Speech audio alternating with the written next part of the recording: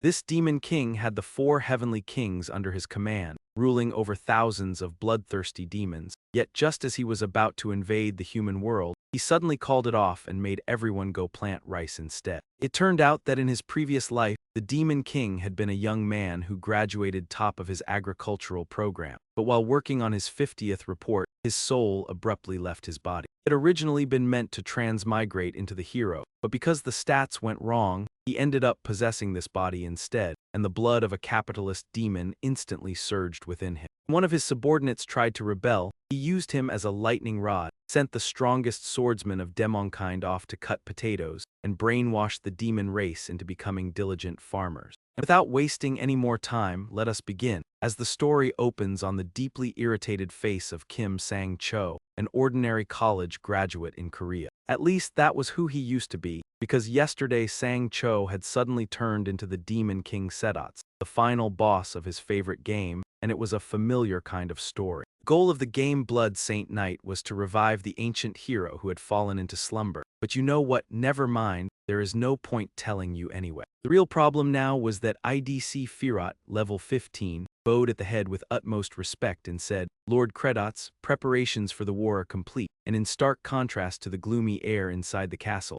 outside stood an army of thousands of ferocious monsters roaring wildly. Prince Kim, level 534, could not hide his excitement as he declared, "Let us end our hunger with today's great invasion." Alongside him was the Ice King Sei, level 531, saying, "Born in this barren wasteland, I know the pain of having to slaughter my own kind. Let's make history," and next came the Grand Duke of Mist, Hachuo, level 555, shouting, "Tear the humans apart and crush those filthy weaklings." The last was the Blackstone Tyrant Ba'an, level 539, roaring, "Turn every last one of them into food for us," while Sang-cho stood silently atop the tower and watched. He shouted with all the strength he had, "Demon Legion, hear me," and the space around him suddenly fell deathly silent as all 4 leaders raised their eyes to look up. Sang-jo finally had to make a decision for this war and declared, "I, Credots, order the entire demon race to stop this at all costs," his breath coming out in strained bursts from this moment on. And Ba'an's eyes suddenly shone like stars.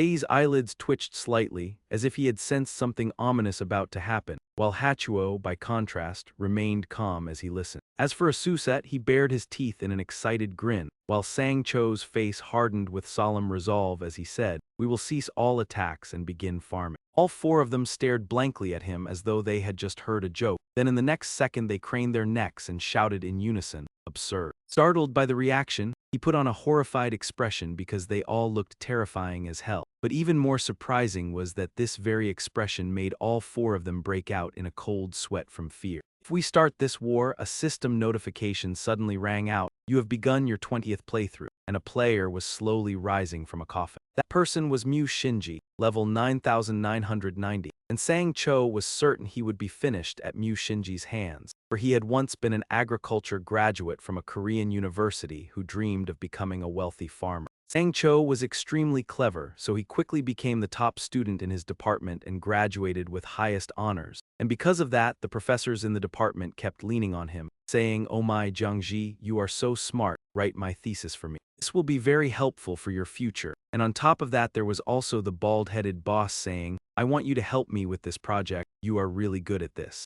And there was also a muscular coworker saying, "Hey, Jiangchen, go work this shift for me." And after becoming everyone's #1 slave, it did not take long for all the strength inside him to be drained away. The buzzing of a mosquito sounded like the bitter lament in Sang-cho's heart as he thought, "What kind of life am I even living, and why do I have to do everything? While those professors take all the credit, those bastards, I will kill them all, I will kill them all." And by then his dopamine had already run dry. He was nearly going mad, and the only way he could raise his dopamine again was by playing games, especially one that was incredibly hard to level up in. No player had ever cleared this game through the 19th run, and Sang-cho craved the feeling of accomplishing something so badly that he played without sleeping at all. The first run, the second run, the 10th run, and so it went until he became the first person to clear Blood Saint Knight on the 19th playthrough, leaving Sang-cho sitting there grinning stupidly to himself. "I am so happy, I am the strongest person person in the world, and the 20th run is going to be hellishly difficult. So I need to upgrade before I go in. I am going to level up. I am the strongest, and although his character was male, for some bizarre reason it was dressed in a Sailor Moon outfit as Sang-cho stared at the screen and calculated. The highest level is 9,999, so stopping here should be enough. This game has already cost me so many years, but whatever, I am starting now. On the 20th run, without the slightest hesitation, he brought his hand down to press the button. But suddenly, a flash of light burst through the room and startled Sang-cho so badly that he clenched his teeth. What is happening? His soul suddenly tore free of his body as he screamed in despair, and Sang-cho was sucked straight into the computer screen. And from the very moment he appeared in the sky inside this game, Sang-cho's life veered in a completely different direction as his soul shot downward through the air. And for an instant his thoughts turned muddled. Damn it, what the hell is this? Come down, I am smart, all right, I am glowing blue, which means this is my soul, so I probably will not splatter to death when I fall. Probably, and that is the Tower of Light, which means I really have transmigrated into the game Blood Saint Knight, and that is the Paladin's Tomb. Wonderful. I am going to possess my character, Kim Kyu Lu, the one who is about to reach the maximum level, and my life as the strongest and most invincible person is about to begin. Sang-cho rushed straight toward him, lying there asleep like a fairy tale princess, though looking at it now, he honestly did not really want to turn into that after all. Sang-cho let out a regretful howl as he shot forward, but his soul drifted into a space filled with gloomy colors, and he cried out, where am I going? What the hell is this? Hey, there is no way, damn it, I told you, damn it. This is driving me insane. If only I had not let my thoughts run wild when I saw Kim Kyu Lu back then, I would have become the strongest character. I am such an idiot, a complete idiot. While Sephiroth was walking alone down the corridor, a sudden voice caught his attention. Sarisdor has definitely grown weaker. That is why he withdrew his forces and stopped our assault. Inside the room, a Suset was loudly arguing, let us join forces and cut off his head. After that, we will divide the power and gold among ourselves. But Sarisdor rose to the throne by taking the Demon King's head. Even so, Hatos seemed more cautious. But if he has not actually weakened, then 2 out of the 4 of us could be mortally wounded or end up dead. Segi beside him also spoke up. Susat, if you are offering to be our shield, we might consider it. He instantly lost his temper and roared, what, you want to die by my hand first? In contrast to the others, Bana said nothing at all. At that moment he had only one thought, I am hungry. The Susat's face suddenly twisted. Fine then. Proof is found that the Demon King has weakened, then what will all of you do? The others grinned wickedly. In that case, we will kill him. As for Bana, he was still lost in his own thoughts. I am so hungry. Sephiroth heard the entire conversation, yet he showed no reaction. After that, Sephiroth continued on to Sang-cho. Report, the morale of our army has completely collapsed. Internal assaults and mutual slaughter have increased, and some have even quietly abandoned demon territory on their own. The 4 great demon generals are all furious. They say you have become weak and are secretly plotting together to take your head. Hearing that, Sang-cho began trembling in fear, sweat pouring down his face. If all 4 of them attack me together, I am finished. If I show any weakness, I am finished. Wait, what about Kim Kyu Lao, since I never possessed him? Does that mean he is nothing but a corpse? Then would it not be better to just charge into the human world? Sephiroth brought out a carefully wrapped orb concealed within white cloth, and this is footage from the Holy Knight's tomb, sent by General Ikmiya. Image of Mukunji appeared, overflowing with killing intent, along with the miserable screams of the Demon Legion. Stop, save me. Wait, what are you trying to do? Ah, stop, my eyes, my eyes. Mukunji's eyes were openly cold and brutally ruthless, making Sang-cho tremble in terror. Damn, this is bad. He is like some madman's game. I do not want to run into him. I have to stay here no matter what. At this rate, he will either be judged to have grown weak or be forced to surrender, and the 4 great demon generals will kill Sang-cho. And if he marches into the human world, Kim Kyu Lao will take Sang-cho's eyes and beauty. He wept bitterly through his tears. Why did I end up inside this game world? I have not even found happiness. The only way is to solve the food shortage and calm the demons down. Sephiroth curiously called after him, Lord Sarisdor, where are you going? Sang-cho turned his head and blurted out, excuse me, I am going to inspect the land for farming. Thinking he had misheard, Sephiroth asked again. Excuse me, only then did he remember and feel a little uneasy. What? After speaking, Sephiroth lightly adjusted his glasses and put on a serious expression. Lord Sarisdor, you are narcissistic, arrogant, and utterly lacking in manners. Yet you just said excuse me. It was horribly disgusting and terrifying. Please never do that again. Irritation instantly rose inside Sang Cho. What is wrong with him? Is he trying to provoke me? Was he always like this before? Sephiroth only appeared once before the battle with the Demon King and was never given any explanation, yet that alone made him a fairly popular character. He recalled the scene when Sephiroth met Mukundji. Lord Great Holy Knight, the Demon King no longer wishes to fight. Please return. The response to those words was a strike like a bolt from heaven. Even as death approached, Sephiroth still had to utter his final words. Demon King, please forgive me for being too weak to protect you. Sang Cho was pushed into a dilemma as well. That was why all the players thought he was either extremely loyal to the Demon King or deeply respectful toward him. Back in the present, Sephiroth was still rambling on without pause. Mistake this time is unprecedented. I have never seen a Demon King lose the trust of the demon race to such an extent. Sang Cho's face had almost turned numb with exasperation. But this guy is so damn annoying. Then Sephiroth even pulled out a notebook and carefully recorded everything. You wish to farm on demon territory. I did not realize your memory was no better than a pigeon's. He could only shout helplessly. Seriously, I am the Demon King, do you understand that? Do not push your luck next time. Yet Sephiroth only overstepped even more. I will continue. At this point his head was starting to ache. Why is he not afraid? Then Sephiroth led Sang Cho to a barren plot of land. Both the previous Demon Kings and you yourself have already tried farming on this land before, have you not? With such extreme temperature changes, you should know as well that nothing can grow in this soil. His voice grew lower. I know this place is called the Barren Land, yet outwardly Sang Cho remained utterly resolute. With my current ability, there is a chance I can save this place. But inwardly he was torn apart. I really hate farming, but I have to survive first. As soon as he finished speaking, Sang Cho crouched down. Ran all 5 fingers across the soil while muttering under his breath. Then he frantically stuffed a handful of dirt into his mouth and chewed it down. Behind him, Sephiroth meticulously recorded every single action without missing any. The Demon King has gone mad. He has become a beggar chewing on dirt. Sang Cho exploded in anger and shouted, "What are you writing? Stop writing that." Even then, Sephiroth's hand did not pause. I am only fulfilling my duty. In any case, recording the Demon King's chronicle is extremely important. The Demon King's memory has clearly deteriorated. He was furious, yet completely powerless. This guy is annoying as hell. No matter what, this soil definitely has no nutrients at all. It does not even contain nitrogen.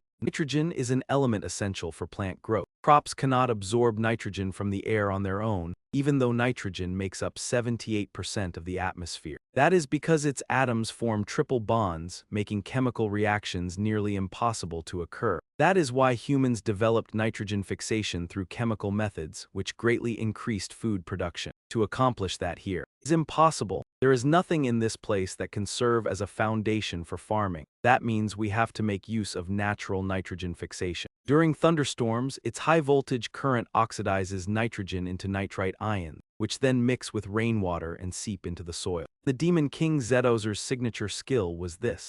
Sang Cho used his sharp fingernail to rake across the back of his other hand until bright red blood flowed out. Then Sang Cho poured his energy into the blood and flung it away, while the image of Mukundji being struck by the move flashed through his mind. Blood burst and you're finished. It detonates lightning and moisture at the same time. It's a technique used to create fertile soil. With that, Sang Cho stood up at once and steeled himself inwardly. Back off. He also used his nail to scratch the back of his hand. I'm doing this. Blood my ass. Does this drugged-up Demon King really spam this move all the time? Is he insane? This hurts like hell. Before his resolve could even last 3 seconds, Sang Cho stopped and noticed something. In the distance, 4 people were hiding behind a tree, watching and judging him. He's weakened. He really has grown weaker. He's much weaker now. Embarrassed and angry, he jolted in alarm. Sephiroth even bluntly sneered, saying the one who used to be at 100% has already weakened. Sang Cho broke out in a nervous sweat. He's definitely an assassin. His plan is to provoke me and then kill me outright. Still, this is better than dropping dead. I'm doing this so I won't be humiliated. Sang Cho braced himself and acted recklessly. Blood burst. He flung his hand hard, sending the blood spurting out, but nothing changed except for another pool of blood on the ground. Clutching his hand in pain, Sang Cho cursed, damn it all. 4 behind him boldly stepped closer. Demon King Zedozer. Haddock's words were dripping with mockery. Are you feeling unwell, my lord? Sang Cho's mouth fell open in fear. Then suddenly, Wu Gongdi appeared, staring thoughtfully toward the direction of his territory. His gaze became hazy and unfocused. It was very faint. I still have fragments of memories from my previous life. I've relived this life more than a dozen times. I once headed toward that place. I moved because a summons of duty led me there, but now it's gone. That summons of duty says nothing anymore. So what am I living for now? NPC Kim Kai-yu Lu, level 9990. He shook his head helplessly. In the end, Mukunji decided to turn around and leave, heading back to where Sang-cho was. Alone, he was facing 4 people advancing with murderous force. Asusat shot him a sly, threatening look. You know the rules of the demon race, don't you? The strongest becomes the demon king. He clenched his teeth, his whole body starting to tremble uncontrollably. They looked terrifying. Every last one of them looked insanely strong. I can't even use a single skill. Am I about to die? Yet that silence only made the man hesitate instead. Terrifying pressure. The battle hasn't even started, yet he's already gathering power until his body is shaking. Asusat curled his lips and laughed to reassure himself. But in your current condition, can you really take on all 4 of us at once? When he turned back to look at his allies, the whole bunch had already scrambled behind the tree trunk to hide. Sweat poured down Asusat's face. What the hell is this, you lot? The 3 cowards, united in one thought, said, "We'll stay here and watch you fight and only join in if victory looks certain." Fear gripped him and his breathing turned ragged. These vicious bastards, they really have no shame. A message came back where demons, after all, of course were cruel. Suddenly, Sephiroth's voice rang out and shattered the suffocating tension. By the ancient tradition of the demon race, every fight must continue until death, and no one is allowed to surrender midway. Startled, Asusat shouted, "Wait!" Beside him, Sang-jo was also shocked for a moment. Look at how fast he reacted. The man still gripped his sword and thought to himself, "I can't be afraid. I will win." He's already weakened. But the more flustered Sang-jo became, the more frightening his expression looked. What am I supposed to do? What do I do now? What the hell do I do? Earlier, I checked my own strength because if I'm the demon king, then I ought to be powerful. But I'm not nearly that strong. I'm still strong, but nowhere near enough. Then Asusat, like a raging fiend, closed in and lunged forward. "Here I come." Sang-cho instantly panicked. "I've seen this move in the game before. It's either a thrust or a slash. There's no way I can dodge something like that." And yet his body reacted at once, tilting aside to evade it. Sang-cho stared in shock. How did I dodge that so well? His left foot was angled outward, so this was definitely going to be a thrust. It's moving exactly like it did in the game. Asusat missed and slid backward. From the outside, Hattok narrowed his eyes and observed carefully. Did you see Zedozer's expression when he dodged that attack just now? He looked like he was about to counterattack and rip his arm off. Segi watched calmly. Then why didn't he do it? Just wait and keep watching. On this side, Asusat kept swinging his sword, but just as expected, Sang-jo dodged every strike with ease. Even he himself couldn't understand it. What's going on? Every one of his movements is exactly the same as in the game. The first time I faced Asusat, I was completely stunned. How could he possibly be beaten? He was incredibly agile, constantly using feints out of nowhere and possessed a wide variety of attacks. But after dying once, 3 times, and 10 times, finally defeated him for the first time after 128 attempts. In the next 19 playthroughs, I turned him into a complete joke by clearing the stage without taking a single hit. Azuzad still kept charging in and attacking non-stop. Meanwhile, Sang-jo merely watched in calm silence. Simply put, there was no way his attacks could ever touch me. That laughter made the 3 hiding behind the tree suddenly shudder. Just like that, Sang-cho toyed with Asusat as if he were in the palm of his hand. The 3 of them began to feel their hearts grow restless. Is he actually enjoying this? He's mocking Asusat's weakness like this is all some game to him. All that effort without getting a single result made the man grow even more vicious. Bastard, Sang-cho folded his arms, looking utterly composed. That scared me to death. Of course, that doesn't mean I can actually defeat him. But I just realized something extremely important. This world has rules similar to the game. Suddenly, the system's voice rang out. Kim Sang-jo, you have discovered one of the fundamental rules of this world. Stunned, he looked toward where the voice had come from. Are these the messages I used to see on Aten? The system continued its notification. You've also successfully evaded the enemy's attacks through intense concentration. As a reward, part of the game system used by players has been unlocked. Targeting has been unlocked. In that instant, Sang-cho froze, and only when he saw a target marker appear over Asusat's face did he finally understand. Is this the targeting skill used when activating special abilities? Which means, Sang-cho's mind raced as he tore open the back of his hand. He forcefully flung the stream of red blood toward Asusat. Blood burst. Instantly, a brilliant golden light swallowed him whole.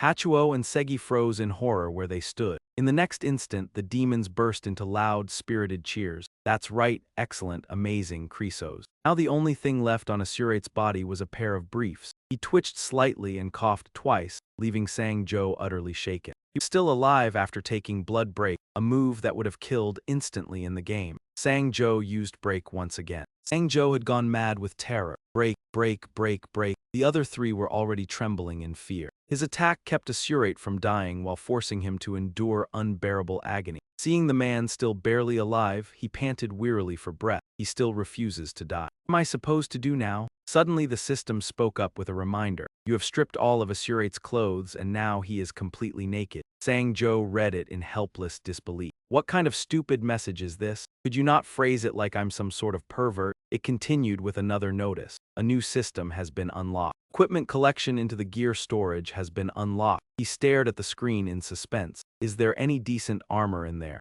What the hell is this? It's only the stuff I'm wearing. None of it is useful right now. I need to get rid of him first. I'm not that strong, so I can't finish him off outright. His recovery ability is incredible, so it won't be long before he wakes up again. Wait, since he isn't dead yet, I can still target him. I can also keep using Blood Break. I can pump tons of liters into the ground. That's right, I'm a genius. Those guys are terrified of me now, aren't they? Perfect, let's try it right away. Sang-jo put his hands on his hips and called out, "Hey, Segi." Startled, she answered. Yes, sir, he ordered Segi tie Asurate up tightly. Her cheeks instantly flushed with embarrassment. His lordship wants me to tie up a naked man. You mean to humiliate both me and Asurate? Step 1, prepare the lightning rod. At this moment, Asurate was still completely unconscious. Suddenly he opened his eyes and roared, I Asurate the Immortal have fully recovered. You really have grown weak. You couldn't even kill me with Blood Break. This time I will definitely sever your head. Seeing that, Sang-jo immediately moved on to step 2. Blood Break. He kept flinging streams of crimson blood at the man as if he were performing some evil banishing ritual. This way, I can oxidize the nitrogen in the air into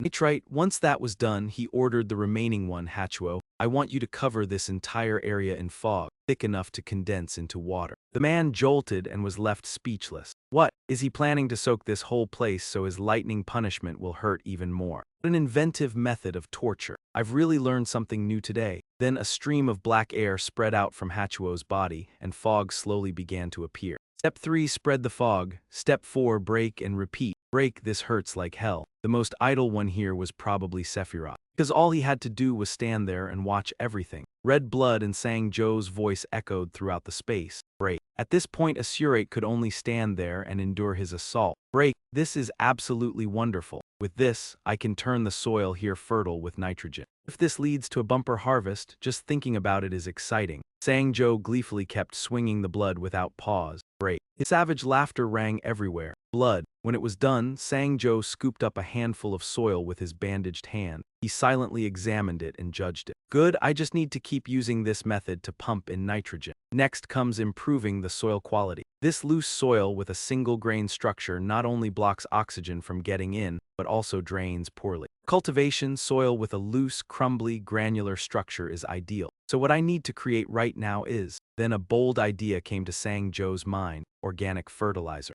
No sooner thought than done, he immediately gave the order. All of you go get me manure. Though the weather was not hot, sweat poured from all of them like rain. They only dared keep their thoughts to themselves. After roasting him into dried squid to make an example of him, now his lordship wants to smear dung on. Asurate, how truly vicious, cruel beyond belief. In another lush forest, bright sunlight poured down and created a gentle and beautiful scene. Beneath the forest, Mukunji was wandering aimlessly when a weak human voice suddenly called out and caught his attention. Please help us. Mukunji peered into the bushes to inspect. Inside, Dion was so frightened and anxious that tears were spilling from his eyes. We were attacked by a group of goblins, please help us. Beside him, Davet had one injured leg wrapped in a crude bandage. If you help us, we will repay you. Carrying an oppressive aura, he stepped closer. Seeing that, the two of them turned pale with fear. Mukunji extended a hand in front of them. Don't be afraid, I'm not suspicious. They were still terrified out of their minds. He looked suspicious as hell,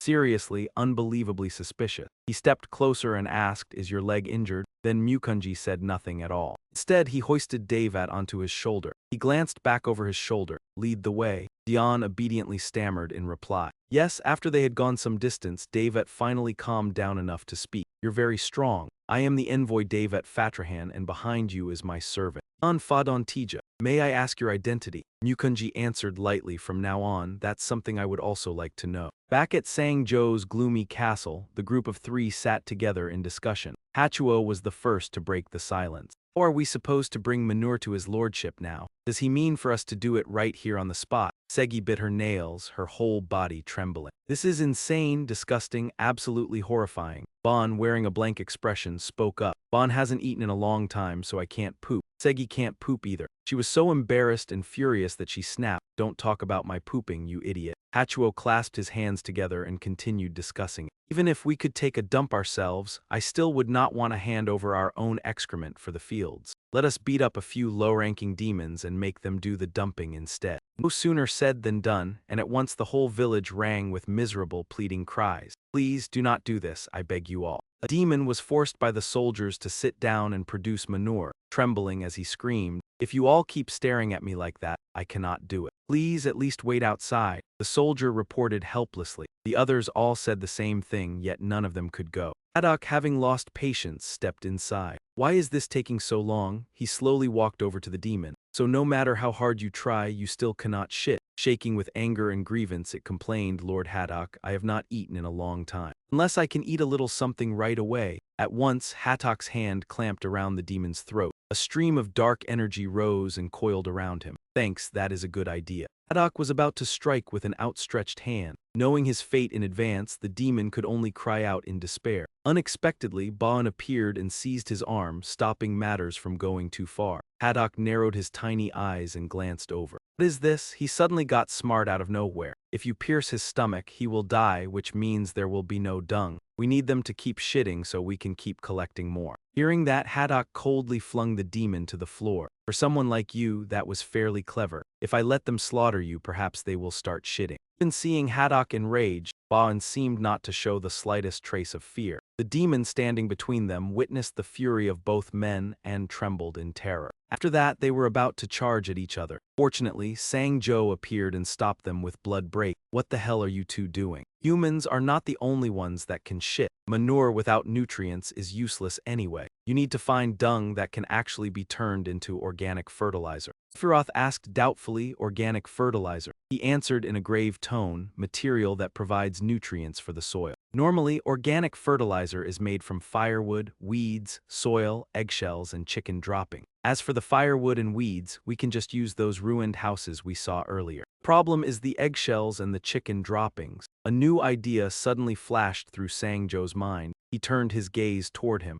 "Sephiroth, give me a map of this land." He responded at once, "Yes, Your Highness." A moment later, it was already in Sangjo's hands. He stared at the map for a long while without blinking. Just as expected, the map was exactly the same as the one I saw in the game. That means I can find them once I reach this place, the dwelling of the Seagull demon. In the game, they were spread throughout every region. That meant the seagulls could consume huge amounts of nutrients from human territory, and then they would shit and lay eggs there. That was the perfect location. Sephiroth spoke up in caution. "Your Highness, do you intend to collect dung from the Seagull demons?" Sangjo could only praise him. "You catch on quickly." He then used what he knew to explain. "That place is called the Cliff of No Return. There is no secure foothold there. If you fall, you will be swallowed by the raging waves." He lowered his head to the map again and examined it. "I know that already." Sangjo calculated silently in his mind, because that place in theory was never meant for players to reach. He uttered one shocking sentence, "But I can climb it." After that, the whole group headed for the cliff, where thousands of seagulls were circling through the sky. Haddock only dared think it and did not dare say it aloud. What in the world is he thinking? Since ancient times, many had challenged themselves to hunt those seagulls, yet in the end every one of them had become prey to the sea waves. With a sack on his back, Sangjo gave instructions before leaving. "I will climb to the top and throw down this bag filled with dung and eggshells. Make sure you catch it." If the plan works, everyone will get to eat their fill. Hearing that, even Baan was left speechless by him. He suddenly remembered how those demons might be executed by Hatta. Along with that came the image of little demons crying bitterly over the loss of their loved ones, and it seemed this was still the better way. Then Sang-jo walked alone to the rocky ledge facing the raging waves. He frowned as he recalled, was it my 13th playthrough? I tried every possible way to get up there. I tried hundreds of times and drowned who knows how many times throughout the process. Sang-jo stomped hard on the ground and launched himself upward. The whole group fell silent and watched his every movement. Sang-jo managed to grab hold of a ridge, but in the end I succeeded by exploiting a bug in the game. Unexpectedly, the patch of ground his hand was gripping suddenly broke away. The people below were instantly stunned. Sang-jo quickly issued an order to the system. Open the equipment inventory, remove everything. The 4 people below witnessed the baffling scene and froze stiff like logs. With no scrap of cloth covering him, Sang-jo's body now revealed only his solid hands and firm, rounded buttocks. The whole group was dumbstruck, trembling all over yet unable to look away. Meanwhile, he began to twist his body again. I have to turn around. Only then did Segi recover her senses and hurriedly cover her face with her hands. Oh damn, do not. Sang-jo continued issuing orders to the system. Equip everything. The moment he turned outward, his clothes were already neatly back on. Curious, she cracked one eye open to peek. Unexpectedly, Sang-jo once again gave the command, turn around and remove everything. And so his muscular hands and firm, rounded buttocks were exposed again. He kept turning and dressing himself again and again. Sang-jo kept pressing himself naked against the mountain, and whenever he turned outward, he put his clothes back on. The process continued repeatedly until his hand gripped the edge of the mountaintop. Standing high above and looking down with pride, Sang-jo thought so it worked. A world where the game system shares one inventory and the edge of the map where no one can reach, so it really is possible. Put all these together, I tried it and I am fairly sure it works.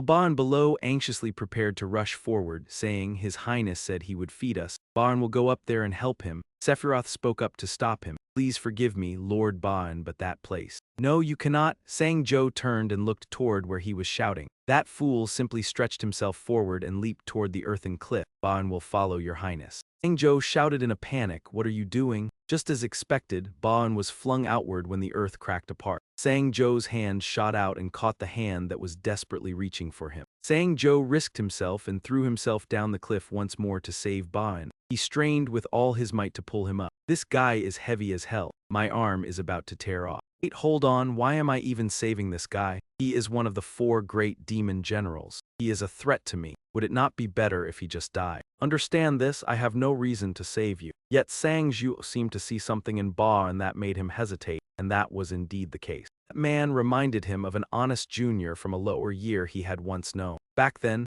Jiang Zhuan had pleaded, please, just this once, help me. The professor refuses to let me submit my thesis because he wants to keep using me as a slave forever. Please, could you talk to him? At the very least, he might look at my thesis once. The professors all like you, you're the best. Maybe he would listen if you were the one who asked, please. He was a junior who used to follow Sang-jo around. Since you are the #1 slave, the professor might actually listen. But at the time, perhaps the pressure of work had been too much, and Sang-jo cruelly refused that plea. That's your problem. He had been afraid of losing that favoritism. He feared that Sang-jo would end up putting himself at a disadvantage. Maybe, just maybe, he could have helped that boy if Sang-jo had tried a little harder. If he had pushed himself just a little more, if Sang-jo had done everything he could, that face might have been smiling in his memories by now. So Sang-jo roared and decided to use every bit of strength he had. He struggled to haul Baan upward with one hand. Blood vessels bulged across Sang-jo's hand. In the end, he finally managed to lift Baan up. Sang-jo then flung him toward the mountaintop. Baan hit the ground with a thud like an enormous sack of sand.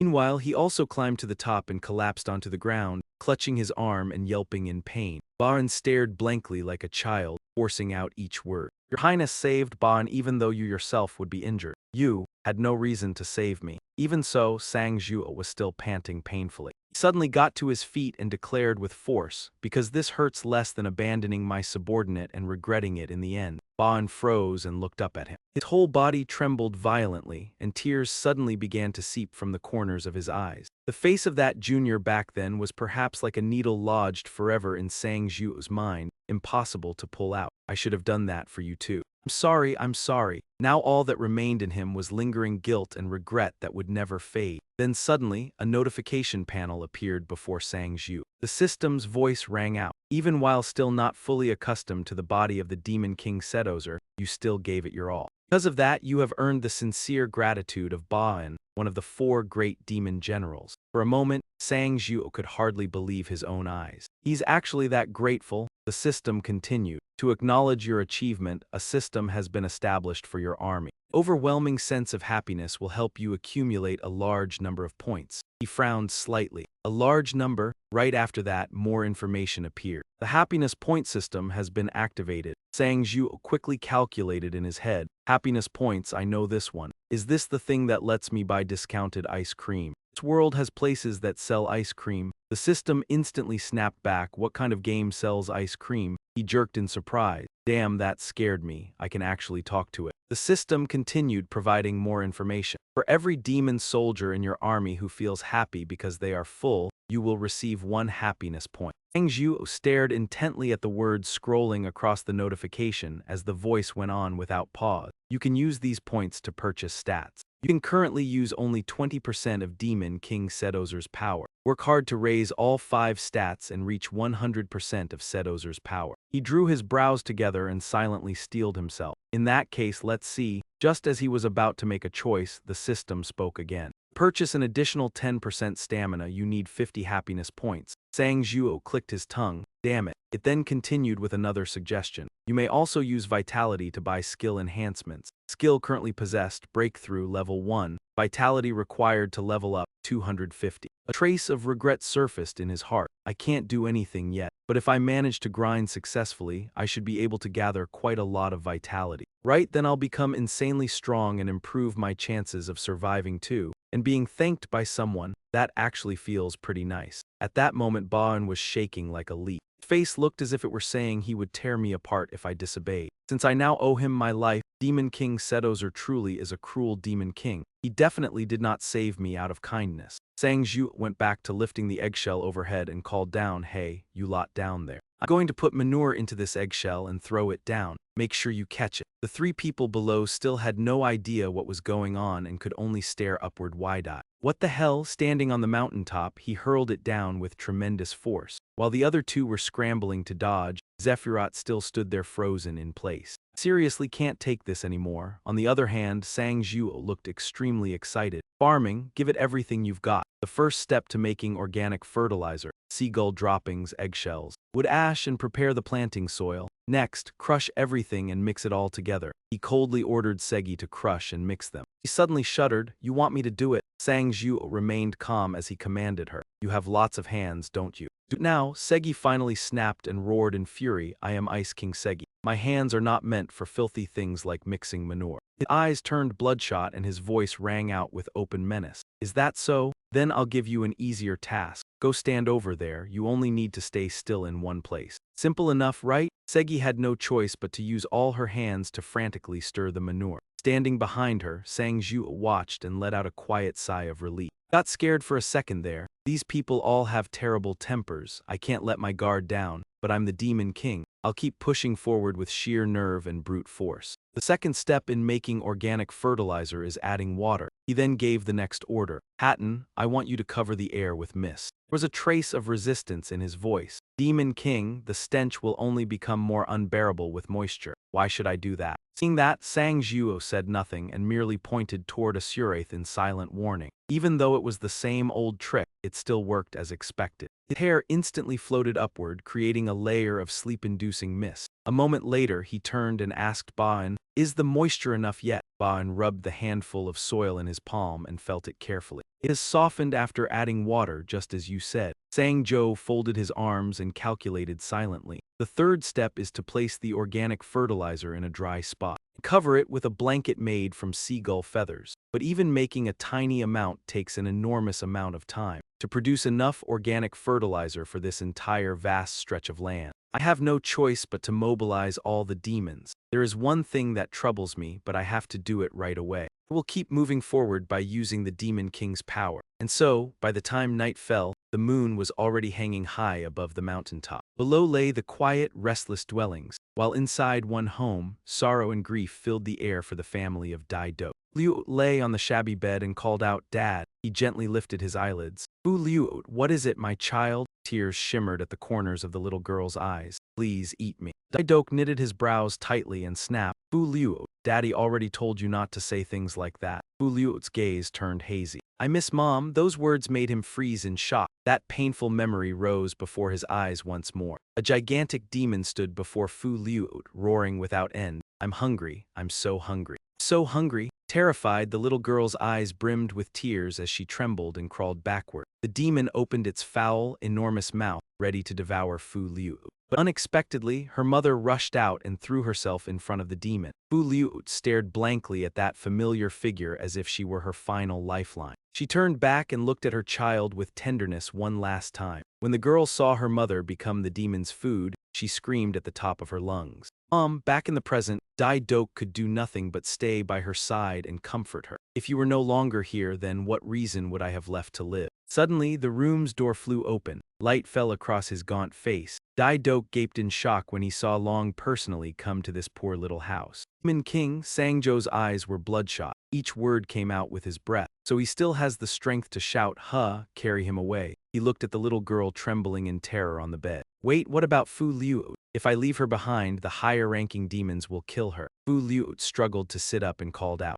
Dai-dok struggled desperately in Ba-en's muscular arms. Meanwhile, Sangjo paid no attention at all. "How many do we have now?" Zai Faluode beside him reported, 20 demons. "We still need 30 more." The little girl's cries were so loud that they caught his attention. Sangjo glanced back over his shoulder and saw Fu Liu on the bed, tears streaming down her face. She did not dare make a sound. That face reminded him of the moment in the game when he met the little girl, and Sangjo decisively pressed the button on the controller to move the character. He immediately swung his sword and brought it down toward that pitiful Dai-dok. Back in the present, the little girl was still suffering, still desperately waiting for a miracle to happen. He turned his head away to avoid her gaze, but that very act stirred pity in Sangjo's heart. Sangjo flung out his hand and gave a firm order. "Stop all illegal acts of killing your own kind at once. I want you to gather every remaining demon. Everyone is to start making fertilizer immediately. I am the Demon King. Becoming a tyrant is necessary to achieve my goal. A leader's role is to accept sacrifice." Another day began beneath the skies of Sangjo's kingdom. The demons had already started working like porters. Sweating all over, Dai-dok spread his arms wide in resentment. "Why have we been wasting our energy on this thing for days? Farming sounds utterly ridiculous." The demon beside him hurriedly cut him off. "Shut up, Dai-dok. You'll lose your head in an instant if the Demon King hears you." Dai-dok blurted out in frustration, "We're doomed either way. Even if this land becomes more fertile, what are we supposed to plant? There's nothing here to grow."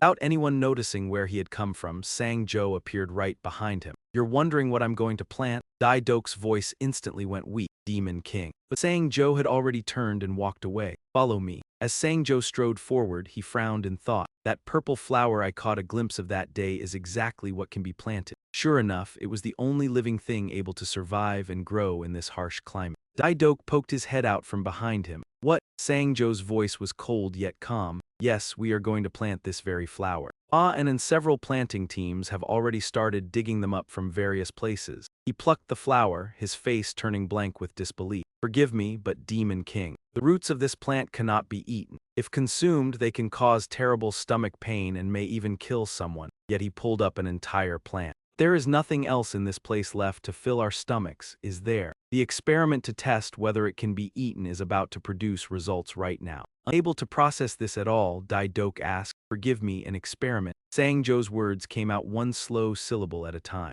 "At this very moment, your daughter is eating it." His whole body went rigid, his eyes vacant with shock. Dai-dok instantly took off running at full speed. "Oh, why would you do this to my innocent daughter? Please don't let her eat it, don't let her eat it, Fu Liu, don't eat it." Amid Dai-dok's ragged breathing, Fu Liu's voice rang out. "Dad, even though I ate it, it doesn't hurt at all. I just feel full." His whole body shook violently, his eyes never leaving the little girl. "Fu Liu, are you really all right?" Fu Liu's eyes glistened with happy tears. Yes, Lord Zai Faluode and Lord Baan also gave me this to eat yesterday. I did not feel anything at all. Only then did Sang Jo appear from behind. Well, do you believe me now? Long ago in a certain land, humans somehow found a way to make this poisonous plant edible. They successfully improved it and overcame their famine. It is called the potato. Fu Liu held the plate of food in her hands shyly. Demon King, I cannot believe you would be so kind to a low-ranking demon like me. Thank you so much. Because of that, he received a flood of notifications from the system. A portion of your demon army feels happy because they have been fed. You have received vitality for the first time. He gained 1 bonus point in vitality. Sang Jo's eyes shifted slightly. It was that little girl's grateful smile that gave Sang Jo hope again. Even so, he still found it a little hard to accept. His face suddenly stiffened. That hungry, furious look on Flute's face surfaced once more in Sang Jo's mind.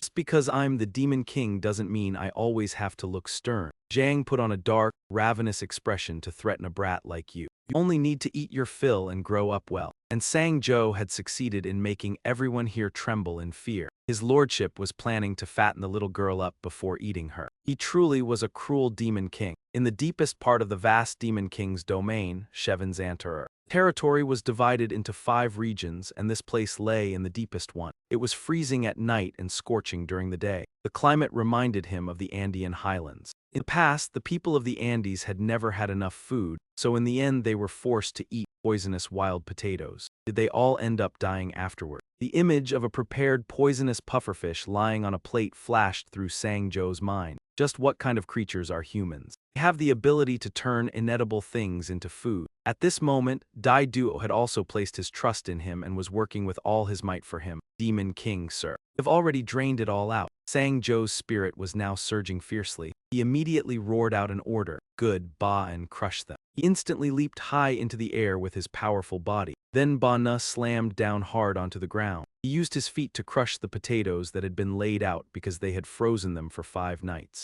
Then they used Ba An's meteor tremor on them after thawing them during the day. It would help the toxins in the potatoes seep out and evaporate. They froze them, thawed them, crushed them, and then made them evaporate. After repeating the process, they dried them, stored them away, and then cooked them a little. Sang Jo looked at the black, mushy mass in the bowl and marveled. Then they would become wild potatoes that could be eaten. The dried potatoes were complete. He turned around and ordered them to gather the farming team responsible for making organic fertilizer again, while shouting directions. It's time for a snack. Sang Jo silently thought to himself, they'll like this, won't they? There isn't much food, so each person only gets 2. Sephiroth saw this and spoke up. There are still plenty of potatoes left, so we can just make more. But in return, he received a loving glare from Sang Jo. I don't think there are that many left. Won't be enough to feed the entire demon army. He curled his lips into a triumphant smile. So of course we have to plant the remaining potatoes and multiply the amount by the thousands. Meanwhile, the demons holding bowls of food in their hands whispered uneasily. Isn't this the poisonous kind? Can it really be eaten? My relatives died after eating it. Dai Duo raised a pitch-black potato and shot back. I told you already. Demon King transformed it and now we can eat it. Flute already ate it and was perfectly fine. The bearded demon glanced at him and warned, Idiot, look at the Demon King. Does that look like the face of someone about to give you food? He's only hoping we'll eat this and then drop dead on the spot. Are you insane? Before the watching crowd of demons, Dai Duo stuffed a piece of potato into his mouth and chewed greedily. After that, he calmly swallowed it down. To everyone's surprise, tears streamed down Dai Duo's face. He shouted at the top of his lungs, Long live the Demon King. After the farming team saw the first one eat, it quickly devoured all the dried potatoes, and the whole group of demons turned their attention to Sang Jo's figure standing there. In their minds, more and more positive thoughts kept rising up. The Demon King really did give us food we can eat. The bearded demon with the shrunken head shouted loudly. Long live! Right after that, the entire group of demons raised their hands and shouted in unison. Long live Caradosi! Long live Caradosi! Their cheers kept carrying over to Caradosi. Long live Caradosi! But Sang Jo's face darkened instead as if he was not pleased at all. I really don't like this slogan much. I have to remember to change it later. Sephiroth glanced over perceptively and thought to himself, his lordship's face looks completely certain. To be able to make edible food on this barren land, perhaps his lordship truly can put an end to the disaster of famine. That very moment, Sang-jo received the notifications he had been hoping for from the system. A portion of your demon army feels happy because they were fed. 50 bonus points have been added. Sang-jo's current vitality has now reached 51. His eyes narrowed slightly. A second later, Sang-jo curled his lips into a satisfied smile again. That's a pretty decent amount of points. I can raise my strength now, but which one would benefit me the most, I still have no idea right now.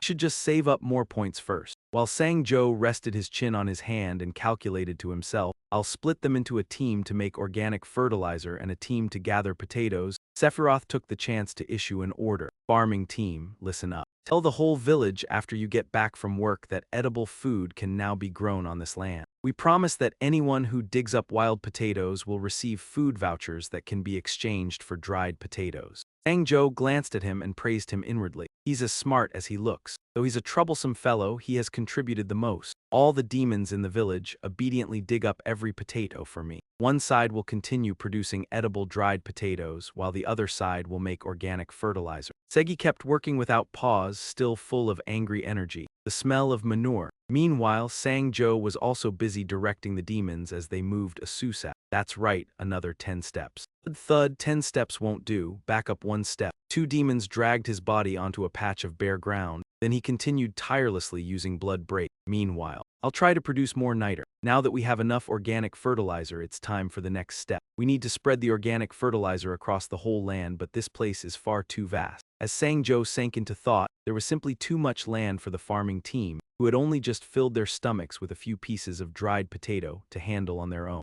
Just then, a Susat had woken up at some point and shouted weakly, "Karadosi, you bastard. Just kill me already." He did not care in the slightest and continued using the skill. A great demon general still work well even while starving. Even without rest, he can keep working for quite a long time. There really is no other choice but to wait for that, is there? After finishing his work, Sang-cho returned to his familiar throne. Have you really requested more troops from the Star Kings? Zephyros immediately reported. Yes, I already made the request. We ordered them to stop attacking and send as many soldiers as possible for farming. While we dispatched messengers to the 4 Star Kings governing each region, we still have not received a single reply from any of them. Sang-cho glanced around, weighing the matter over and over. It be that all the messengers fainted from hunger on the way there, but spreading organic fertilizer evenly with our current forces is far too difficult. Demon Territory, 1st Star Region, Death Abyss. Bicamia knelt beneath the Great Hall and reported that, according to the Demon Scout's report, Demon King Kredozer had indeed begun farming. It seemed they had truly managed to produce edible food. The dense white beard of the old man seated on the throne stirred slightly.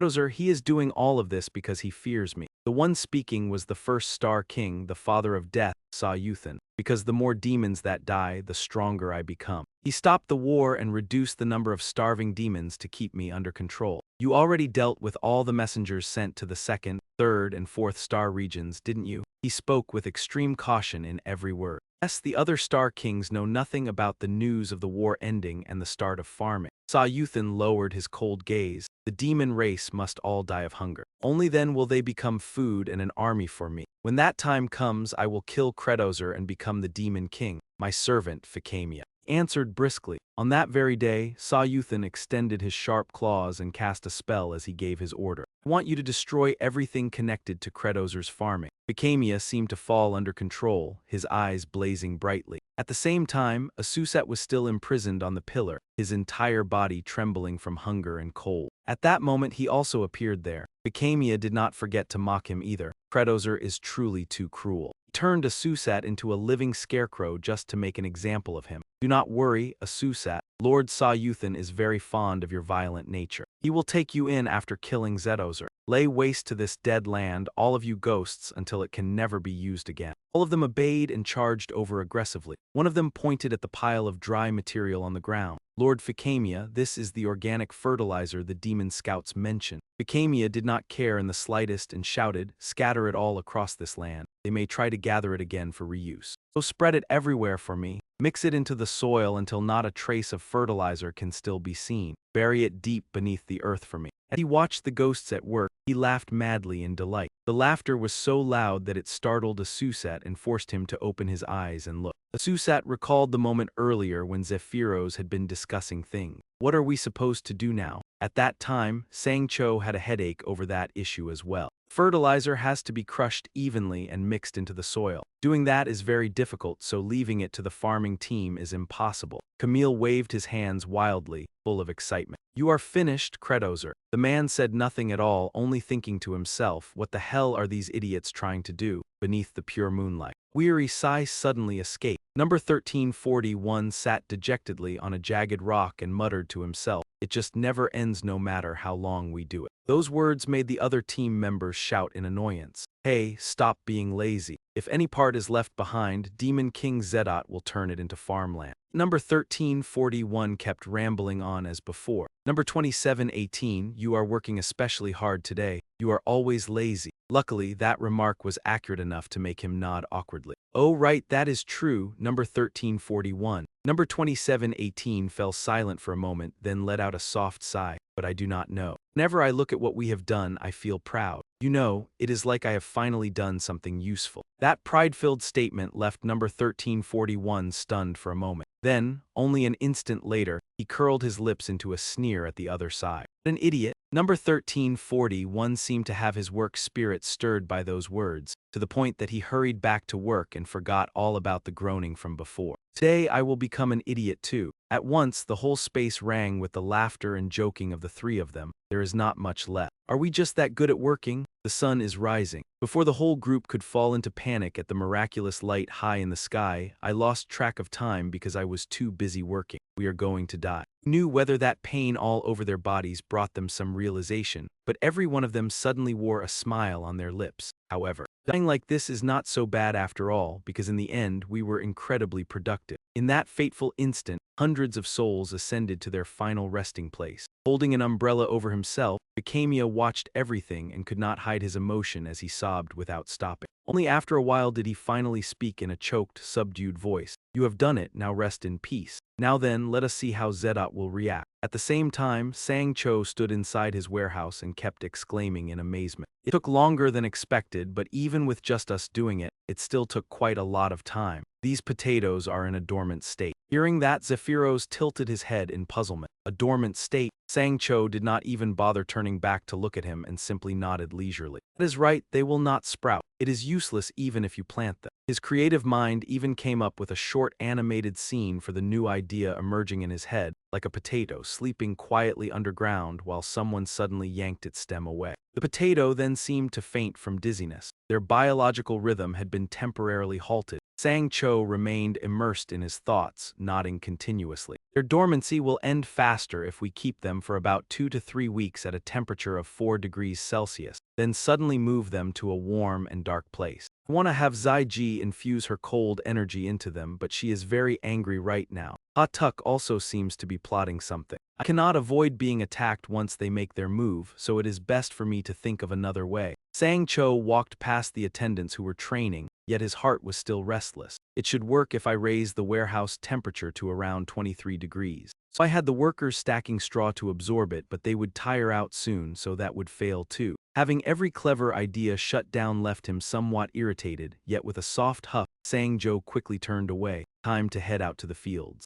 Sephiroth, the brain, happened to resume the earlier solitary discussion as well. "For now, I can only do what I can. At the very least, I need to move the seeds into the soil." Suddenly, the sight before him made Sang-jo freeze in place. The new discovery panicked him so badly that he stammered inwardly, "What? The ground has all been turned over." The instant that thought flashed through his mind, Sang-jo's heart could not help skipping a beat. More than that, even his senses came under assault the moment he saw a Susat's limp figure in the distance. A foul stench was spreading everywhere. Everything had already been prepared for planting. What kind of miracle was this? Meanwhile, Ficamia could not stop trembling with laughter at the sight of Sang-jo's stiff-legged posture. He was completely stunned. What a resounding success. He never could have imagined that Baon had somehow come up behind him. The man swiftly hoisted Ficamia up and carried him toward the boss, who was in hiding, ignoring however much the other party thrashed and shouted, "Let me go." Sang-jo merely sank in silence into his own thoughts. So that was Ficamia, one of the leaders from the abyss of death. Did he come here alone after hearing the call for reinforcements? After a while, he finally spoke in a cold voice. What are you doing here? That attitude frightened Fakemia so badly that sweat poured off him in beads. About that, before he could answer, Sang-jo had already run out of patience and threw a punch at him.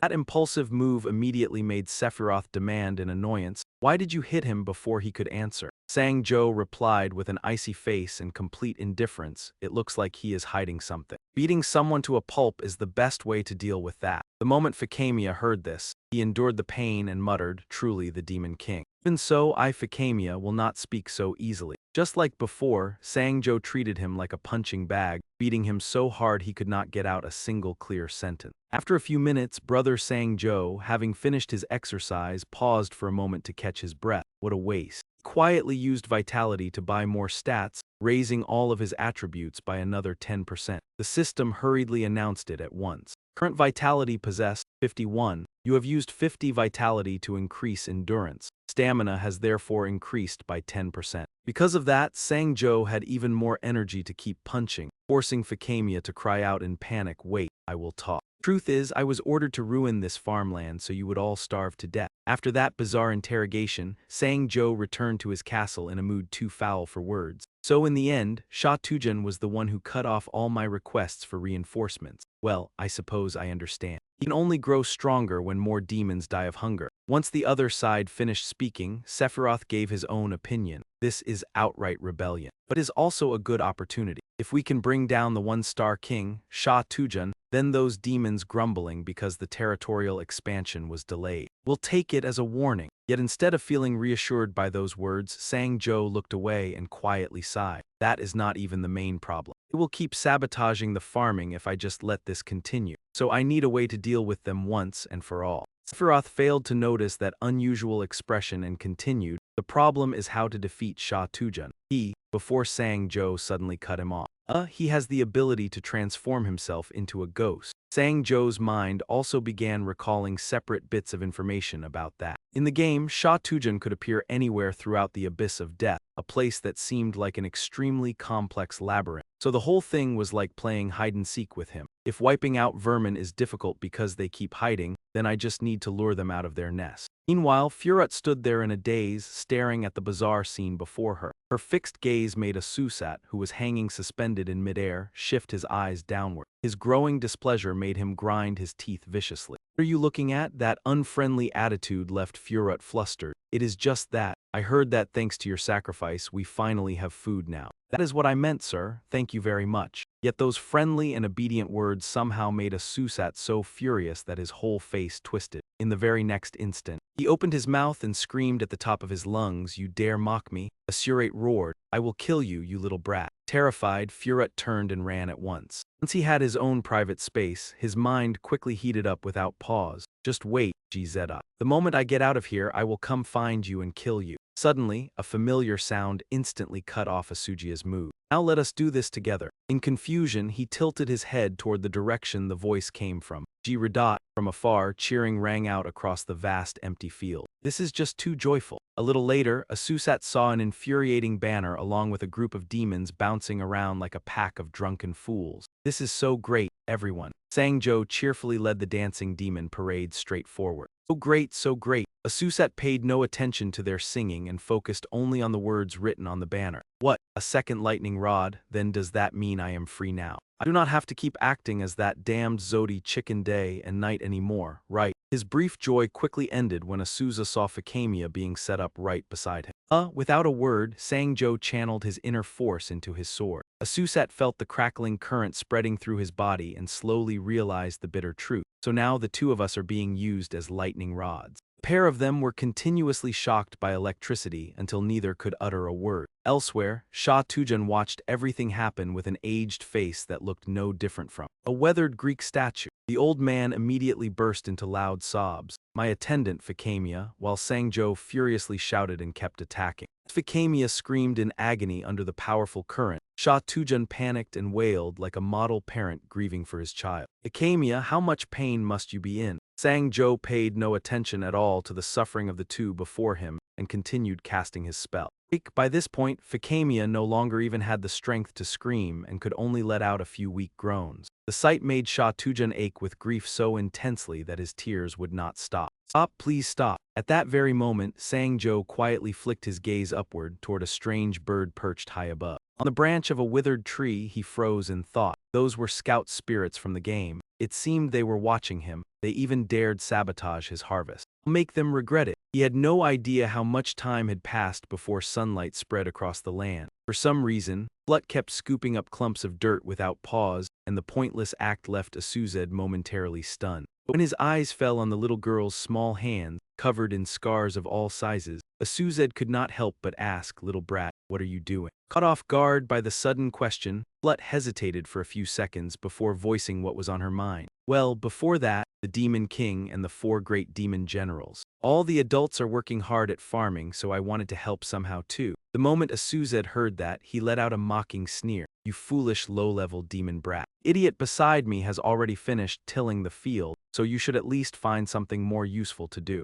Blight failed to notice the contempt in his words and sincerely thanked Ficamia. "Really, thank you, sir. You even tested the farming tools yourself and acted as our lightning rod too." Hearing those words for the first time, he could not hide his confusion. What? Only after he had fully processed what the other party had said. Ficamia was so moved that it showed plainly on her face. The little one is truly adorable. The little one makes all that effort worth it. That emotional display once again left Asu unable to hold back his complaint. This guy has completely lost his mind. What is so great about a fallen tree? You want to grow things on this dry, barren land. Do you think that is even possible? That ridiculous potato thing you people are trying to plant has not even sprouted. They said that if you keep potatoes warm, they will sprout faster. You people are going to starve to death anyway. Before he could finish speaking, Camia saw Fei Lute hurriedly run off. "Thank you, sir," the potato sprouts made him irritably shout a few times. "Hey, you little brat." But when Asusat saw the little girl's peaceful expression, he could not help letting out a faint laugh and muttering, "What can a low-ranking demon possibly do?" A while later, inside Sangcho's castle, Fei Rote slowly voiced the concern weighing on his mind.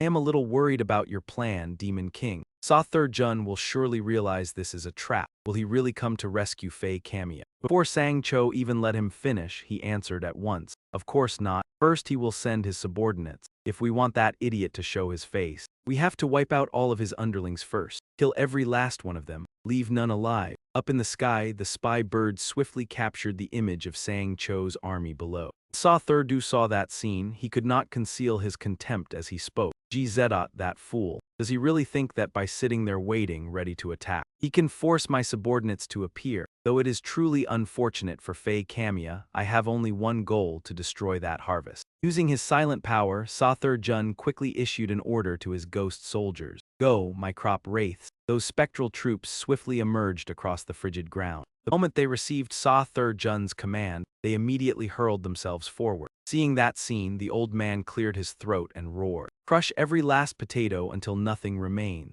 As the wraiths rushed into the potato storehouse, Sangcho, who had been waiting for this very moment, leisurely uttered a few words. The unexpected sound outside the script startled the wraiths badly. However, Sangcho paid it no mind and calmly continued his impressively dramatic speech. "I knew the crop wraiths would come. Welcome to your grave." A terrifying aura poured from his body, causing the crop wraiths to recoil in fear. Meanwhile, Sangcho was busy sinking into his own thoughts. "The first time I encountered crop wraiths in the game, I was utterly desperate. Second elite army of Satu Jun. The problem is that they always move in swarms." Recalling the knowledge he already possessed, Sangcho's breathing grow heavier than ever. "With a single touch, they latch onto you and rapidly accelerate your aging. Not to mention they can copy the skills you have. They are incredibly troublesome, but there is still one way to wipe them out." Sangcho did not bother finishing that thought and slowly said, "All right, now then. Wants to become a plate of crispy fried ghosts first." He excitedly cracked his hands and thought, "I just need to hit them with lightning element attacks." Only at this moment did those foolish ghost soldiers realize that an unexpected variable was closing in. It is a trap. Run. Unfortunately, Sangcho had already fully unleashed his battle frenzy. A trap. The next thing to arrive was G. As his inner power burst forth, panic instantly spread across the wraiths' faces. What is that? Blood? And in their hearts they knew. Gzedot's blood had been smeared here last night. Now Gzedot's phase 2 ability. Without another word, Sangcho slammed his palm against the ground, sending crackling currents racing along the blood trails throughout the warehouse, all to seal off every possible escape route for the ghost soldiers. In the briefest instant, Sang-cho quietly spoke the skill's name, Great Blood Break. The powerful attack brought the monster wraiths down at once. That magnificent sight gave Sang-cho the chance to issue a commanding order. Now we can finish them off with normal attacks. Farming army, charge. That very moment, Sang-cho's previously trained soldiers quickly grabbed their tools and rushed into the warehouse. A fine harvest. And a loyal spirit awaiting a brighter future drove them all to throw themselves at their troublesome enemies. Charge. Seeing that scene, Sang-cho could not help frowning in thought. Farming army might not look terrifying, but they are the strongest force in the final stage. As the soldiers' battle cry rang out, "Advance, brothers." Sang-cho's blood heated up as well, and his whole body stirred with excitement. I really do feel like a cruel demon king right now. Clever too, maybe I really am perfectly suited to this world. There were still a few who had not been struck by lightning and were fleeing.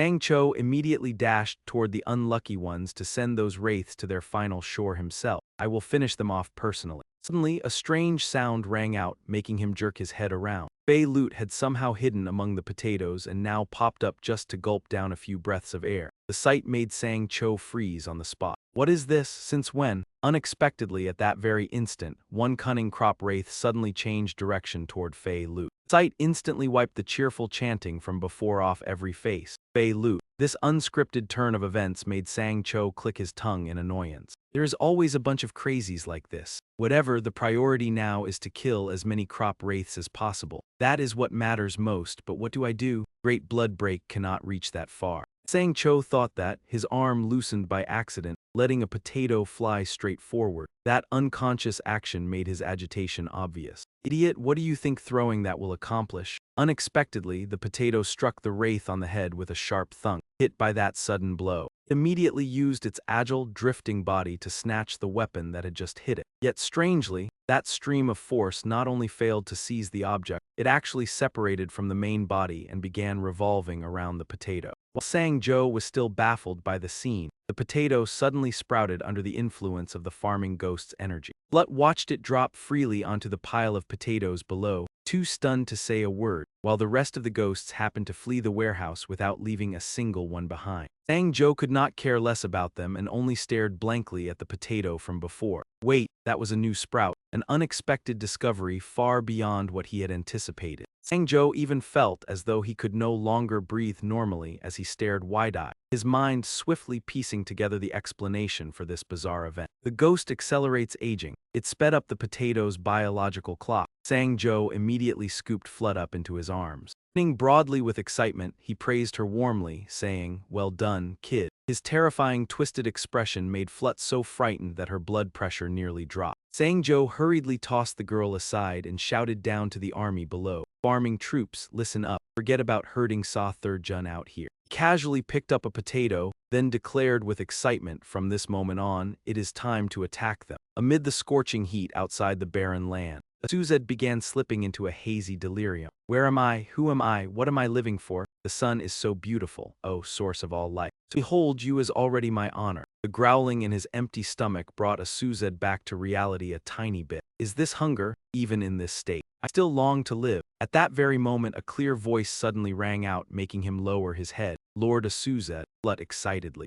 held out a bowl of dried potatoes to thank him. "Thank you, my lord, for the suggestion about the potato sprouts. Everything turned out wonderfully. I was even given a whole batch of dried potatoes. Lord G. Zedot has already gathered many farming soldiers and gone outside to plant the potato sprouts." Sadly, Suzed was in no mood to listen to that flowery talk, and instead frantically twitched his fingers the moment he caught the aroma of that strange dish. That food. Flut showed no fear at his bizarre behavior and only calmly picked up a piece of potato. "You must be very hungry. Wait, I will give you this." The little girl put all her strength into throwing the food toward him. Here, her attempt at a literal shining throw quickly turned absurd when the dried potato smacked straight into Suzed's eye. His pupil felt like it was tearing apart and he cried out in pain. "I will kill you." Seeing that look, Flut quickly grabbed another handful of potatoes. I am sorry, just one more. It was impossible to know whether her bad luck had finally released a Suzed from its grip, because although one piece flew straight into his mouth this time, those arrogant eyes of his were also struck directly by two dried potatoes with nothing to shield them. Even so, a Suzed was extremely pleased with what he was tasting. So delicious. The system then began issuing a whole series of notifications. Part of your demon army has felt happiness from being fed. Points increased +1. Your current vitality has now risen to 302. After reading all of that, Sang-jo fell silent in thought, counting the new recruits taken in last time who received dried potatoes. There are 300 of them, plus that little demon makes 301. Then who is the remaining one? Forget it, anyone is fine. The more vitality, the better. I need to save it for the attack on Sa-Thur-Jun. With that thought in mind, Sang-jo quickly regained his energy and shouted at the top of his lungs, farming troops, advance, for a bountiful harvest. The army swiftly advanced toward a certain gloomy area. The shriveled spirits, having just caught the scent of rebellion, hurriedly raised their sickle. Cut the bridge. The moment the sickle's blade struck the thick rope, the foolish ghosts burst into laughter. Now what will you do without a bridge? Then they froze completely when they saw Sang-jo leap right in front of them.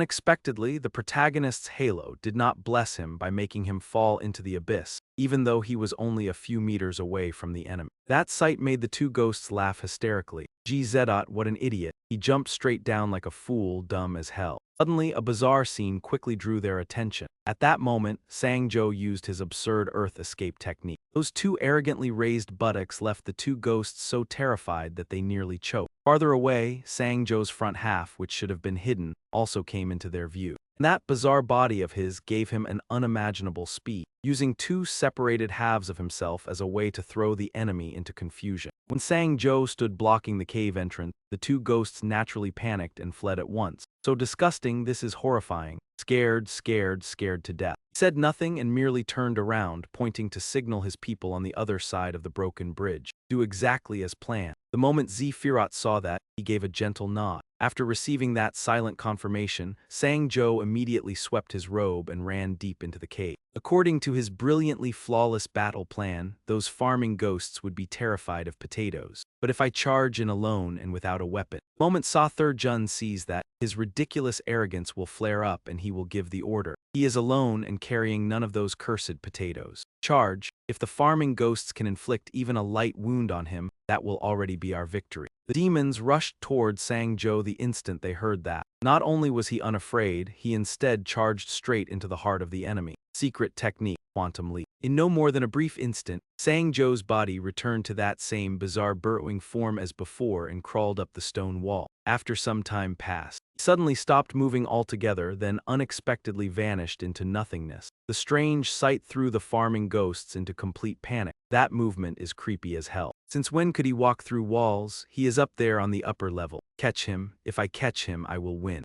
Possible, the Demon King vanished in an instant. While Sang-jo was sticking his shriveled backside out to lure the ghosts, his mind was already racing through countless calculations. This is the 19th time I have done this. I know every nook and cranny of this place. If I gather the enemies from every area in this game into one spot, once he sensed the opportunity had come, Sang-jo quickly returned to his original form and slowly opened his mouth to draw a gentle breath. That appearance made the ghosts misread him completely. You are tired, aren't you? Even if you are the Demon King, this is a dead end. Sang-jo did not hesitate for even a moment and calmly replied to his opponent, right now, I am not the Demon King. I am a seasoned player. Instant he finished speaking, Zai-Faluot, standing who knew where, shouted out, do it. Sang-cho's Demon Soldier Council swiftly hurled the hibernating potatoes down at the harvest ghosts, making them sprout. The surprise attack made it easy for a whole wave of potatoes to sprout. Everything came together into a perfect scene for Sang-cho to shine like a god. And cultivate them? From high above, Zai-Faluot could not help but steady himself so his mind could keep working. I did not really believe it at first, but once again, the Demon King's words were right. The memory of when Sang-cho had instructed him suddenly returned to him. While I gather them into one place, you, Zai-Faluot, will lead the planting troops along this map. He also remembered the answer he had given back then. But the old waterway has long been abandoned. It is a dead end and there is almost nothing there. In return, he received only a soft little chuckle from the other party. Actually, there is a secret shortcut. That face still made Zai-Faluot break out in goosebumps even now.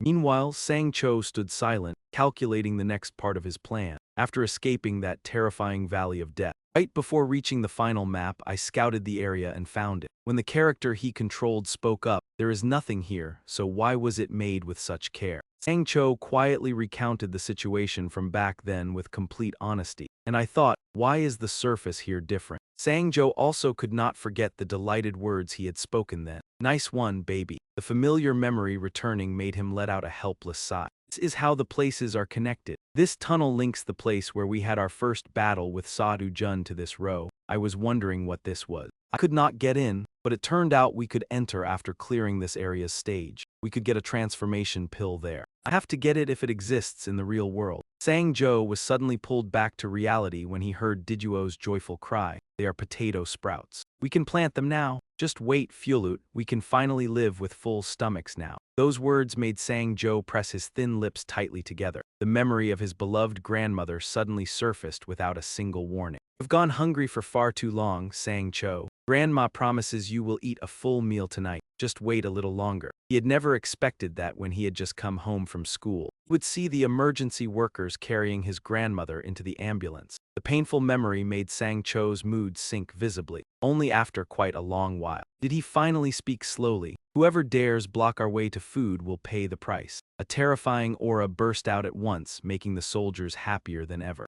Suddenly, a familiar voice rang out without warning. Demon King Baan had somehow moved to Sang Cho's side to voice what was on his mind. "Satu is trembling so hard, I will help too." Sadly, that warrior's spirit did not win his approval. "You only need to hold the potatoes. Leave this to your master." Deep inside the freezing cave, Sadhu Jun was standing before a magic altar, yelling at the top of his lungs. "Great core of the ice spirit, defeat and bind even more souls. With your mighty cold, grant me more soldiers and more power." The altar had not even had time to receive the message when Sang Cho kicked him down with one foot. The enemy's sudden appearance made Sadhu Jun's panic obvious. "Ji Zeduo, how did you know the way here?" He swiftly cut the old man off with his own eager tone. "That is none of your business. It is time for me to wipe out all these pestering vermin." The moment Sadhu Jun heard those words, he froze for an instant before regaining his momentum and shooting back at the enemy. "You are truly foolish, Ji Zeduo. Came here alone and you think you can defeat me." Sadhu Dun suddenly split his body into streams of bizarre liquid. "You still have not seen." How his arrogant laughter could somehow echo through the entire space. "My true power." Sang Cho went still and answered in his mind. "Or maybe I already have. In fact, 19 times. While chasing after Sadhu Run, that man kept fleeing across the cliffs. In the end, I kept running into his subordinates over and over, and by the final stretch, I had almost wiped out every enemy on the cliff." Then he fled into the room where the ice spirit core was placed. It was a dreadful item said to have been created by an ancient dragon after paying with its life, a bone-piercing cold that imprisoned the souls of the dead in this world. A flood of thoughts kept pouring in, leaving Sang Cho frozen stiff in the eyes of outsiders. He is planning to summon more subordinates with that power. But night arrived just in time and the battle began. At that time he used his true power. Seeing that image, Sadhu Du swiftly transformed his body into a new form. Feeling the surge of power within himself also made the old man far more excited. "You are strong, Ji Zeduo, so I." Sang Cho stayed silent, waiting for the enemy to finish his sentence. But Sadhu Jun waited until the transformation was complete, then arrogantly updated his line right afterward. "We'll win this battle." Sang Cho was completely familiar with this form and muttered in his mind. By perfectly copying the opponent's stats and turning them into form, back then it was the final stage. At that time he had the same stats as my character. We were also at the highest level possible, with insane attack power and dodge skills that were practically like hacking the game. One tiny mistake and I would die instantly. However, the stats he had just copied were from the current Demon King Ji Zeduo, who was no longer as strong as before. As Sadhu Jun started swinging his claws and rushing toward his opponent, Sang Cho quietly used Life Force to buy a series of stat upgrades, increasing all bonus stats by 10%. The system then promptly issued a new notification. "Current Life Force 302. You have used 50 Life Force to upgrade agility. Your agility stat is now 30%. Sang Cho gently tilted his body to dodge Sadhu Jun's attack, then immediately drove a powerful kick into the enemy's stomach. Sadhu Dung endured the pain and swung his fist at Sang Cho. "Take this." But to his shock, he used 50 Life Force to upgrade physical strength. Two fists collided with a loud crack in midair. Almost at once, Sadhu Jun grabbed his hand and started hopping around. "It hurts like hell." What, how are you still fine? Sang-jo sounded as if he had been waiting for this very moment as he said something else. In times like these, farming takes brains too. The moment he heard that line, Sha Tujun was so furious his teeth nearly shattered from grinding. Only after a while was the old man able to force out a hoarse roar. Damn it. He had no idea the other party was excitedly spending 50 vitality to upgrade magic and another 50 vitality to upgrade mental power, raising both his magic and sanity stats by 30%. Sang-jo calmly circulated his inner energy and unleashed a wave of lightning. Take this. The sudden move made Sha Tujun falter for a moment. That slight lapse in judgment caused him to suffer a fierce electric shock. It hurt so much. The resounding blow was more than Sha Tujun could bear, forcing him back into his weak, flickering form. Sang-jo stood there in silence, watching him smack down onto the ground. Then he patiently observed the wriggling, life-filled liquid squirming like a jellyfish. The system suddenly issued a notification. You have used vitality to raise all stats by 1 level. Endurance 30%, mental power 30%, physical strength 30%, agility 30%, magic 30%. It made Sang-jo jolt slightly as he continued skimming through a flood of information. Growth mission, upgrade every stat. Completed. As a reward, a new skill has been unlocked. Summon the farming throne immediately. Unlock cost 100 vitality. The throne of the king of farming comes equipped with countless sturdy farming tools. As soon as he finished reading the item's information, Sang-jo nodded as he calculated. Nice, I could really use some new tools. Suddenly, Sha Tujun's withered voice rang out through the air. GZA.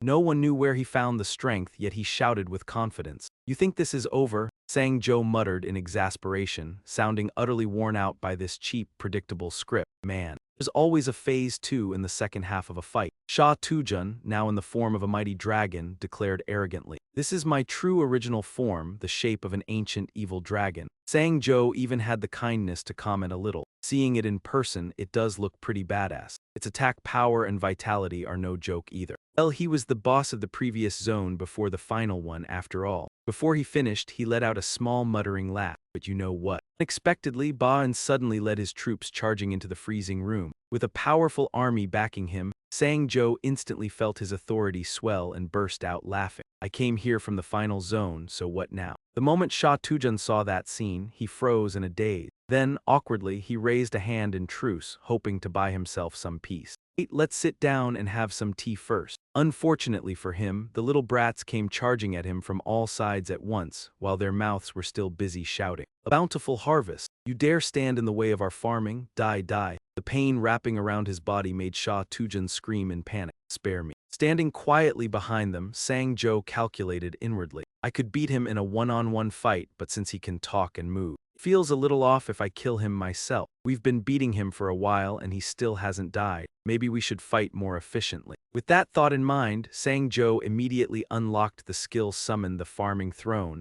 leaving him with only 2 health points remaining. Even so, from high above, clouds began to part, allowing a miraculous light to shine downward. Summon the farming throne. The throne, like a low-budget cosplay version of the Iron Throne, slowly descended as though an idol god were bestowing it upon the chosen one. Dropped slowly straight toward Sha Tujun, and only a few seconds later, that throne officially sent him off to the darkness of hell. The bizarre scene left Sang-jo completely dumbfounded. The soldiers also stiffened in awkward shock because everything had happened so suddenly. Then, only an instant later, joyfully cheered and celebrated the sweet victory, truly worthy of the Demon King. He did not let the man die right away, but had to finish him off with one final blow to the head. How cruel, too savage, too vicious. A true villain indeed. That is exactly how the Demon King should be. How could ordinary soldiers like us ever compare with you? That's right, long live GZA. Yes, long live GZA. After a long inner struggle over whether he should take the credit or not, Sang-jo finally decided to go along with everyone's joy. Whatever, it is fine. At the same time, Ficamia, who had been left exposed to the wind with a susat, suddenly sensed something strange. He abruptly transformed into a kind of spiritual aura. Swaying as he floated into the air, I have ascended. All the fields have already been plowed. The potato sprouts have grown beautifully. Pests threatening the harvest have also been dealt with. After getting through all those difficult stages, Sang-jo happily shouted, "Now then, it is time to plant the potatoes." At that very moment, Bingaling suddenly trembled in an unusual way, drawing both his and Sephiroth's attention. The system then issued a notification. Mission to eliminate Sha Tujun of the Death Abyss in 20 attempts has been completed. That made Sang-jo rack his brains, so I only managed to continue after 19 attempts in the game. Before he could think any further, the system continued with new information. As a reward, a hidden event has been activated. The primordial seal within Bingling's core has awakened from overuse. Bingling suddenly opened its mouth like some treasured box from Bandai.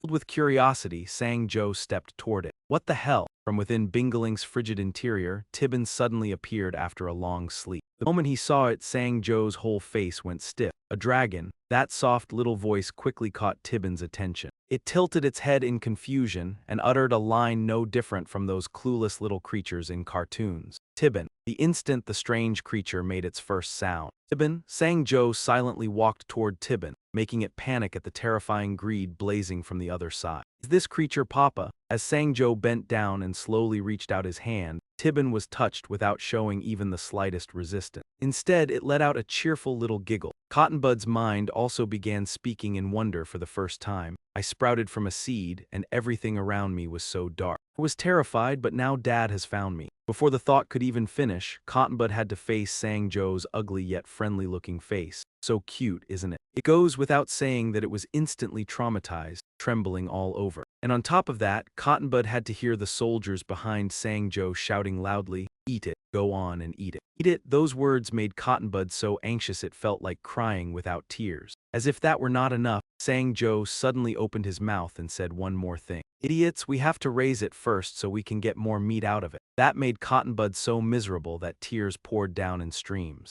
Wait, Dad is planning to eat me. Sang-jo paid no attention to the newborn pet's feelings and simply looked up at the scene before him. Demon Soldier's family members happily ran over, cheering beneath the pure light of dawn. Father, the farming team has returned. Look, there are potato sprouts everywhere. Well done, everyone. Thank you for your hard work. That peaceful scene quickly stripped the surrounding air of its chill almost at once. Sight left a newly born creature like Cottonbud staring at them in confusion. I can feel a warm energy coming from everyone. These beings. They are not scary at all. That thought had barely formed before it withered away, because Sang-jo's face, no different from a demon yaksha's, frightened Cottonbud terribly. Take that back, they are scary as hell. By the time the group returned to the castle, the day had somehow already turned to late afternoon. Frightened by everything it had seen and heard earlier, Cottonbud threw itself into a corner of the castle and stayed there in timid defense. It nervously glanced behind itself to check, but before it could relax, Cottonbud once again found itself under Sang-jo's special scrutiny. The tiny spark of courage it had just mustered was shattered in an instant. He is only waiting for me to grow bigger. Meanwhile, Sang-jo was frowning so hard in irritation that his face nearly twisted. What am I supposed to feed it? I heard newborn dragons eat refined gemstones, but where the hell would I find gemstones here? There is nothing but scrap metal and rusted iron.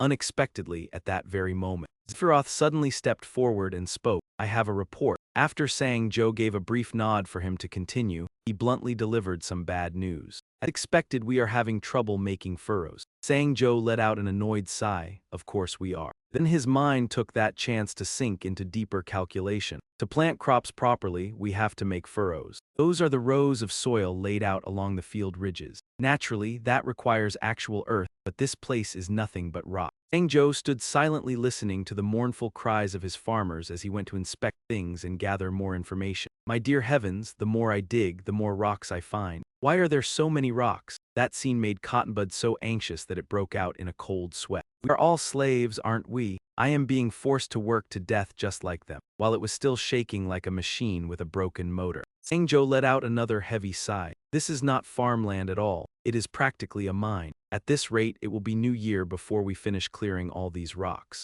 And if we keep spending this much labor every day, we will soon run out of the dried potatoes we use as rewards. Even if I call in more manpower from the other lords, this problem will not go away. If only I could be like the protagonists or those manga characters who can summon beasts or something similar. Like some bare-nosed wombat that could clear away the rocks or something. That would be perfect. Then, at that very moment, Sang-jo suddenly noticed Flute frantically hacking at the ground with all her strength. Seeing that youthful, fair face with not the slightest intention of giving up, Sang-jo fell silent as he watched her for a while. Before long, he sighed again and cast aside his earlier pessimism. Enough complaining, I have to figure out some way to deal with this. It really was an endless stream of unexpected problems. Before anyone knew who had shouted, a loud cry rang out and startled everyone. A cutting cyclone. Sang-jo froze stiff when he saw the mad whirlwind in front of him. The violently spiraling winds formed a pillar linking earth and sky in the blink of an eye. The out-of-nowhere disaster made Sang-jo panic, gritting his teeth hard. Damn it, I forgot about that. This land occasionally spawns unpredictable cutting cyclones. If anyone gets caught in one, they will be shredded to pieces instantly. Understanding the terror that the cyclone could bring, Sang-jo clutched Cottonbud tightly and shouted his order. Hide now, get behind the rocks, grab onto something. Lie down as low as possible. Sang-jo was not foolish enough to linger there any longer and quickly moved away from the scene. Damn it, even from this distance the wind pressure is terrifying. What I felt in the game was nothing compared to this. A natural disaster, the greatest enemy of farming. The moment that thought crossed his mind, he caught sight of Flute running in the opposite direction from everyone else. Sang-jo was still filled with confusion, thinking, what? Flute had already rushed toward that man, Asusat, without forgetting the new friend she had just made. As he hurried after Flute in alarm, Sang-jo could not hide his irritation and shouted, what is that brat doing? He quickly shoved Cottonbud into Deeg's arms and rushed off to save them, while still barking in order to protect it. I will kill anyone who follows me. Seeing that, Baron could not hide his worry and shouted at the top of his lungs, Demon King, it is too dangerous. If you go in there, you could die. From an angle no one else could see, Sang-jo gritted his teeth so hard that the veins on his face stood out. I know that, but I cannot lose my lightning rod and my valuable worker. Farming is not some relaxing pastime where I can leisurely stroll around picking apples and pears. Meanwhile, Asusat looked at Flute trying to pull the post out for him and roared angrily. What do you think you can do? Get out of here. Seeing that scene, Sang-jo could not help blurting out a harsh truth in broken thoughts within his heart. Farming is, life is, a battlefield. He had just rushed over to the two of them when he immediately shouted through tears, move aside, kid. Blot was startled and instantly let go. Demon King.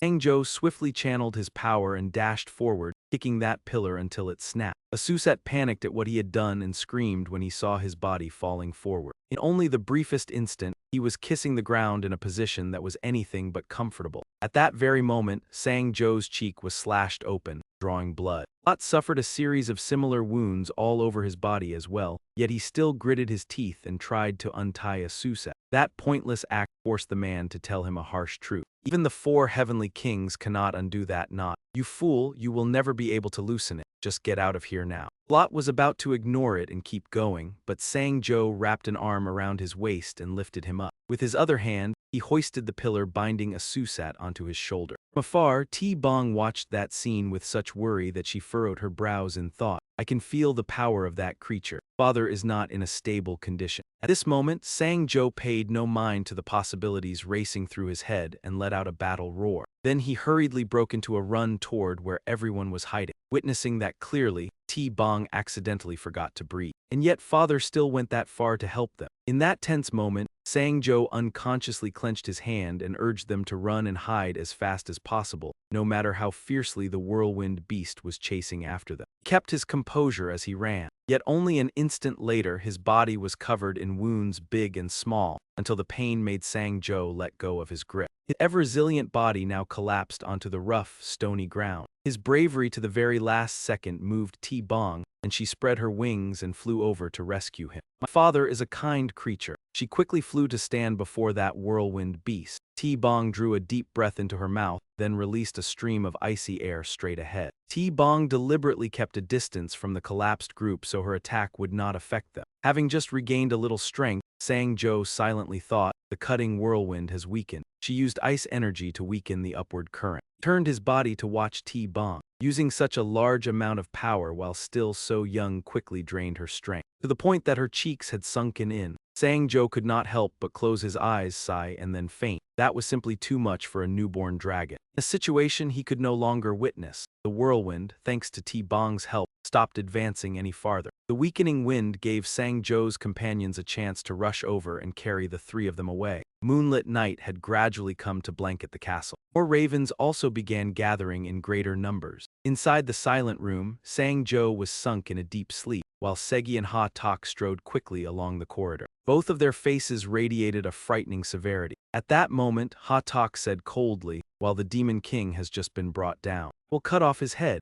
Segi, his eyes filled with killing intent, spoke up. "Then, after I finish off those fools Baran and Asujayak, one of the two of us will become the new Demon King." As the two of them climbed the stairs, Ha-tak cast Segi a sidelong glance and said, "Until then, we are allies." A moment later, the door to the room where Sang-jo lay was pushed slightly open without hesitation. The two of them quickly approached Sang-jo. A terrifying purple spiritual aura radiated from Ha-tak's entire body. In the blink of an eye, Ha-tak and Segi lunged toward Sang-jo with covetous expression. Suddenly, both of them froze as if they had realized something. At that moment, Sang-jo's face abruptly became unbelievably eerie, his eyes glowing red and his teeth sharp. Under the oppressive aura pouring from him, Ha-tak and Segi could only cry out in alarm inwardly. He had been waiting for us from the start, not wanting to waste any time. Zhang Yan gritted his teeth, rushed forward and shouted, "This is our only chance." Suddenly, a voice cut in, "You two there, what are you trying to do?" Standing outside the door, Ba-en and Asusat looked inside with murderous expression. The next second, Ba-en spoke up in warning. "Demon King is sleeping. Do not disturb him." Hearing that, they looked at Sang-jo's bizarre expression and were inwardly stunned. That is what a sleeping face looks like. No wonder he is the Demon King. After that, Ba-en lowered his voice and continued his warning. "If you wake him up, I will not let it slide." Hearing that, Ha-tak spoke in irritation. "I can understand that idiot doing this, but you two, Asusat, you are actually siding with that Demon King who wants to go farm." At those words, Asusat merely replied calmly, "Not exactly. I owed him my life from before. Right now, I am only repaying that debt. Next time, I will be on your side." As soon as Ha-tak heard that, he spoke the blunt truth. "Have you still not realized it? We have run into this much trouble just from planting sweet potatoes. This harvest will fail and we will all starve to death in the end. Do you not understand?" Asusat's lips moved as he answered, "That is only natural." As soon as he finished speaking,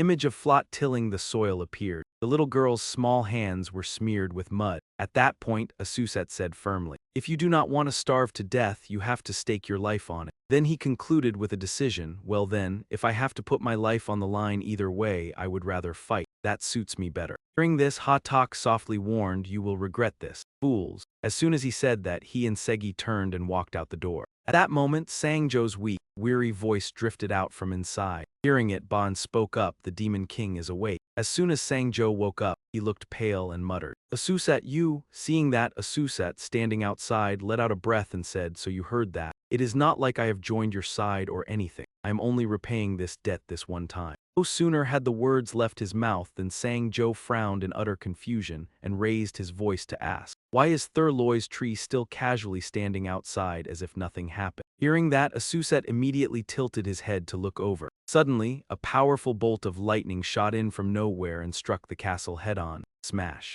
A short while later, Baran could be seen carrying Asusat's battered, smoking body over his shoulder, while Sang-jo walked beside him and excitedly shouted, "We do not have any time left. Gather everyone at once and keep clearing the rubble." At that moment, Baran finally replied in a softer voice, "That pile of stones is almost completely gone. Zai-fi rot is stacking them up." Hearing that, Sang-jo looked somewhat surprised and turned around. Before him was a scene of demons diligently working under Sephiroth's command. As soon as Sang-jo arrived, he called out, "Hey, Sephiroth." Seeing him, Sephiroth immediately turned and asked, "Demon King, you're awake already?" Sang-jo went on to ask, "Where did you put the pile of stones?" When asked, Sephiroth quickly pointed in that direction and replied, "If your majesty means the stones, they're over there." Suddenly, over on that side, T-Bong wobbled and fell downward, and someone cried out in alarm, "Zhuang-sun!" In the very next instant, it slammed against the ground with intense friction, its mouth full of dirt and rocks. But T-Bong immediately struggled to spring back up into the air. As it shot upward, it was filled with determination as it thought, "I still can't use Infernal Flame Slash because I'm too small. But I've stopped being picky and have been eating everything, so I'll grow quickly." At that moment, Sang-jo stood below and waved his hand, shouting,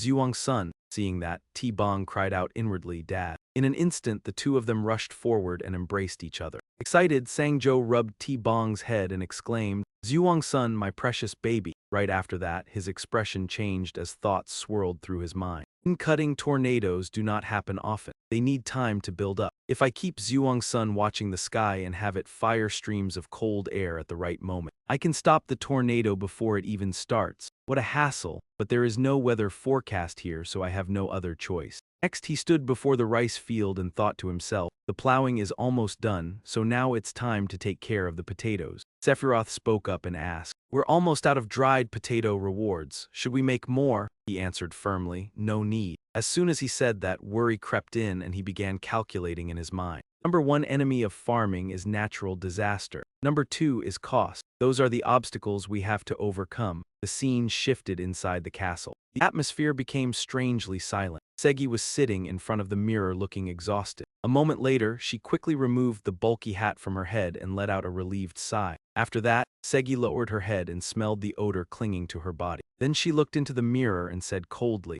this fertilizer smell, even though I haven't gone out to the fields for days, it still won't go away. Suddenly, Sang Joe's voice came from outside, Segi, I need to talk to you. The moment she heard it, Segi recognized him and wondered to herself, the Demon King has never come all the way to my room before. Then she replied, what is it? I have nothing to say. Even so, Sang Joe insisted from outside. I need your help, please open the door. Hearing that, Segi ground her teeth helplessly and said, don't say things that make people misunderstand. Sang Joe replied, not talking face to face is what causes misunderstanding. She continued trying to drive him away, please just leave. But he refused to give up and shouted, I'm coming in. No sooner had he finished speaking than Segi whipped around with a furious expression and shouted, I already said the two of us have nothing to, but with a single glance, she saw Sang Joe use a door-passing technique to come in, making Segi scream in shock. Seeing Sang Joe calmly walk inside, she cried out in confusion, have you lost your mind? Who barges into a girl's room like that? As soon as she finished speaking, Sang Joe dropped to one knee right in front of Segi. At the sight of this, she immediately looked baffled and thought to herself, what the hell is this? A moment later, Sang Joe said softly, Segi, without you I can't do anything. Those words made Segi freeze involuntarily. In the very next second, her cheeks flushed red. At the same time, Sang Joe's expression turned frightening. He had already calculated it in his heart. If I can save costs, I do not care how much demon energy I have to use. Right now, what I need is your sharp blade. Hearing that, Segi shyly let out a breath. Twisting a lock of hair around her finger, she began to say, if, in an instant, the whole room was filled with a dreamy pink atmosphere. Flustered, Segi continued, if you put it that way, then fine. At the very least, I'll hear what you want to ask of me. Sang Joe still kept his head lowered, inwardly confused. Seriously, what is this? Why did it suddenly become like this? It's so ridiculous that even she can't take it anymore. A long while later, the two of them were standing in front of an enormous mountain of potatoes. Sang Joe immediately turned to Segi and ordered, cut these potatoes for me. You have to split them in half before we can plant them. The moment she heard that, she froze for several seconds. In the next instant, Segi's face showed obvious fury as she gritted her teeth and cursed inwardly, this bastard totally played me. You damned Demon King. One potato had 6 sprouts sticking out. Sang Joe's voice instructed, the task is simple. Don't cut a potato if it has 3 sprouts or fewer. Only cut it if it has 4 or more. Immediately, the potato was split cleanly in 2. He continued, you need to cut it so the sprouts are evenly divided between both sides. As soon as he finished speaking, Sang Joe quickly turned to Segi and urged, all right, got it, it's potato time. Hearing that, she angrily shouted, I never said I agreed to help you. Without another word, Sang Joe decisively swung his hand downward and shouted, cut. The moment the command rang out, Segi took her stance and slashed down. Just like that, she used her arms to keep slicing the potatoes in half. One potato after another was mercilessly split into 2. Faced with that sight, Sang Joe could only gape in astonishment. He bent down, picked up half of a potato, and exclaimed in surprise, how the hell are you cutting them this accurately? Sang Joe immediately turned around and praised her without holding back. Just as expected, you're the best. Those words made Segi blush shyly once again, but right after that, she changed her attitude and shouted in anger.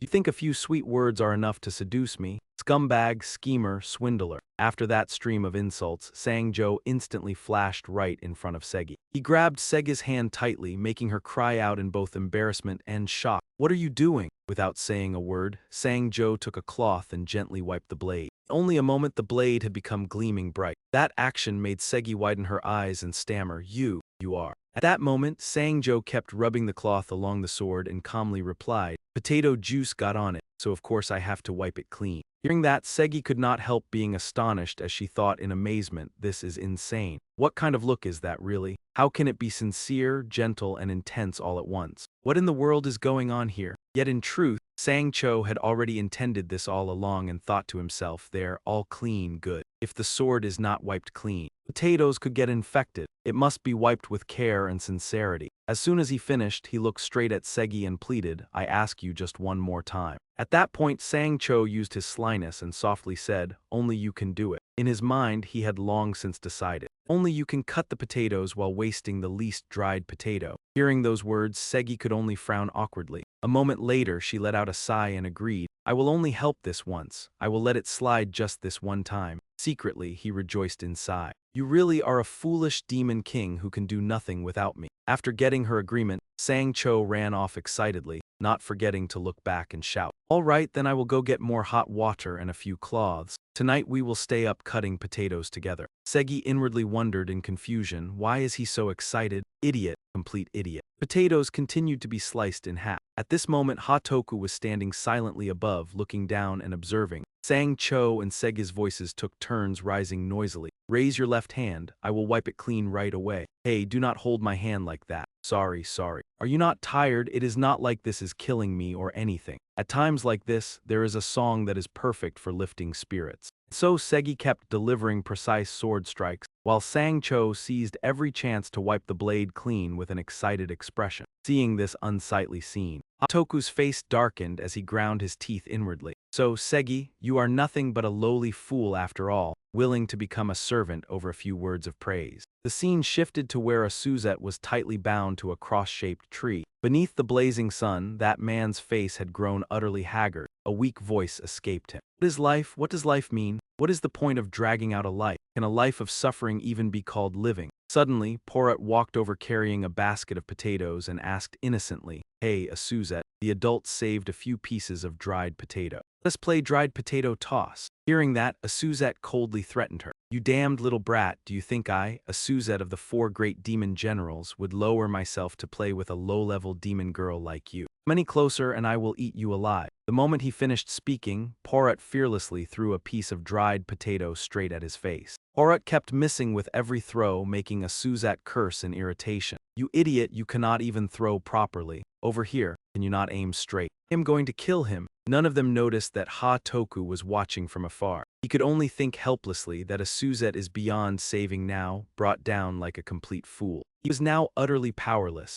Suddenly, someone's urging voice caught Hatoku's attention and made him turn around. Everyone gathered together and focus. These are potato sprouts that have been cut and dried. At that moment, Baon was carrying an enormous sack on his shoulder. Sang-cho could not hide his delight and shouted, Last, we can plant potatoes in the field. Hatoku merely cast a disdainful look and thought that Baron has always been a blockhead. So I never had any expectations from the start. This one, that one, they are all a pack of hopeless fools. On the other side, the demons joyfully bowed their heads before Segi in respect. Thank you, Lady Segi. Thank you so much for cutting all these potatoes for us. Even so, she still tried to act cold as she denied it. Shut up, I did not do it for you people, understood? Hatoku carefully watched Segi's embarrassed face and judged inwardly, what is with that dazed expression, Segi? Is that really the face of one of the 4 great demon generals? He then shifted his gaze to those holding baskets of potatoes in their hands, moved with emotion and thought. Potato sprouts, are you truly crying tears of joy over something like that? You are powerful demons, so do you not feel ashamed?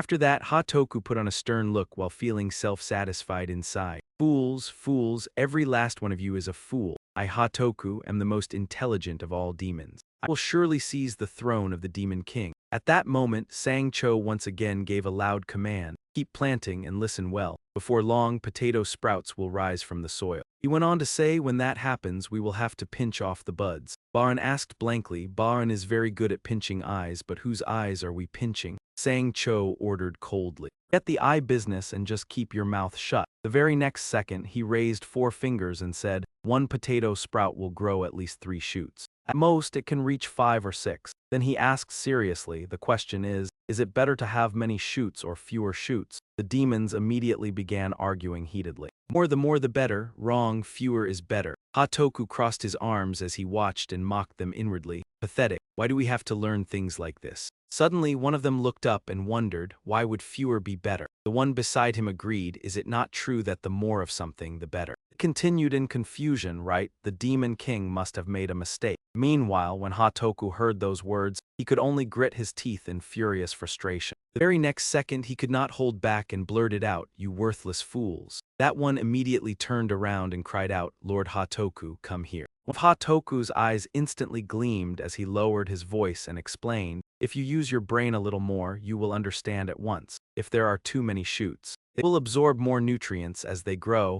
and the potato roots that we eat will not receive enough nourishment. Understand?" The moment he finished speaking, the atmosphere sank into contemplation. Sang-cho also noticed and turned to look. Then he spoke up curiously and asked, "Hey Hatoku, how do you know that? Have you studied farming somewhere before?" Hearing that, Hatoku merely answered in a cold voice, "Why would I need to study something so simple? Shoots and potato sprouts are connected, and they share nutrients. Is that not completely obvious?" Sang-cho still wore a blank expression as he continued asking, "How many shoots are ideal?" Hearing that, Hatoku answered irritably, "Naturally, around 2. Why must you even ask? If we only consider nutrient efficiency, one might think one shoot is best, but if that one shoot were to break by accident, the root could die. You did not take that into account." Still unsatisfied with that answer, Sang-jo posed another question. "So after removing the potato eyes, there is still one more step left. What do you think it could be?" Hachuo patiently explained that this was specially prepared fertile soil, right? Extra organic fertilizer had already been mixed in, and the earth had been loosened to keep it airy. Hachuo's next words left both Si-Feiluo and Ba utterly bewildered. This kind of soil was not only good for potatoes alone. Even Siji widened his eyes in shock. Useless weeds, the things that would steal the potatoes' nutrients, would also start growing. That conclusion completely stunned Sang-jo into reeling. "So we have to pull them out." Anyone could tell that with a little thought. The very next second, he pointed at Hachuo and excitedly gave the order, applaud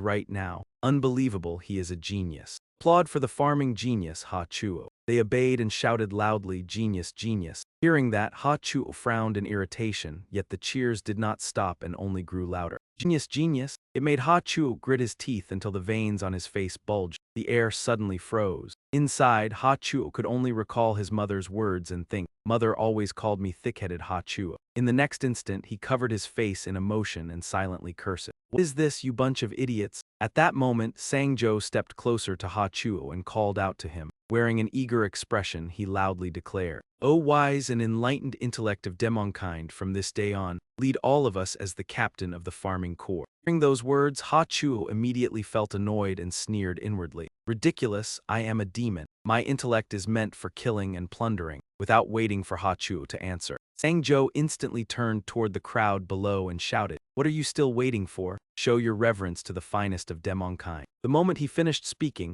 everyone raised their hands and shouted in unison, "Finest, finest, finest, finest." Standing to one side, Hachuo could only grind his teeth in overwhelming fury. "Shut up, all of you, you stupid lowly demons." Even though that was what he was thinking, his outward attitude was completely different. Hachuo shouted loudly, "From now on, listen to me carefully." Inwardly, he thought, "I will lead you just a little." Hearing that only made everyone even more delighted, and they kept shouting without end. Suddenly, a system notification appeared. "You have won 4 battles of wits." Upon receiving the news, Sang-jo asked in confusion, "Battles of wits? What is that supposed to mean?" The system continued, "You understood Ba-an's abandoned childhood and turned him into a loyal subordinate." Sang-jo thought in astonishment, "I did that? I did not even realize it. You gave a Susat who had never had a single friend a true companion. Because of that, his violent nature has lessened." Sang-jo grew confused again and wondered, "A friend who?" "You melted the heart of Siji, who had never once been loved." Sang-jo nodded to himself in quiet amazement. "That is nice, but when did I ever do that?" "You fulfilled Hachuo's heart's desire. He only ever wanted to be acknowledged." Sang-jo asked in bewilderment. "So all of them were that easy to win over?" Then the system repeatedly announced, "You can unlock a new skill with 200 happiness points."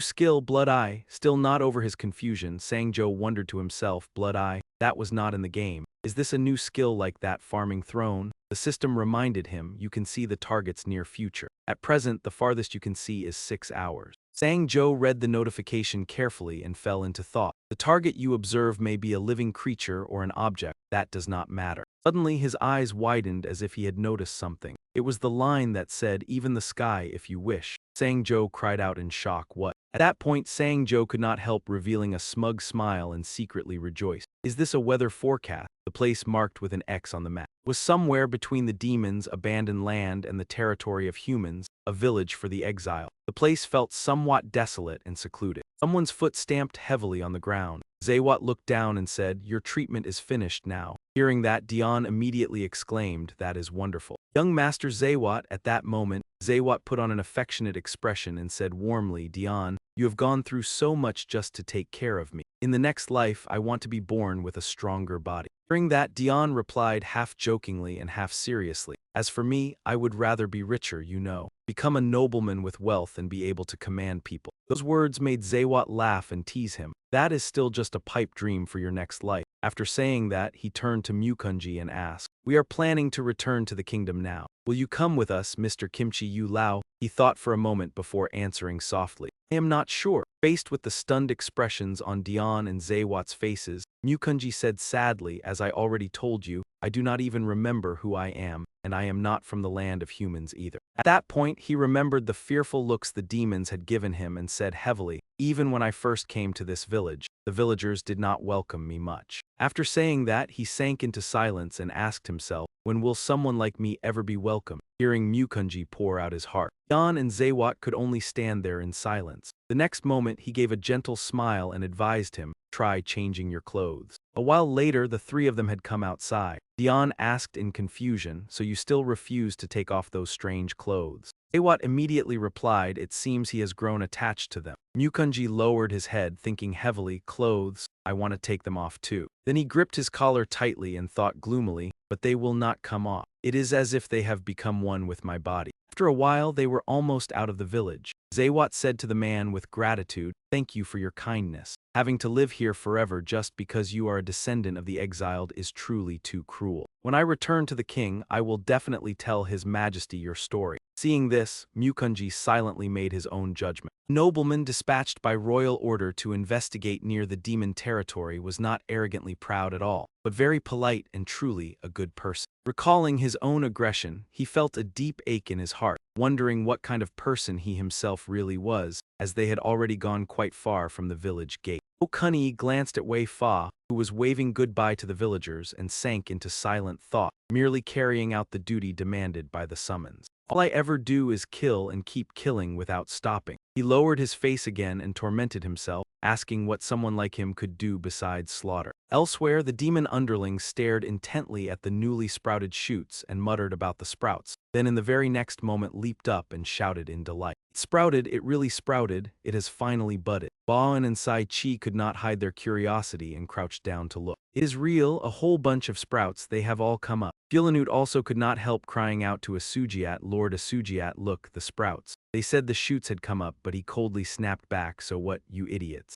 At that moment, Zhang Zhuo put on a dignified expression and gave the order, "Ho team, listen up. The next step is hilling the rows." Then he raised his voice and turned to another matter. "Genius Captain Ha Chuo." Hearing that, Ha Chuo replied with a trace of embarrassment, "Let me explain. Hilling means we will gently cover the base of the young sprouts back up with soil. Doing that will keep the potatoes from being exposed to sunlight as they grow. If potatoes are left in the sun, their color will change and their taste will worsen. And sometimes they will develop toxins, so they cannot be used to make dried potatoes." With the terrifying image of smiling potatoes in mind, Ha Chuo concluded, "Yes, it is basically like potato rot." The moment he finished speaking, Zhang Zhuo immediately shouted, "Clap, clap right now." Then he instantly looked up at the sky with a determined face and thought to himself, "Time to check today's weather. Spend 200 happiness points to obtain the weather forecasting ability. Blood Eye has been unlocked. Activation condition, stare without blinking for 200 seconds. Soon after, Zhang Zhuo's face twisted up as tears streamed down while he cried inwardly, "Damn it, this is hard as hell." Seeing his expression, the underlings began to whisper among themselves, "Look, the Demon King is crying." The one beside him added, "Even the Demon King must be overjoyed because of these sprouts." By then, the sky had already turned to dusk. Notification appeared. Use the Blood Eye skill to see the future of the sky. For the next 6 hours, the forecast calls for sunny and dry weather.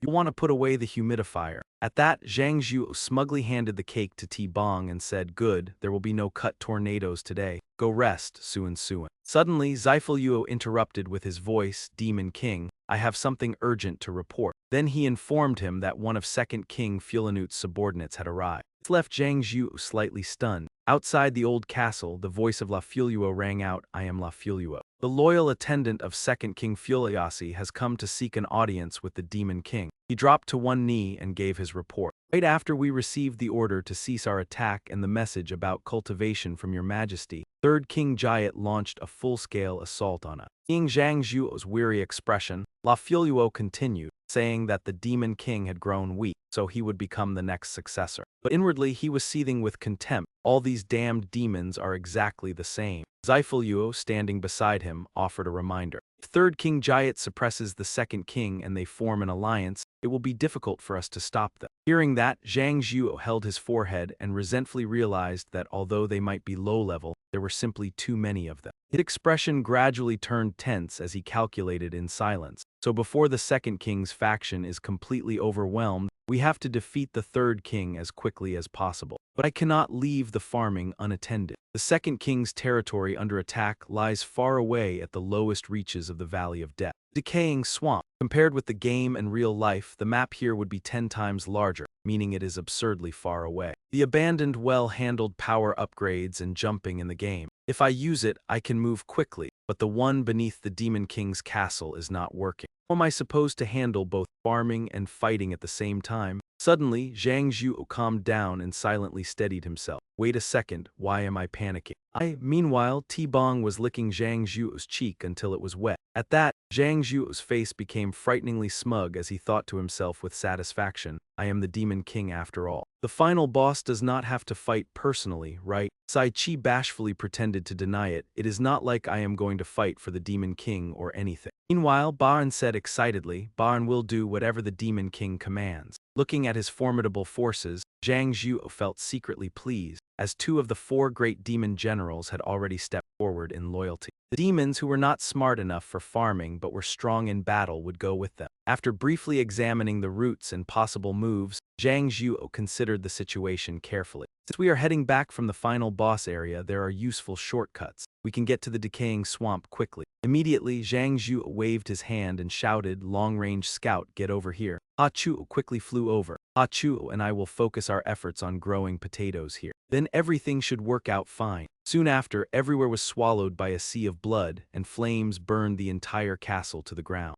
Fulanut stood amid the fire, growling with savage fury. He shouted in rage, "Jayat, you damned bastard, how dare you defy the Demon King's order and plot a rebellion?" Second King Fulanu, Jayat slowly stepped forward and snarled, "That is right, just as you said, this is indeed rebellion. Do not misunderstand me, I no longer have any other choice." He fixed him with a murderous stare and declared that if this war were stopped, it would only lead to the destruction of the demon race. Third King Jayat, hearing that, Fulanut roared unwillingly. But the Demon King's message already said that we can cultivate this land, that we can eat our fill without having to wage war against humankind. Jayat answered with heavy eyes, "That is not the issue." The moment he finished speaking, he raised his spiked mace high and declared, "Fight with courage. The history our demon race has inherited and the pride we hold in it." With a terrifyingly powerful swing, an axe suddenly came flying in from nowhere. It saved Boran from death in the nick of time. The move made Zatar freeze for a few seconds. From within the sea of flames, Baan and Segi were slowly stepping out. Zatar cried out in shock, "The 4 great demon generals." Hearing that, Segi replied coldly, "Zatar, you are right. We are a race of warriors." At the same time, Farat's tiny feet were racing across the ground. Segi's voice still echoed on, "We love battle and find joy in killing." The little girl looked plainly flustered, as if she had just witnessed something. Over here, Segi asked in a heavy voice, "Since when did we become like this? Why did we turn out this way?" Right then, Farat flung the door open and screamed, "Dad!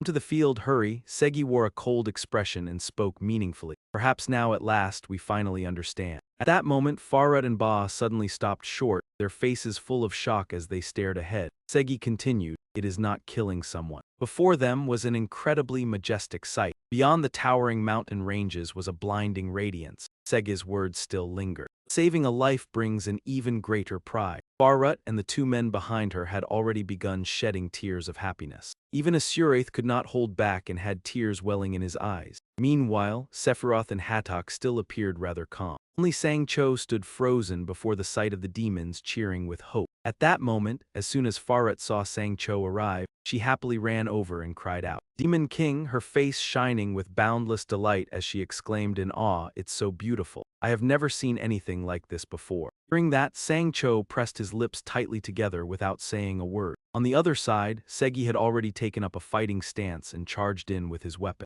A slash came down, but luckily Zatter raised his hand and blocked it. The very next second, Baran seized his neck tightly from behind, taking that chance. Segi swiftly unleashed multiple slashes, leaving the man with nothing but cries of pain. At that moment on the other side, Sang-Cho finally stammered a reply to Farrut. "Yes, there really are so many. Those seedlings have all bloomed already." Back to the battle, Zatter kept roaring his questions. Wait a second. Didn't you say there is nothing to be proud of in killing? Didn't you say we have to save people? Then why are you acting in a completely opposite way?" Hearing that, Segi paused, then answered calmly, "Well, that is true." But then in the very next instant, he rushed forward to attack and said, "Somebody has to die so the others can live." At those words, Zatter shouted furiously, "I do not understand a damn thing you're saying." Then Sang-Cho suddenly raised his voice and gave an order with a face full of killing intent. "Fine, snap the necks of all those useless flowers for me." But now, the moment he finished speaking, all the demons looked on with pity and shed tears. Hearing that, Asuraith immediately struggled and roared, "You cold-blooded bastard of a demon king. I will never forgive you." Hattok stood below, smirking, then said in satisfaction, "Even before a scene like this, your heart still does not waver." As expected of the Demon King, without another word he waved his hand and urged them on. "Why are you still standing there? Hurry and cut down every last one of those flowers for me." Meanwhile, Asuraith kept shouting, "Bastard, you scum." Hearing that, the demons quickly replied. "Ah yes," the man faltered, unable to go through with it, his eyes brimming with tears before anyone noticed. That flower was sobbing in sorrow too, and faced with such a pitiful expression, he cried out, "I can't do it. Captain, we planted them with our own hands. This is the first time something so beautiful has ever bloomed on this land." Even so, when he heard that, Ha Chuo's face twisted with obvious irritation. Clearly, if this continued, all the nutrients from the sunlight would be drained away to feed the flowers and seeds.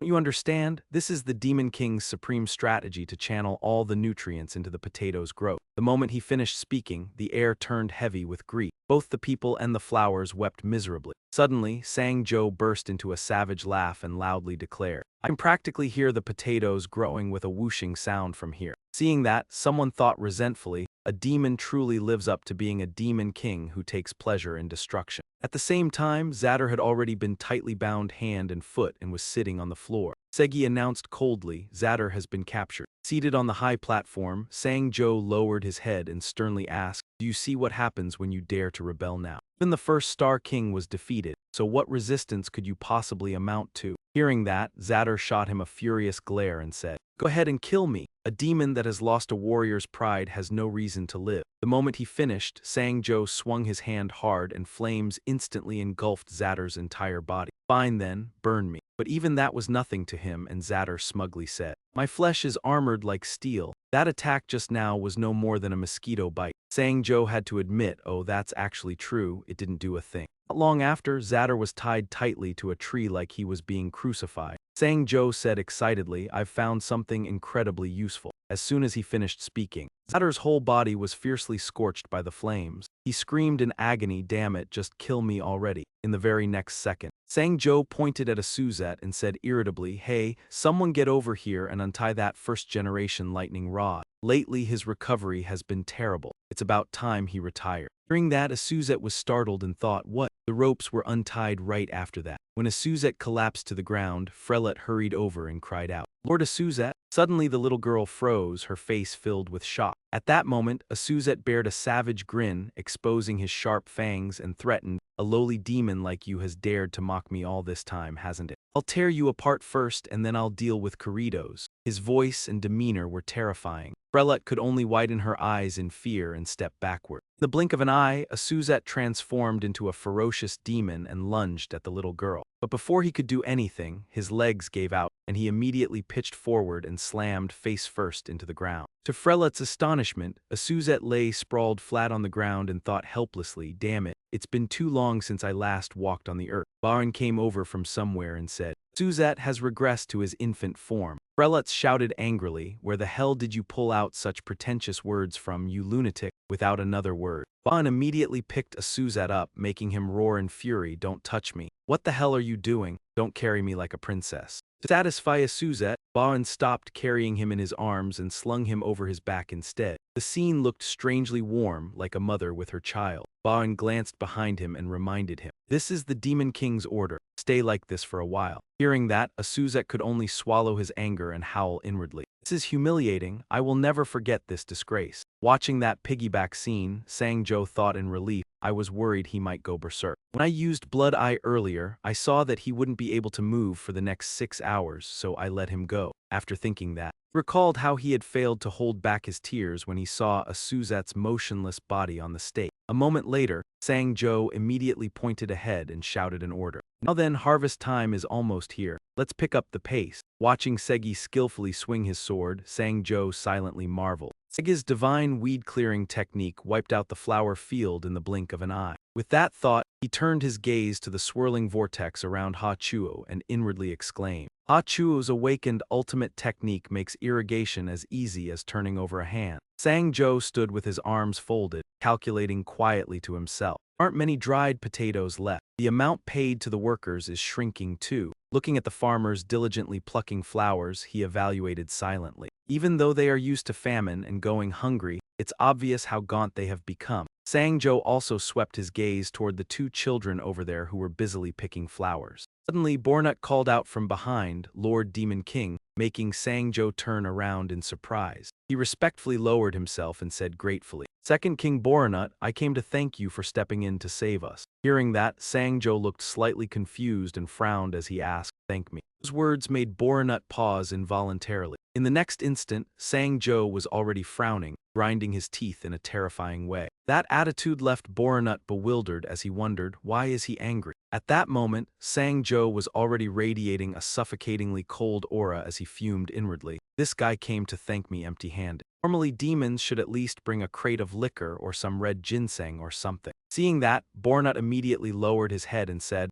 "I am mobilizing the Third King's troops. Along with my own forces as well. I will send laborers over at once." Hearing that, Sang-jo told himself, forget it, they don't even have enough food themselves. I've really gotten used to Korean customs. He pressed his lips together, firming his resolve. "The potato operation has to begin. I want us to hurry and produce tons of dried potatoes." Watching the demons work diligently, Sang-jo thought with hope, "I want to see them eat and drink to their heart's content." Suddenly, Sang-jo stopped short, touched his chin, and asked himself, "Why exactly did I start farming in the first place?" When he gave no response, Bornut quickly announced, "Then I will go gather the troops right away." Sang-jo answered blankly, Go ahead." Watching Bornut's back as he left, Sang-jo silently sneered. That guy was a low-difficulty final boss with a life story as bland as distilled water. He went around complaining everywhere that power was truth, then blindly pledged loyalty to Corridos. At that point, he suddenly remembered something and asked himself, "Oh right, it's because he's a plant, so he'd be useful for farming, wouldn't he?"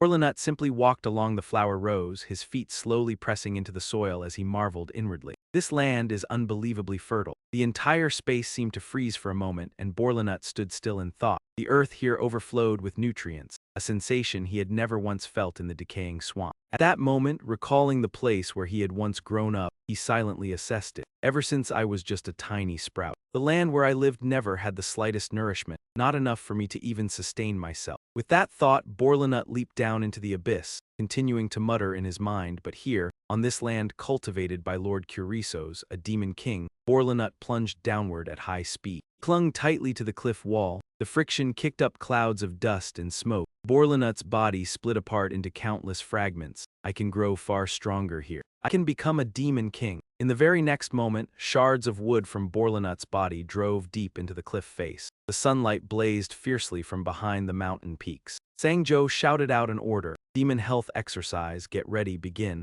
He stood above them and started leading the demons through the routine. His mouth counted out each beat steadily. 1, 2, 3, 4, 5, 6. The first movement ended. Everyone let their arms hang loose to Sangjo's count. 7, 8. They were full of spirit, exercising while shouting loudly. 2, 2, 3, 4, 5, 6, 7, 8. Sangjo remained energetic as he squatted down to demonstrate. 1, 2, 3, 4. He looked at everyone clumsily waving their arms and legs and thought to himself, at first these guys were like a complete mishmash. But now they can move perfectly on my command, as expected of demon physiques. Even with sudden commands, they can still keep up. As soon as he finished thinking that, Sangjo immediately shouted, roll to the left. They obeyed and moved in unison. Roll. Sangjo continued issuing commands. Roll to the right. Roll. He told himself that basic stamina was essential if they wanted to work as laborers, and now they would know to train on their own without him forcing them. Suddenly, Ban came running over in a panic and shouted, Demon King, this is bad. He frantically reported the news. The potato leaves have all turned yellow.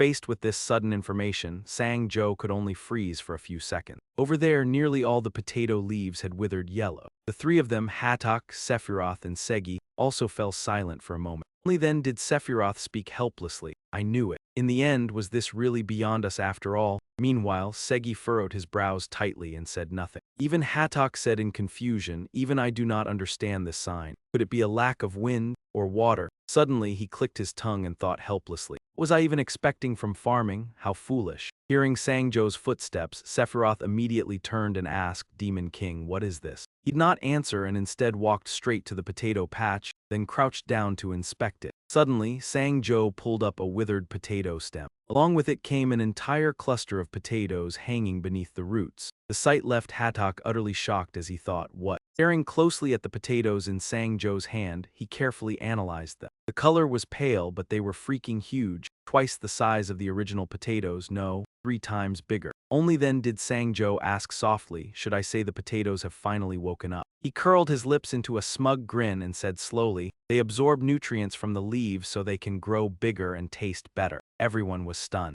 Then raised his voice in praise. You have all worked hard. Next, Sangjo showed a deeply satisfied expression and emphasized, you were the ones who planted them. Hearing those words, everyone let out relieved sighs and smiled faintly. Both Ba-En and Sephiroth were unable to hide the emotion on their faces. Outside the castle, dusk had already fallen and the moon was slowly rising. In the room, Sangjo lay with his head resting on his arm, looking pensive as though he were thinking about something. In his mind, he recalled the words he himself had once said as a child. You planted them yourself. The little tomato pot had become heavy with fruit, each one plump and full. His grandmother's admiring voice rang out. Oh my, the cherry tomato plant has borne fruit wonderfully. The warm scene of grandmother and grandchild appeared before him. His grandmother said affectionately, my dear Jiangchen, you did very well. The image of Sangjo standing behind the ambulance, watching his grandmother being lifted inside, surfaced in his mind. At that time, all he could do was cry out in utter anguish.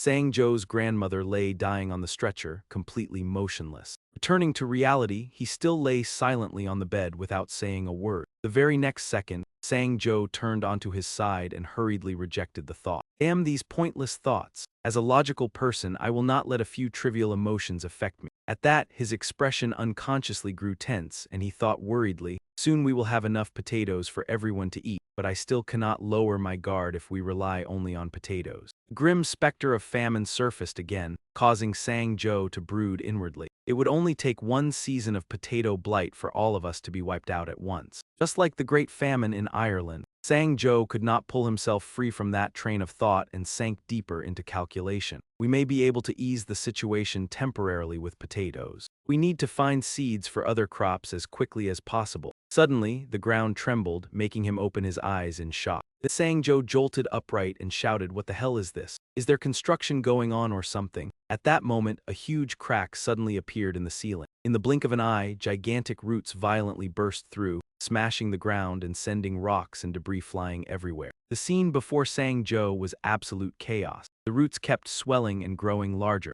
Sangjo roared furiously, what the hell is this? Over on the other side. Just as Plut noticed something strange about the leaves, she looked slightly surprised. They were gradually tearing apart in patches. The little girl quickly said, wait, but His Majesty the Demon King said, potatoes were only trying to grow. He said they wither to help the potatoes grow. The tattered leaves kept falling in greater and greater numbers. Sensing that something was wrong, Blight frantically clawed at the soil while shouting, "Wait, no, this is wrong. Something about this is off. Something is definitely wrong." He stepped over a branch but saw no potatoes at all and froze in bewilderment. Blight immediately burst into tears and cried out, "Chief, the potatoes are potatoes." The next instant, she hurried off in panic, thinking in alarm, "I have to tell the adults right away." Suddenly, the sight above made Blug's eyes widen. He froze for several seconds. The entire castle had already been tightly constricted by enormous, solid roots. Tremors continued endlessly beneath the ground. By then, Sang-jo had also been wrapped around the arms and legs and lifted into the air.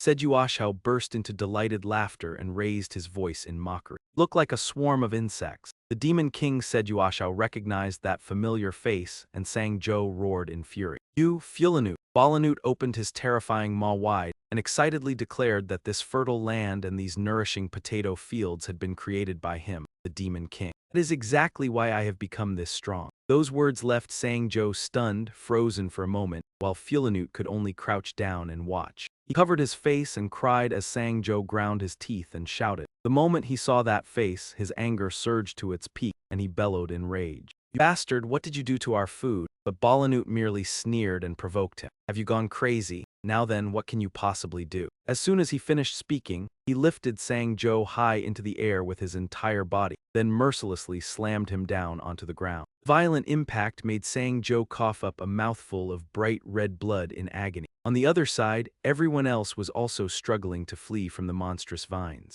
Atak shouted hoarsely, urging them on, "Hurry, run for your lives." Baran could not stay calm and yelled, "Let me go, I have to save the Demon King." Asu pulled hard to stop him and snapped, "Are you insane?" Segi also held him back and said, "We are still alive, aren't we? There is no way he would be defeated. Come here, quickly." But Baan still stubbornly refused. "No, he is too weak. I realized it when I carried him. He is truly very weak." On the other side, dirt and rocks were flying everywhere. The scene was utter chaos. After ravaging everything in sight, Balanut finally stopped and revealed a savage, menacing posture. He calmly looked down at Sang-jo as he fell into the abyss. The group around Zephyrat stood frozen by the horrifying sight. Zephyrat stared blankly ahead. Was that really Balanut? Balanut spoke in a hoarse voice, "Hear me, demons, Sedat is dead." The world seemed to stop for an instant. Zephyrat could not believe the words that had just come from his mouth, while Balanut smugly continued. "According to the ancient law of the demon race, power is authority. From this moment on, I am the Demon King, bow before absolute power." Atak, ever loyal to his beliefs, said, "I can guess that Balanut absorbed all the nutrients in the soil. Now that Sedat is dead. Strongest one here is Balanut. Demons submit to the power of the strong." Seeing him kneel, Segi bit his lip and then reluctantly agreed as well. One by one, they all knelt down. "We offer our respect to the new Demon King of this land." Zephyrat's heart skipped a beat when he saw them lower their heads so easily, and Asu shouted at him, "What are you doing?" Zephyrat kneel. Zephyrat trembled with rage. He refused to accept it, but the rules were still the rules. Now all the demons had completely submitted to Balanut, and bitter tears streamed down Zephyrat's cheeks. At that moment, a familiar voice echoed in Sang-jo's mind. Sang-jo. Standing behind him was the mother he had always longed for. "Want to play hide-and-seek with mother?" The boy Sang-jo cried out happily, "Yes, let's play." Sang-jo felt a little confused. "This is that day, am I dreaming?" His mother gently stroked the boy's head. "Sang-jo, close your eyes tight. Count from 1 to 10, then come find mother, all right?" Little Sang-jo nodded. "Yes, mother." His childish counting rang out 5, 6, 7, 8, 9, 10. All of those painful memories appeared before Sang-jo once more. "Mother, mother, where are you? I cannot find you anywhere." "Mother, you left me again." "Mother, I will count to 10 one more time, okay? You have to come out when I reach 10, all right? Mother." Every number he spoke felt like it was carving into Sang-jo's heart. 8, 9, 10. "Mother, I have counted to 10. Even as a demon king above countless others, Sang-jo still could not forget that pain. "Mother, I finished counting." Instant little Sang-jo's cry ended with "mother." The system immediately dragged Sang-jo back to reality. He struggled to open his eyes. Red blood had soaked Sang-jo's face. "What? The system window just called my name? Hey system, where am I? Am I dead?" The system merely suggested that he try to move. If he could still move, then he could still live. Sang-jo tried to move his fingertips. "Use a quantum jump through a game bug." "No, I cannot even move an inch. There's not enough space here to move anymore." My hand can still move. I will dig, even if it is only little by little." 1, 2, 3, 4, 5, 6, 7, 8, 9, 10, 11 1 2 3 4 5 6 7 8 9 10 1 2. Outside the rubble, Balanut called Zephyrat over and ordered him to write. Come here, he respectfully replied. Archivist Zephyrat greets Demon King Balanut. Balanut slowly commanded, make sure to record this great first step clearly. From this moment onward, the demon race will invade humanity. We will crush humans and turn them into livestock for meat. Atak narrowed his eyes. We are back to the beginning. Asu did not object to that murderous plan. Fine then, that sounds fun. I can fight and kill as much as I want. Segi seemed somewhat in agreement. The demon race had always lived that way. Baan had never thought too deeply about it, as long as we get to eat our fill. Even so, a strange feeling rose in all of their hearts. Why is my blood boiling like this? Beneath the thick layer of earth, Sangjo was still struggling to move. 6 7 8 I cannot breathe, I cannot breathe. Up on the surface, Balanut hurried to carry out his ideal. Demon race, take up your weapons, we march to war. Zephyrat hesitated for a few seconds, then straightened his back. Demon King, we cannot go to war yet. Balanut's terrifying eyes narrowed. Atak and Asu both broke into cold sweat. Zephyrat spoke calmly, the only food we have now is a few small potatoes. With that amount of provisions, how could it possibly be enough for a campaign? Balanut stared at him fixedly. Perhaps he was nothing but a fool, we already have enough food. Branch extended from his body and clamped tightly around Fulanut. Startled, Didok shouted Fulanut. Asu glared wide-eyed at the scene. Branut dangled Porat high in the air. Weren't there plenty of weak, useless demons around to eat? The little girl cried out in panic. Sir, we're not like that anymore. We can live without devouring one another now. Our Demon King. Demon King Sedat said that one day we would be able to live that way. But Branut had no heart to begin with. He only fell silent for a moment, and cruelly loosened the branch coiled around Porat, dropping the little girl from above. In that dark place, Sangjo pressed a hand to his chest. His heartbeat was slowing. If I die, they'll all starve to death too. Blood burst. A tremendous surge of power coursed through Sangjo's body and his eyes flew wide. I can't bear to watch anyone suffer from hunger like that. 1 2 3 4 5 outside. Branut's gaze suddenly shifted in that direction.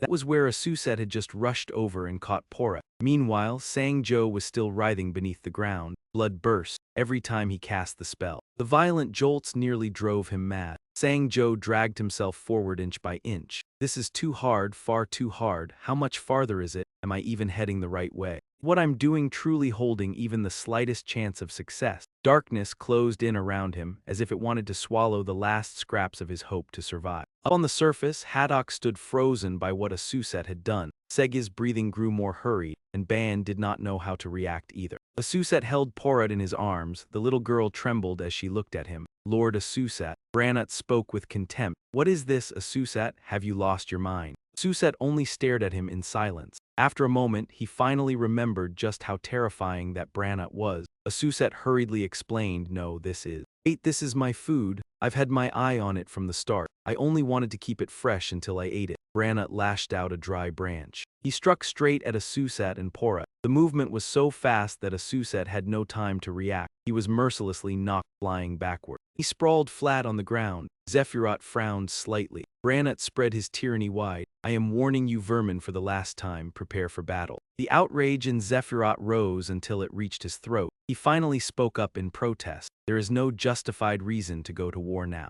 Branut said nothing in reply and shot a branch straight at Zephyrat, but Ban's axe was one step faster. He chopped it apart before it could even touch Zephyrat. That only made Branut furious. Ban shielded Zephyrat behind his back. Lord Demon King already assigned Zephyrat a task. If Zephyrat dies, we won't be able to count the potatoes. Branut growled deep in his throat. Mangy dogs, are you trying to rebel? Haddock was still kneeling in the back. Rebel? Of course not. Shanghai, it is only that rather than invading. We believe the path of farming that the former Demon King Sedat worked so hard to pursue is the right choice. That's all, Segi continued after him. I beg you, my Demon King. The former Demon King opened a path where we would not need to kill. Why start a war when we can choose a better road? Branut roared in fury, you filthy worms. Countless dry roots shot out in rage. I possess supreme power. I am power itself. Hatok's face hardened. No, true power belongs only to one who is worthy. Tabong fluttered his tiny wings. At the same time, the demons shouted in unison, our Demon King is Lord Sedat. Head for the potato field, you damn thief. Sharp branches stretched out from all directions, aiming straight at them. Haddock immediately cast a spell. Bone shield, he created a barrier to protect the demons from those roots. Ban used his hands as a foothold for Segi. Go, she used that human-powered launchpad to spring high into the air. Segi wildly hacked away at Branut's branches with all 6 of her arms. She charged straight at him. Segi raised her sharp sword. I'll gouge your eyes out. But before she could strike, Branut slammed her down. Below, Ban was also bound so tightly by the roots that he coughed up blood. Doc did not escape either, pinned beneath a huge root. Branut's fury made heaven and earth tremble. How dare you? How dare you defy me, your demon king? Die, go down to the underworld and join your ancestors. Die and remember this well, that I am far greater than that weakling Sedak, and you dare call him our demon king. That weakling who died before he could even do anything, huh? What was so great about him? What was so great about that damned dog Sedak? Amid the chaos, Sephiroth had managed to scoop up Porut and flee. Then a voice rang out, making Branut freeze. Damn, did a dog chew away your confidence or what? Sang-Jo had finally broken free from the crushing confinement beneath the earth. He reached out and caught the branch that was about to crash down on Sephiroth. Sang-Jo casually tore it apart. Branut glared at him. Sephiroth and the others had not yet processed what had just happened. The system announced that Sang-Jo had gained a new skill after escaping death. The demons cheered at his return. Lord Demon King. The system had activated nutrient focus to help Sang-Jo recover rapidly. 10 minutes earlier, when Sang-Jo was buried beneath the barren earth, a hazy mist veiled his eyes. It's too hard. Suddenly, a vision of the days when Grandma was still by his side appeared. She tilted her head and asked him, Sang-Jo, what did you say? In the illusion, Sang-Jo lowered his head. I said it's too hard. Why do I have to live when life is this difficult? The wrinkles on Grandma's face drew tight. Because you are a seed. That answer made him raise his head. Grandma slowly peeled away the husk. Every living thing in this world is a seed, no matter how hard it is. You must still push through the soil and stones to sprout. When that young shoot rises, it will give strength to other seeds of life. Before long, green shoots will sprout everywhere, and one day new life will come flooding back, with trees budding and flourishing. It will cover this whole land in green, but Sang-Jo suddenly snapped. Stop saying such corny things. Then why did my always kind father die while working, and why did my mother abandon me? I am just a rotten seed, right? Stop saying that nonsense. I will live only for myself from now on, just like my mother. I will succeed and eat well and live well on my own. Those were perhaps the words Sang-Jo regretted for the rest of his life, because even before her dying breath, she still gently told him, Sang-Jo, we are all seeds. Her final words truly planted immense strength in Sang-Cho's heart. Ignoring the agony tormenting him, he forced himself forward and broke through. The system's cold voice announced that Sang-Cho had overcome the pain of death and been reborn. His will and soul had shattered their limits. A new system had been opened. The magic seed system had been unlocked. Exhausted, Sang-Cho stared at the words on the screen. Magic seed, this was not in the game. The system said it was a reward for succeeding in reincarnation 3 times. The magic seed would begin at level 3. It would also amplify all of Sang-Cho's stats by a fixed multiplier. At present, that multiplier was 1.3. Sang-Cho narrowed his eyes as he calculated. All stats had increased by 30%. With this, can I get out of here? At that moment, the magic seed system's nutrient concentration skill was unlocked. Activate magic seed. He stared blankly at the notification window as the system explained. It concentrates all of your stats into a single attribute. The limit for each use is 10 minutes. Sang-Cho's eyes lit up as though he had struck gold. After activating the magic seed, his endurance, spirit, physique, agility, and current magic stats all stood at 30%, and an essence seed was summoned. The magic seed did not take long to show its effects. In just a moment, all of Sang-Cho's stats had reached 39%, yet he was still not satisfied. Nutrient concentration, pour everything into physical strength. The other stats rapidly plummeted. All resources were funneled into physical strength instead. With 155% power, Sang-Cho easily pushed himself out of the mound of earth while Branut was rampaging wildly outside, making cracks split across the ground. From there, Sang-Cho's hand thrust upward. The surging wind made his cloak billow. Branut stared in shock at Sang-Cho's sudden comeback. Pupils darted non-stop. Chedot, you are still alive even after being buried down there. Sang-Cho put on an extremely punchable expression. Are you blind or what, you brainless idiot? The demons had to rub their eyes twice. Lord Chedot is still Lord Chedot, they shouted in delight. Lord Chedot is still alive. Our demon king has returned. Along with hope for a bountiful harvest, Tibong flew over with tears streaming down. It rubbed against Sang Cho's cheek. He let out a quiet sigh in his heart. What a relief, but Seagull was breathing with difficulty. Bronut's strength was far too overwhelming now, and fear filled Ba'an's heart. His Majesty the Demon King cannot win. Bronut's heavy breathing seeped into the air. Actually, this is rather convenient, Cheddar. Right here and right now, I will tear you apart along with those lowly lackeys of yours. Sang Cho was not afraid at all because he already had a plan. No, you will not kill a single one of us, no matter how fiercely he swung. The movements were still exactly the same as in the game. Just imagine his attack range being wider than in the game, and I can dodge it all with ease.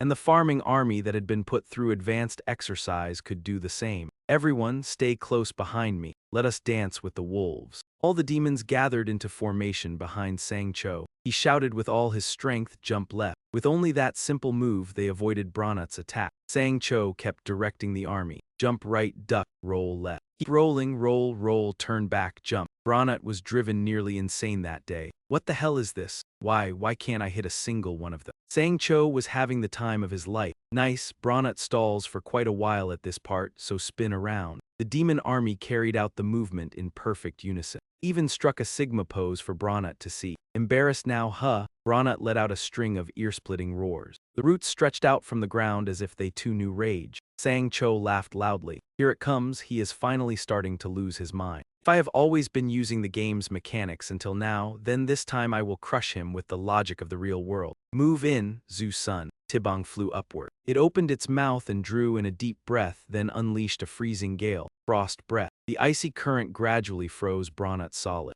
Sang Cho really did know his own limits. Even if I boosted my physical strength 1,000-fold, it would still be useless even if I smashed that giant log 100 times. Bronut could not keep up with Tibong's movements. You cowardly rat. Sang Cho observed him carefully, but no matter what, he was still a tree. If I freeze his body with extreme cold, his body will expand, his outer bark will split apart, and then one of Bronut's branches turned soft and limp. Then it tore itself open. Even Bronut felt this was impossible. Sang Cho calmly watched his body split apart. That stupid monster driven mad will not be able to withstand the pressure and will destroy itself. Panic was written all over Bronut's face. What the hell is this? After finishing its task, Tibong flew back to Sang Cho. Seeing how exhausted it was, he immediately praised it. Well done, Zu-sun. Leave the rest to me. Sang Cho drew back to gather force. He charged straight at Bronut. Time to finish this bastard. Bronut's bark crumbled away, exposing his fatal weak point. That gave Sang Cho a huge advantage. Another weakness on that tree was the eye sockets. He poured all his strength into his fist, almost instantly. Sang Cho suddenly lost all strength. He no longer even had the power to keep himself from collapsing to the ground. Meanwhile, Bronut shrieked in piercing screams.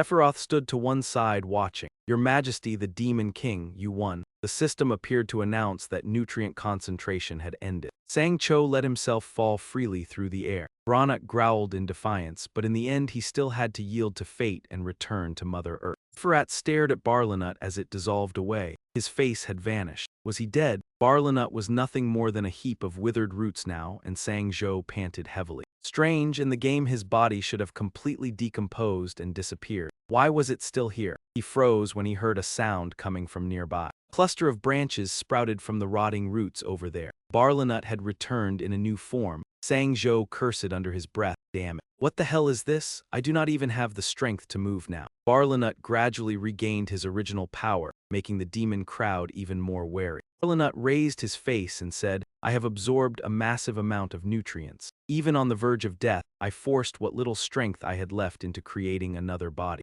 I was a seed that accidentally fell into this filthy swamp and grew into a cursed sprout. And now, with the power of a demon king, mission is to drown this world in poison and death. Dai Gz. Barn rushed in ahead of Sang Cho. Using his sickle, he helped block the attack. The axe blade slammed straight into one side of Barlinut's face, but that sharp metal meant nothing to him. Instead, it only made his fury burn even hotter. With a single swing of his arm, Barlinut sent Ban sprawling, and Segi attacked him without hesitation. However, she too was easily defeated by Barlinut. Right after that, Hatak used his power to launch a sneak attack on Barlinut, but he was also crushed mercilessly. You filthy dogs! Even so, Barlinut had not expected a Suset to already be behind him. A prayer echoed in that man's heart. We are seeds, seeds unlike any other. As he gazed at it, it was as if strength flowed into him anew. We are all seeds. May there be a bountiful harvest. Then Asusat swung down and cut off Barlanut's head. Sang-jo struggled to stay conscious, so he could witness Barlanut's complete defeat. That man's body gradually dissolved, and the trees that had obeyed him turned into green dust. Even the enormous skeletal tree met the same fate. Before long, all that remained of him had vanished, and the green dust drifted in the air. It formed a scene so beautiful it was heartbreaking. Sang-jo gasped for breath. That bastard deserved it. Ha-tak struggled to his feet as Zephyrat took out his notebook. Based on that act of rebellion just now, I officially bear witness to and record the victory of the Demon King's army. Ha-tak suddenly raised a hand high. With all his strength, he shouted, "Long live GZot." All the demons erupted in cheers. "Long live GZot, long live GZot." Yet Sang-jo did not seem particularly pleased. "Stop," I said, "stop." All the remaining demons instantly fell stiff with fear. Sang-jo glanced to the right. On the ground, only a scatter of shredded leaves remained. Sang-jo looked ahead. The situation in the garden was not much better. He sank to the ground in despair. The whole field was nothing but a mess. Everything was back to square one, and everyone would have to go hungry again. After all this wreckage, you still want me to farm? No way, I cannot let them work themselves to the bone like that again. Asusat's group silently looked at their leader. But heaven never seals off every path to survival. The aftermath of the battle had not yet faded. The green dust born from Barlanut's body was still swirling through the air. One speck of dust drifted down to the ground. It settled into a shriveled leaf lying there quietly. Suddenly, the leaf trembled gently, as though the heartbeat of the field had begun again. Zephyrat remembered those dark days when death was spoken of as though it were the most ordinary thing. I just heard it from the demon managing the livestock. He said a new demon king had replaced the last one only a few days ago. So what? No matter who the demon king is, we are still just livestock. At that moment, Zadar appeared with blood-red eyes. He unlocked the iron cage, and the demons inside fled in terror to one corner. Zadar's gaze stopped on Zephyrat, because he was the only demon who showed no emotion at all. First, Zadar silently observed him with care, and only after confirming that Zephyrat truly did not flinch did that man seize him. Zadar lifted Zephyrat up before his face, and even then, he still showed no fear. Zadar revealed the instincts of a demon, ruthlessly swinging his sharp blade toward Zephyrat. But at that very instant, Sang-jo appeared behind Zadar. He immediately used magic to sever that man's head from his body. Zadar's head rolled across the stone corridor. Sang-jo's shadow fell over Zephyrat. "Kid, why did you not tremble and kneel down begging for mercy?" He answered indifferently, "Because I felt no fear. On the contrary, I felt rather relieved. No matter how desperately a piece of livestock struggles, there is no path to survival. My best choice is to shorten the time I spend trembling in fear while waiting for death. That is what I believe." The corner of Sang-jo's mouth curved upward. "You are different from the rest. Come with me. I appoint you as the new chronicler of demon history. It would be too wasteful for someone like you to be eaten. For the time being, we still have to eat demon flesh like livestock, but one day I, Demon King GZot, will put an end to it. The tragedy of being forced to devour our own kind." Returning to the present, perhaps Zephyrat had understood the disappointment on Sang-jo's face. He sympathized and shared his leader's ideals, yet he was powerless before the cruel truth. Zephyrat turned away. He picked up a hoe. Rustling of soil drew the demon army's attention. Perhaps Zephyrat meant this as a way of offering comfort to Sang-jo without using words. Ha-tak only watched for a moment before immediately understanding Zephyrat's meaning. He promptly urged the demons on. "Start farming. Why are you all still standing there? Move your hands, level the ground, and raise the beds." The demon army got to work without hesitation. They grabbed shovels, took up hoes, and threw themselves into it as if this were the greatest job of their lives. "Come on, let's do it." Sang-jo stared at them in astonishment. The demon army enthusiastically turned the soil. "Rise, rise, rise, rise. Come on, brothers, let us get to work. Turn the earth and break the clods." Joe plowed along slowly. The furrows gradually appeared beneath the hoes. "Our sweat falls like February rain. Rise, rise." Their singing lifted Sang-jo's spirits again. Team 1, try to find even a single patch where the potatoes are still alive. Teams 2 and 3, pick up your hoes and line up in columns. Segi, cut apart the remaining seed potatoes. Zephyrat, wipe the blade clean. Ha-tak, command Team 1. Asusat, go get the tools I assign. Please, the demon army answered in unison, a bountiful harvest, and with that the words ended. Vaughn clenched his jaw and worked like a tireless draft beast, helping everyone till the soil. The ground was quickly turned loose again, and Sang-cho had fully gone back to being a true demon king. He had accidentally forgotten that this was what farming really was. Natural disasters, pests, soaring prices, climate change, and fighting against all kinds of enemies. Failure, collapse, then turning the land over all over again. Survival was war. As Violet fumbled about, she suddenly saw something miraculous and her eyes lit up. Potato sprout is still okay. Violet ran over to where the shoot was poking up. She grabbed the stem, thinking that even one more potato sprout was better than nothing, while the scarecrow trembled and begged, "Spare me." Violet pulled with all her strength on the potato sprout. "What is this? Why won't it come out?" The scarecrow wept soundlessly. "Please just let me go." At that moment, a Susette appeared behind the little girl. "Hold on tight, you low-level demon brat. 1, 2, 3. A Susette and Violet both froze when they saw the roots of that tiny sprout. It was not just one potato, but a whole cluster of them. The pull was so strong that potatoes flew everywhere. One potato gently kissed the scarecrow on the cheek. A Susette had never seen anything this strange before. What the hell, meanwhile? Violet was already beside herself with joy. She immediately ran over to Sang Cho. "Demon King, Demon King." He looked in surprise at the thing in Violet's hands. She cradled that tuber carefully in her hands. "Look, a potato, and it's huge." A Susette took the enormous potato and stared. "Is this really a potato?" "Where did you find it, kid?" Violet said excitedly. "I just pulled up a potato sprout over there and the whole bunch came up with it." Sang Cho carefully thought back and seemed to realize something. There had been a similar scene in the game, after Borlanut was defeated after his death. Small sprouts had grown from his corpse. That meant his nutrients had seeped deep into the soil, and now he was more than 100 times bigger, maybe even 1,000. Sang Cho immediately gave an order. "Farming Corps, stop what you're doing and dig deep into the ground right now." Before long, everyone had found the gold of the earth. It's so big, unbelievably huge. The field was not dead yet. Potatoes were everywhere. A massive pile of potatoes. "Over here there are more here too, just how many are there?" Their joy burst out in cheers. Sephiroth cried out, "Demon King, is this a bumper harvest?" Sang Cho felt the weight lift from his chest. "Thank goodness. Yes, that's right, this really is a bumper harvest. This is wonderful. Everyone will finally have enough to eat." Inside the crude wooden house standing against the barrenness of this wasteland, Sang Cho looked terribly serious as he thought. "Let's summarize the current state of the wasteland." He slowly reviewed each territory. First, the one-star territory. One-star king, Zayu Shen, had rebelled and already gone to his death. After the great core ice spirit was taken down, all of his underlings disappeared as well. Now it was completely deserted without a single soul in sight. Next was the two-star territory. He realized that after the second king, Violanut, was wiped out, his subordinates had fallen into confusion, not understanding what had happened. The next area, the three-star territory, made Sang Cho ask himself. The third king, Jayup II, is being used as a lightning rod. Should he punish that man's followers for rebellion? The remaining area, the four-star territory, belonged to the snake god.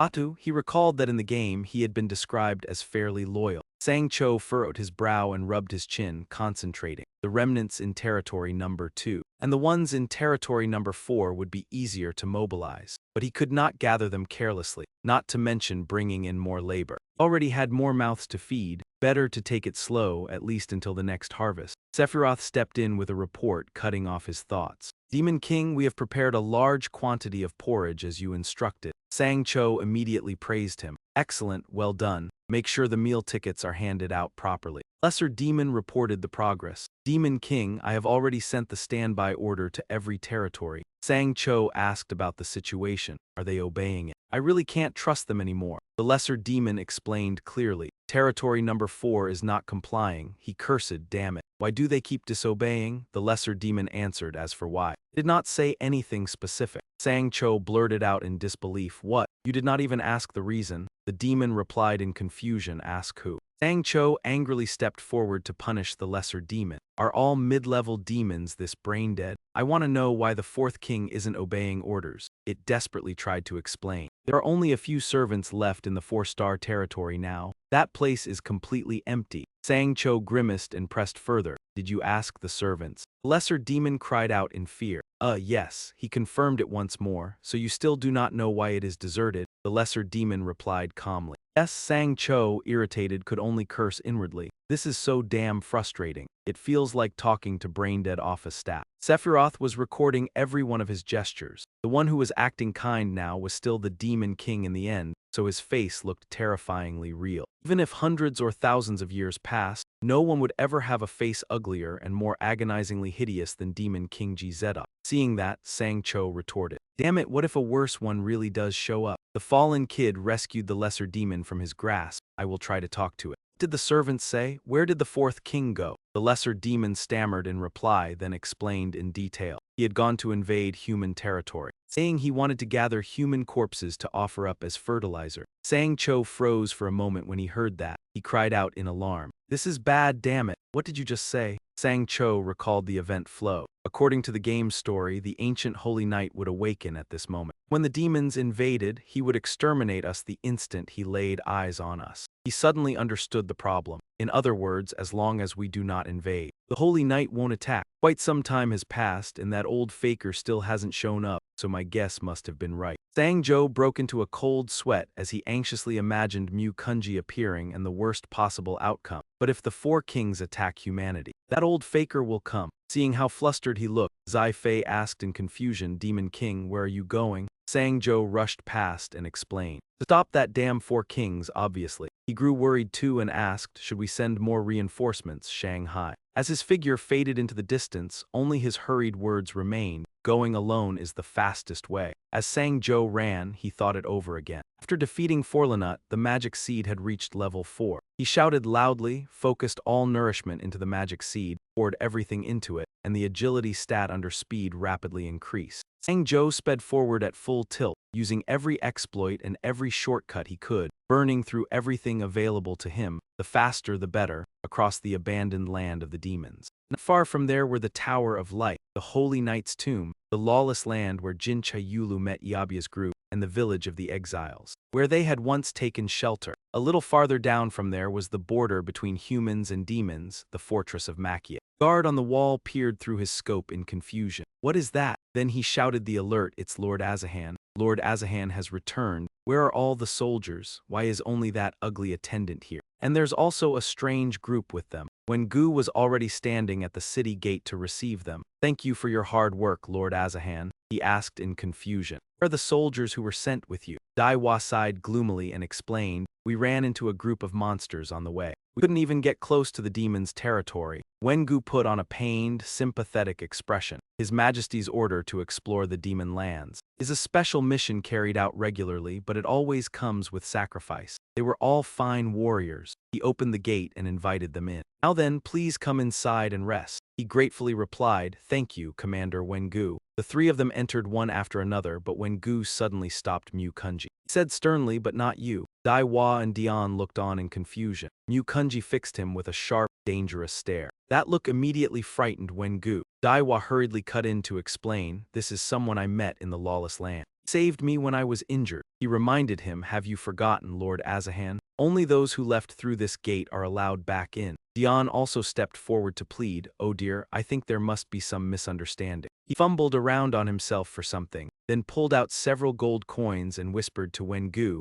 I'm not asking you to let me in for free. Wengu immediately slapped Dion so hard he fell to the ground along with the gold coins. He harshly rebuked him for what he had just done, you crude potato-headed bastard, ugly inside and out. The children of your children of your children of your children will live the same miserable way forever. Dion sadly endured the cruel words as Wengu leveled his sword at Mu Kunji and demanded, take off your cloak at once. If there's anything suspicious about you, you'll be executed on the spot. Daiwa was alarmed by the demand as well. No way, what he's wearing under that cloak definitely looks 100% terrible. His gaze swept over Dion, and Mu Kunji's expression suddenly became even more frightening. The pressure of it instantly terrified him. A trumpet blast suddenly rang out, cutting off their exchange, and the guard's loud announcement drew everyone's attention. They're coming, they're coming. In the distance, an army was approaching. Demons, they were advancing with imposing momentum. It's the demons. When Gu shouted his order. Battle formation, battle formation. Mu Kunji turned to look at the army. A demon. The demon army kept drawing nearer without stopping. Mu Kunji suddenly felt as if he were holding a game console. Something inside him urged him, kill them. Sang Jo was rushing toward the place where the battle was about to begin. As he ran, he kept pleading, please, please, don't attack. He looked toward the fortress and shouted, the entire demon race is going to be wiped out. The demons began concentrating their attack on the city, ramming the gate head-on with huge wooden stakes, while the soldiers atop the walls shouted, ready, fire. Through the rain of arrows, some of the demons managed to endure it while others dropped dead on the spot. Arrows and stones were hurled down continuously. The soldiers under attack also fell and tumbled from the walls. The battle grew more and more brutal, and the sharpened logs were gradually breaking through the gate. Even those hiding inside could feel the fortress shaking. Mukunji thought to himself, I was about to charge into battle on instinct. He recalled what had happened before. Perhaps it was the memories of slaughter from 19 previous lives, repeating over and over, as though guided by the hand of fate. They were trying to force me to fight once again. He silently felt grateful. If Father Azahan hadn't pulled me back, I surely would have fought as though it were the most natural thing in the world, without even knowing what my own intentions truly were. Mukunji doubted himself, but everyone here was trembling in fear. At a time like this, I really do have to fight. The gate had already begun to crack apart, sending the soldiers inside into a terrified panic. Everyone within grew anxious when they heard the shout, the gate has fallen. The gate had completely broken apart. The monsters surged forward in a rapid flood, shouting to one another, kill them all, turn them into fertilizer. Wengu urgently gave the order, destroy the rear bridge. The soldier stammered, but yet he still insisted, we're going to die here anyway. Don't let a single demon set foot on the continent. Shouts rang throughout the fortress. The main gate has fallen, blow the bridge immediately, destroy the bridge. The bridge was blown apart at once. Daiwa calmly remarked, I just heard the explosion from the bridge demolition. Dion panicked when he heard that. So we're really going to die here? I haven't even gotten married yet. Daiwa's expression darkened and he casually said, don't get so hung up on that, Lee. Even if you survive, then you will not be able to marry anyone either. Though it was meant as honest comfort, Dion only felt irritated and cursed inwardly, this bastard. If I become a noble in my next life, you had better be ready to work yourself to death for me. The shelter shook violently once more, making everyone clutch their heads in terror. The shelter had been completely destroyed by a demon. The people could not resist and could only cry out in misery. The demon swung its sharp claws fiercely toward the civilians. It seized a little girl.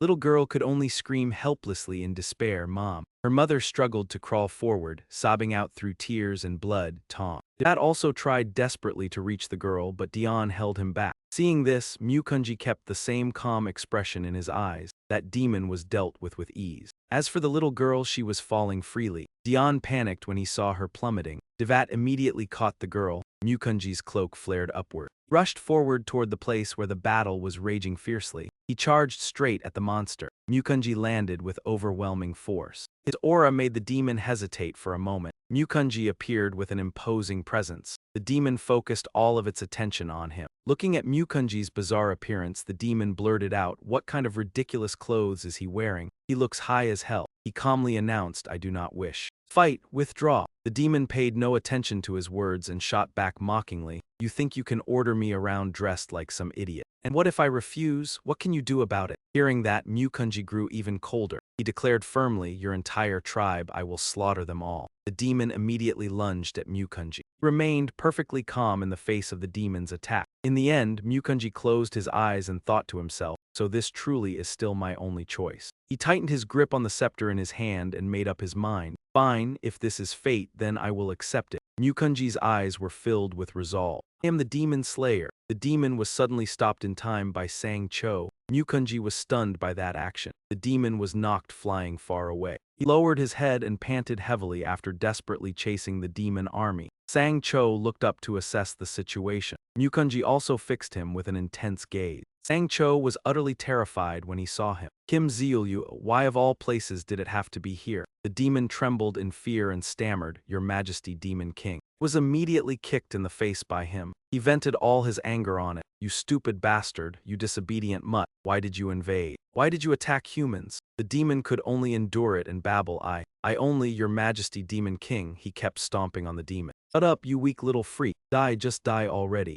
After that frenzy, he turned around to check Mukunji's expression. Sang Cho continued trampling the demon while throwing out more reproaches. We were living peacefully. We were farming. We're trying to keep quiet and hide like rats. Was that not the plan? He kept demanding. We did not need to attack. We were doing perfectly fine as we were. Why? Why did you act on your own? Deep down, Sang Cho could only beg, please spare me, just this once, let this go. Sang Cho wished for only one thing, do not wipe out the entire demon race. Mukunji suddenly spoke, I know who you are. Sang Cho stopped at those words. Panting hard, he turned to look at Mukunji in confusion. You are the Demon King, Jizeduo. Aren't you? Hearing that, he was dumbfounded as well. Sang Cho immediately became certain of one thing. First of all, I am completely screwed. All the soldiers turned their attention towards Sang Cho. Did he just say Demon King? The Demon King has appeared in person. The demons began whispering among themselves about the exchange between the two. It sounds like His Majesty is saying something, right? It is too far away, I cannot hear anything at all. Sang Cho tried to brush off what had just been said. Jizeduo, what is that?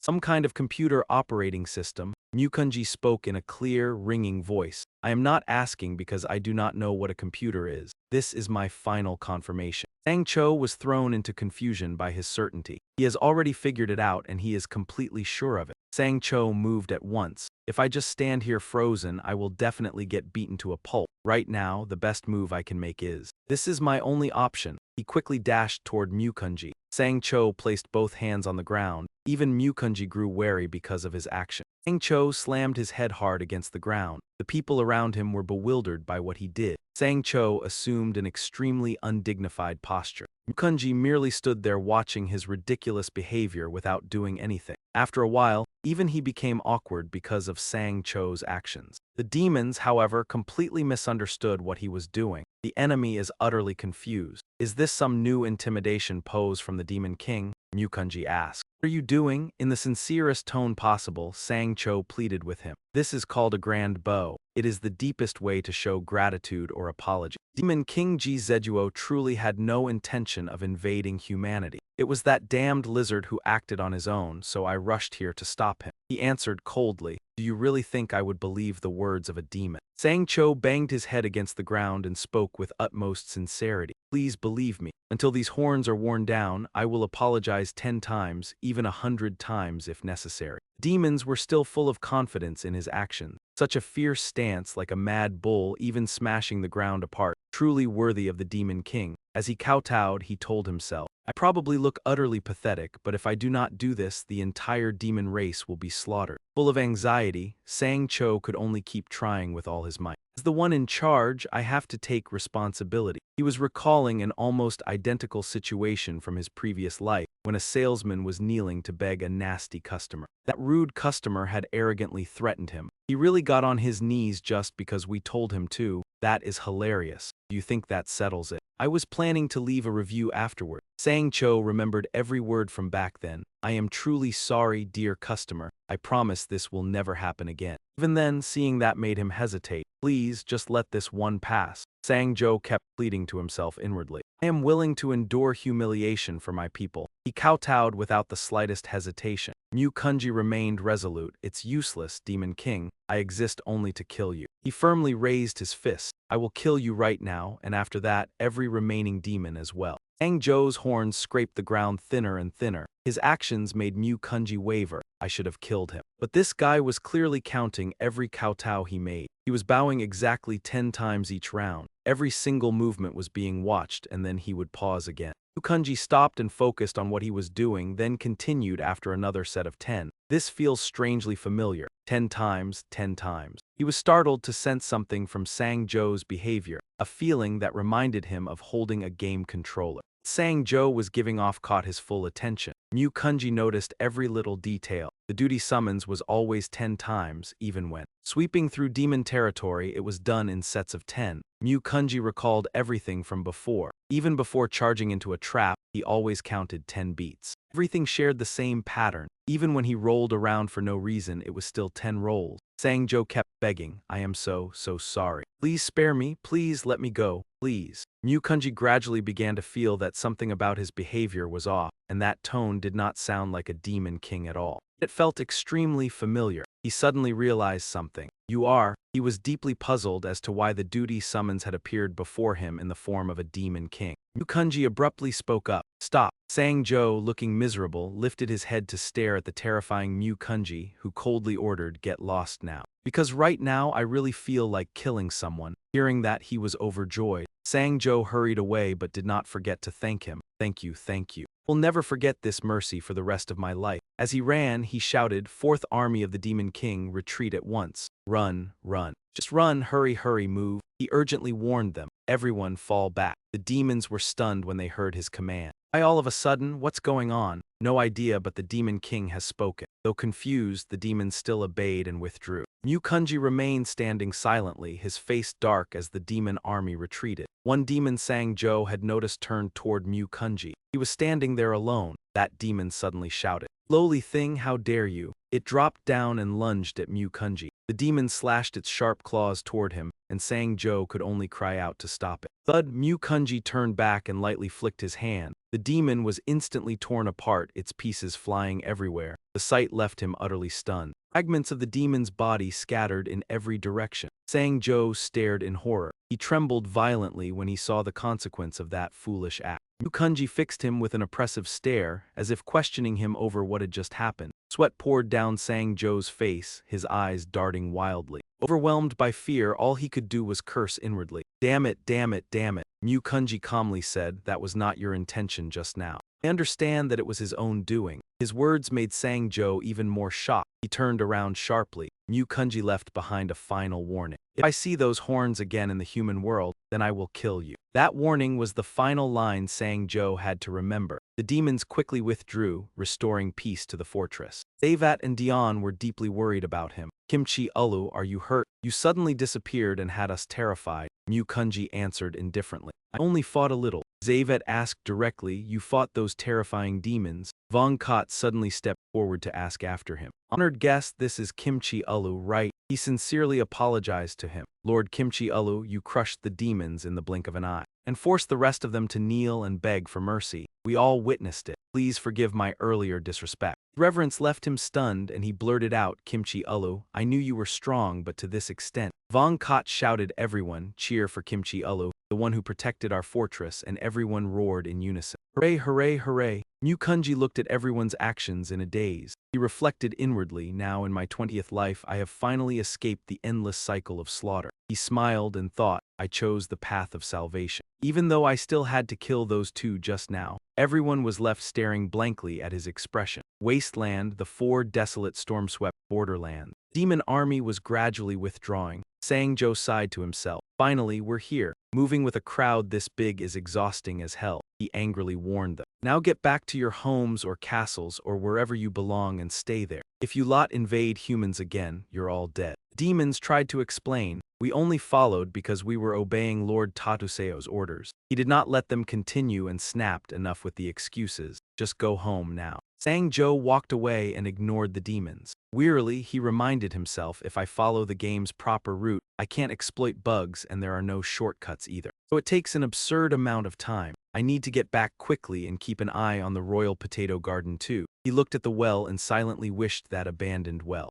would work because then traveling would not be this exhausting. He thought back to everything from before. Those were systems for upgrading power and teleportation. I checked every single one, but not a single one was working. Sang-jo collapsed in exhaustion, longing for teleportation. Maybe they do not work because I am not a holy knight. Then, without warning, the well began to glow, shocking him, and at the same time the system announced that Sang-cho had been teleported away. Because you have encountered a holy knight, a new game system has been unlocked, and teleportation through abandoned wells has also been unlocked. The system notification repeated that teleportation through abandoned wells had been unlocked. The well water gradually pulled him inside, and before he could react, he was already taken away. The system appeared again. Every well you have visited since entering this world has now been activated. Where do you want to go? Wondered about the well beneath the Demon King's castle, but wait, was it not broken? The system immediately replied that the well was still functional. He silently rejoiced. Okay then, send me there.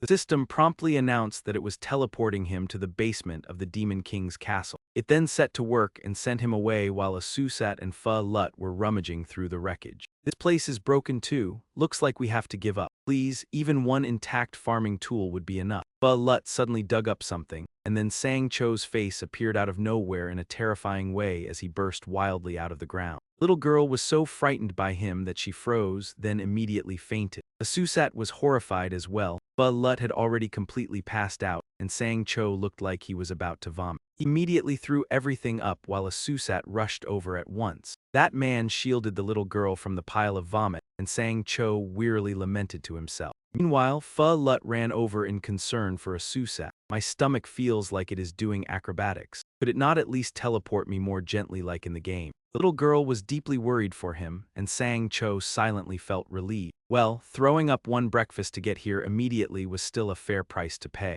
Now then, hurry up. The little girl cried and shouted at his cowardly state while he was brimming with fighting spirit. Time to start mass-producing those huge potatoes. Back at their wooden hut, Sang-cho stood looking at the fruits of his labor. Even now, looking at them again, this pile of potatoes still looked insanely massive. Zai Feiluo explained that Lord Hati's mist had already washed them clean, and he stayed silent, staring fixedly at the pile of potatoes. He picked up a potato and examined it. What is this? Why does this one keep rolling down? His sudden behavior left the boy utterly confused. Shang Zhou's expression suddenly changed and he cursed. Damn it. He lunged at the pile of potatoes and began searching. It's not here. This one isn't either. They're all gone. Zai Feiluo asked in confusion, Shang Zhou, is there something wrong with these potatoes? Shang Zhou slowly explained about these giant potatoes. Made it clear that none of them had eyes for sprouting. The boy stared and confirmed, if they have no eyes, does that mean they can't sprout? Shang Zhou slowly said that these potatoes. He could only mutter helplessly that they were sterile. At the temporary base in the Demon King's castle, Shang Zhou informed his subordinates that even with a mountain of giant potatoes, they would gain no harvest from them.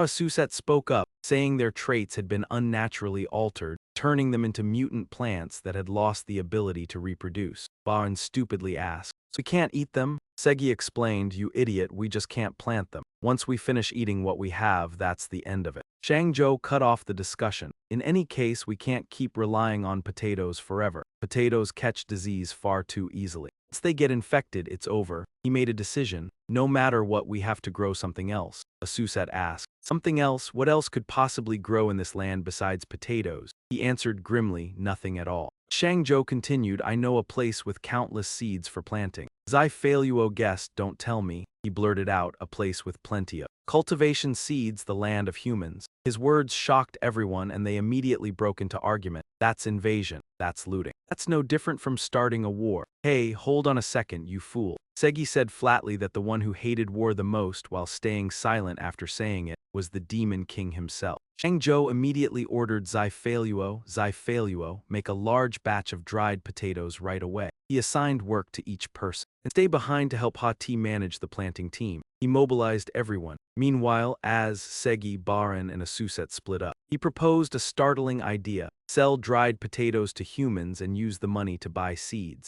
Shang Zhou thought to himself, kimchi ferments over time, as long as we don't run into him. There shouldn't be any problem, and there has to be some way. The space suddenly fell silent. Zai Feiluo doubted his plan. Go to the human world to sell dried potatoes? Have you lost your mind? Shang Zhou immediately shot back, explain why I should listen to your nonsense. Boy pointed toward the others. Just look at the 3 great demon generals being sent out. Zai Feiluo sized them up one by one. One looks like a monster. He said of Asusat, and in human eyes, he looked no different from a walking danger sign. Another looked exactly like a serial killer, and gray skin looked like a graphics glitch. Then there was Segi, and the last one looked like some half-human, half-octopus mutant with violent diarrhea. His face pale as a sheet, like he had just crawled out of a freezer. He bluntly said that if humans saw them, they would definitely scream demons and charge to attack. He was immediately restrained by the others. I'm only telling the truth. Try to think rationally. Asusat warned him, we've always acted rationally, you weakling. It means killing you right now would be perfectly rational. Baran confidently cut in. Zai Feiluo got one thing right. Every last one of you looks disgusting. I'm the only handsome one here. He calmly threw that out. Around here, you're the one who looks most like a demon. Hati also chimed in with disdain. Powers of perception are truly awful. Other than me, a distinguished old gentleman, the rest of you all look exactly the same. He fired back without hesitation. You mean like stale leftovers, old zombie? Segi laughed and declared, all of you look the same. Exactly, so there's no need to fight over it. Asusat immediately cursed back, shut up, you colitis hag. He mercilessly spat out the insult. Can't you tell that you're the strangest looking one here, you half-human, half-octopus woman? The 4 of them argued so fiercely, it nearly turned into a brawl. Shang Zhou looked at them and understood inwardly that everyone here was thin-skinned and obsessed with appearances. Sometimes I really do feel sorry for them. He gestured to them. Stop, Shang Zhou had an idea. Maybe I should crack a joke to ease the tension a little. He used his annoyingly punchable face to tease them. Don't fight, everyone. None of us has the looks to show off outside anyway. Hearing that, they all fell silent, not happy. But since they went completely quiet, it must have worked. That was enough. He turned and asked, hey, Zai Feiluo, did you bring what I told you to fetch? From a secret tunnel in Zayatan's castle. Zai Feiluo confirmed, yes, the item from the secret passage, right? The boy presented several worms. The wriggling green worms looked truly revolting. The worms were frightened by the sight of them all. What the hell, what is this? Shang Zhou's face abruptly changed and his tone turned serious. These are transformation pills. If you eat one, you'll turn into a completely different creature. His words left them stunned. These will disguise ourselves and go deep into human territory. Segi asked in alarm, "You're telling us to eat this?" He answered coolly. "Do you think I brought this pile back to raise them?" Baon grabbed one and shouted, "I'm not a picky eater." He quickly swallowed one. The others were immediately horrified by the sight. Baon blurted out, "Tastes awful." They asked in disbelief, "You ate it because you thought it was tasty." Baon began to glow, blinding everyone, and Shang Zhou silently hoped that the result of the transformation would depend on the personality of the one who ate the pill. "Just hope no one looks too idiotic." The pile of bones blocked their sight and Baon exclaimed, it changed. He sensed his new appearance and described it. "It feels," Baon cried out, "it really is different." "The transformation pill," Shang Zhou realized, "I see now, so that is your true personality." "Baon," Segi shouted, then grabbed a worm. "The Demon King's command is absolute. Are you asking for a beating, Segi?" Another wave of white bones appeared. Her new form looked utterly ridiculous. Segi immediately handed her a mirror so she could see herself. She could only wail and cry. Ice Emperor Segi, the one who wanted to become a demon with a warm heart. Asusat was held down by the others and forced to eat. "We do not have much time left. Eat it now." His new appearance was revealed. He struggled wildly in his animal form. Asusat, the defect king, the one who longed to live freely after such a long time serving as a lightning rod. Shang Zhou quickly swallowed his as well. Next, it was his turn. Another burst of bones erupted. Zedot's flag. His new appearance had barely changed at all. A graduate with a rotten personality. He picked up the mirror and looked at this new face. It barely changed at all, huh? Is this really okay? The others stared at him intently. Shang Zhou shouted his order. "Even if I look like some liver failure patient, whatever. All right, let's move out, Seed Survey Squad." They began their journey toward human territory. Shang Zhou was alerted by the system. While using the transformation pill, you will not receive any benefits from happiness points. He sighed inwardly, so many restrictions. Shang Zhou thought back, even in the game. If we use a skill or take damage, we will immediately revert to our original forms, so we have to be extremely careful. They then used the teleportation gate. Using the abandoned well, they quickly teleported to human territory. Luckily, group teleportation worked as long as they held hands. The well sucked them in and carried them away. They arrived somewhere else, but everyone looked exhausted. The problem is, he looked toward the castle in confusion.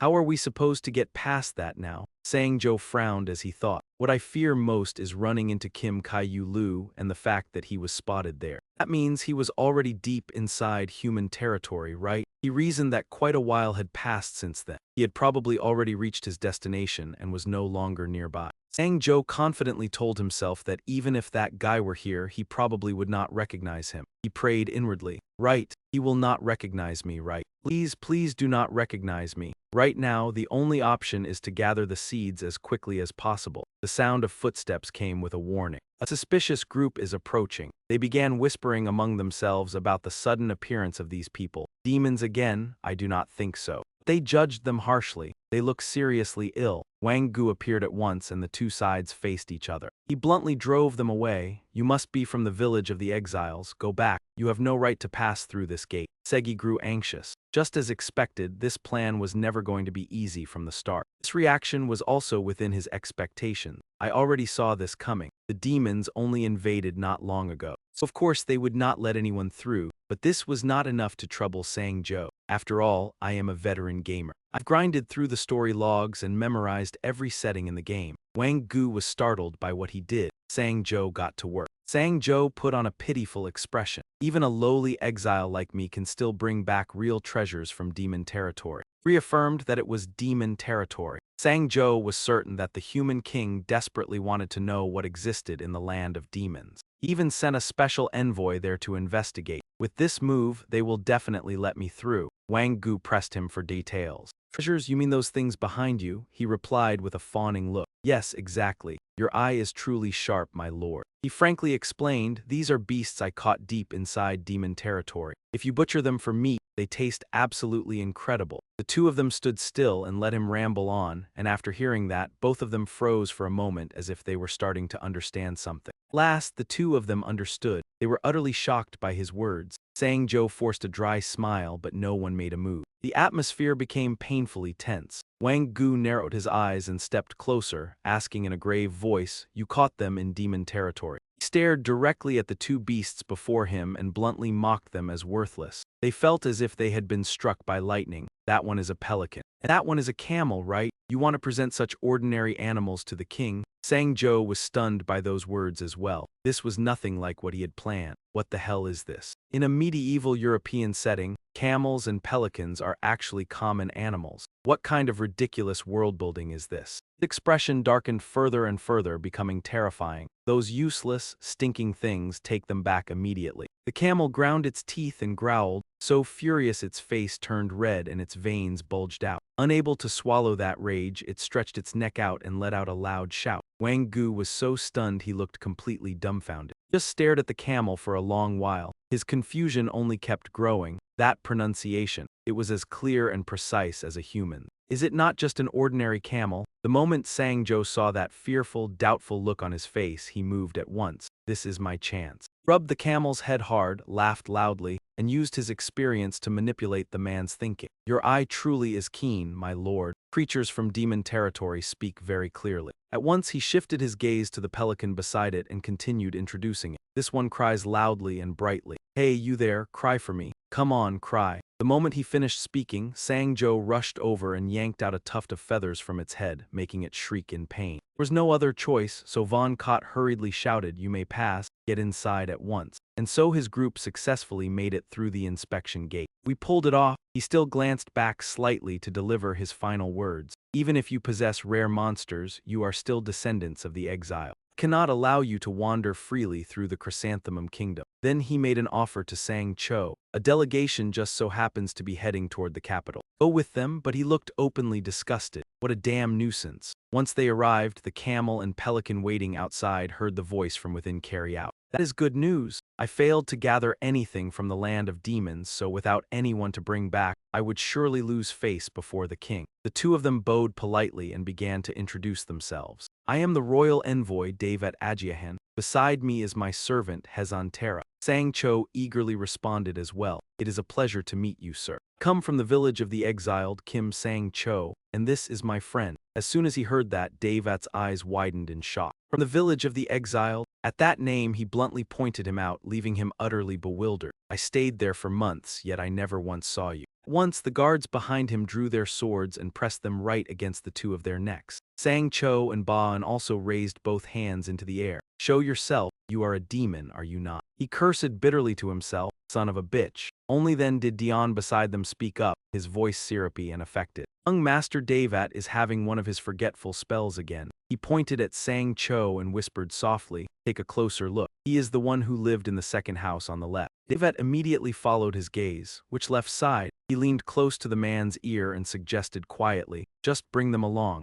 That way we will have something to present to the king." "Right?" Davat's face darkened and he hesitated a little. "But what if they really are demons?" He shook his head and answered with firm certainty, "Possible, absolutely not, truly." When the whispering ended, Davet clapped his hands loudly and addressed the two of them. Right, since we have not spoken much, I forgot about you two entirely." "That is right, you really were there." After watching Davet for a moment, Sang-cho immediately came up with an idea in his head. "That potato-faced bastard is quite practical. I can make use of him." And he had already worked out what to do about Dion as well in the blink of an eye, that sickly-looking freak. "I will squeeze him dry and throw him to the dogs." The man's face lit up with excitement as he called out enthusiastically, "Enough talking, let us set out now. Another member waiting outside will join us later." He stood up and introduced one more person. "This is Lord Kim Kai-yu Lao. He kindly offered to escort us." Not understanding what was happening, Sang-cho merely looked at that person, yet his whole body trembled and his mouth stammered without a word coming out. Ji-dai carried an aloof, unapproachable air.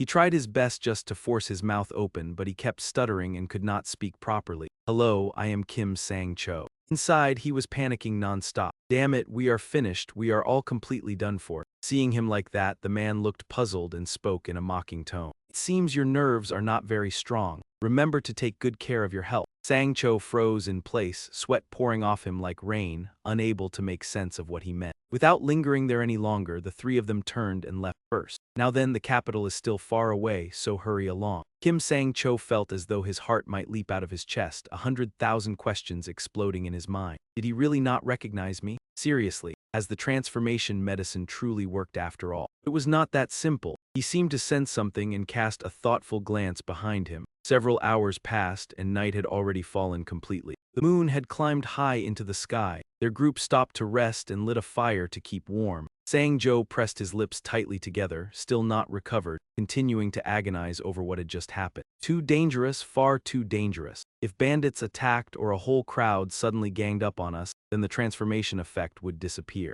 Kim Kai-yu-lao would kill him on the spot. Unconsciously, he let his gaze drift toward that man. The capital is far too distant. We only need to sell the potatoes and buy seeds. Do we really need to travel such a long way? Yet at that very moment, he met the man's fierce stare, as if he wanted to devour him alive, directed straight this way. He immediately shrank back, fear spreading through his entire body. But then Sang-jo suddenly burst into loud laughter, shattering the tense atmosphere. Ji-dai kept his gaze fixed, watching whatever ridiculous act he was putting on. As if he had barely escaped disaster, Sang-jo turned his back and panted heavily for breath. The moment our eyes met, my heart nearly jumped into my throat. He seemed unable to endure another second and thought he had to flee, had to escape this place in the dead of night. After a long while, everyone returned to their tents to sleep, and the cold outside grew sharper by the moment. Sang-jo sat inside the tent and slapped Ban hard on the cheek until he finally woke up. "Hey, Ban, get up, hurry." His eyes were still tightly shut as he searched for excuses.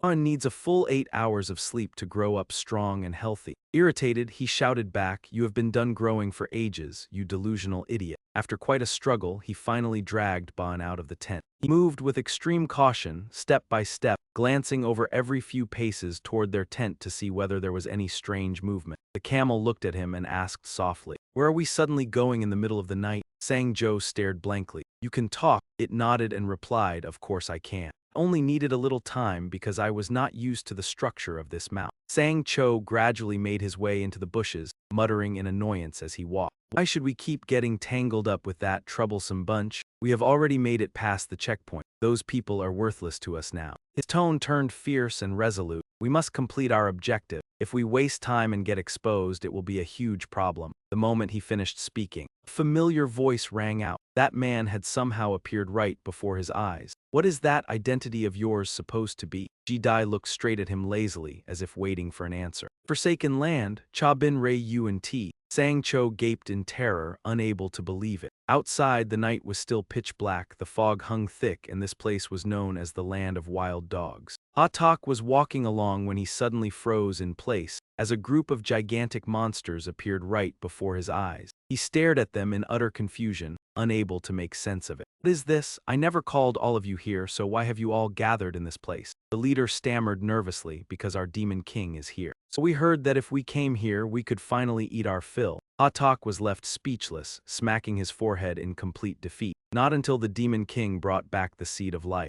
did food start pouring out in such abundance. Suddenly, a loud shout rang out from somewhere. "What the hell? Why are all these crabs, snails, and shellfish here too?" A pack of plant monsters came charging over aggressively, desperate to survive. "Lord Ha-tak, please let us in. The rebellion in Franat has nothing to do with us." That was not all. More cries for help rose from behind them. "Lord Ha-tak, please save us first." A crowd of lizards with suitcases strapped to their backs came rushing over noisily. "We've traveled a very long way. Everyone is already on the verge of starving to death." They stood before him, begging nonstop for food. "Please have mercy and take us in first. We are begging you." Ha-tak's face darkened as he quietly asked Si Pirat, "How many giant potatoes do we still have left?" He answered with only 2 words, "A lot." After pausing for a moment, he continued, "But there are too many mouths to feed. We still have many more days to endure." He understood that as well. Letting out a helpless sigh, Ha-tak recalled the warning Sang-jo had given him when handing authority over. "While I am away, you are the demon king. Think carefully and act like one." He pressed his lips together tightly, unsure what the right thing to do was. In the end, he still had to make a choice and steel his resolve. Separate each race into its own area, then arrange proper places for them. I will bring you food. Sang-jo suddenly stopped short, stiff as if he had been caught red-handed doing something wrong.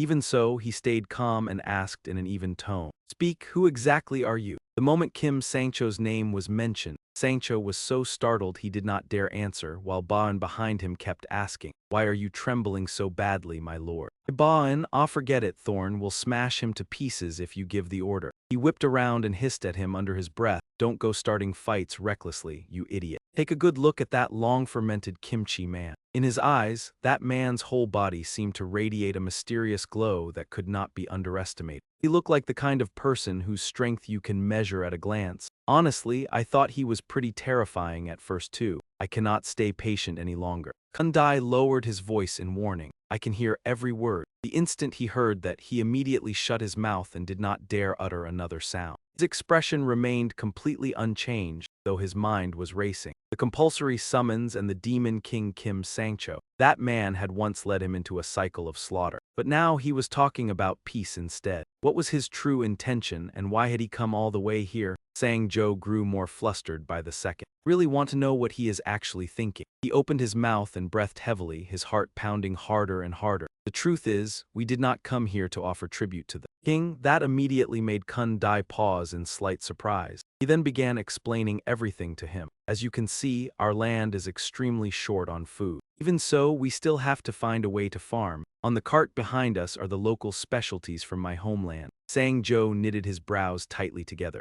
With grave seriousness, he spoke each word clearly. We came here to sell dried potatoes and buy seeds to plant. He was trying very hard to remain calm, barely holding it together. That is why we tried to slip away quietly so we would not be caught. Besides, the royal capital is far too distant, so we only planned to go to the nearest city. After talking for quite a while, he finally reached the main point and pleaded for mercy this once. "I am truly sorry. I hope you can understand. We are simply too poor and too hungry." Sangjo was even feeling quite confident in this plan of his. "I will appeal to his sympathy. If that works, we should be able to get through this without trouble." Yet that man remained silent without the slightest reaction. Sangjo swallowed nervously and waited in silence as well. Even so, he seemed to have softened a little. There was indeed some truth in it. Those eyes were hiding something, but he was not lying. So the demons have started eating humans because they lack food. Kundai parted his lips slightly, ready to say a few words. It had seemed as though everything would end peacefully, but they still could not get past this obstacle. "It does sound reasonable. But I cannot let you go.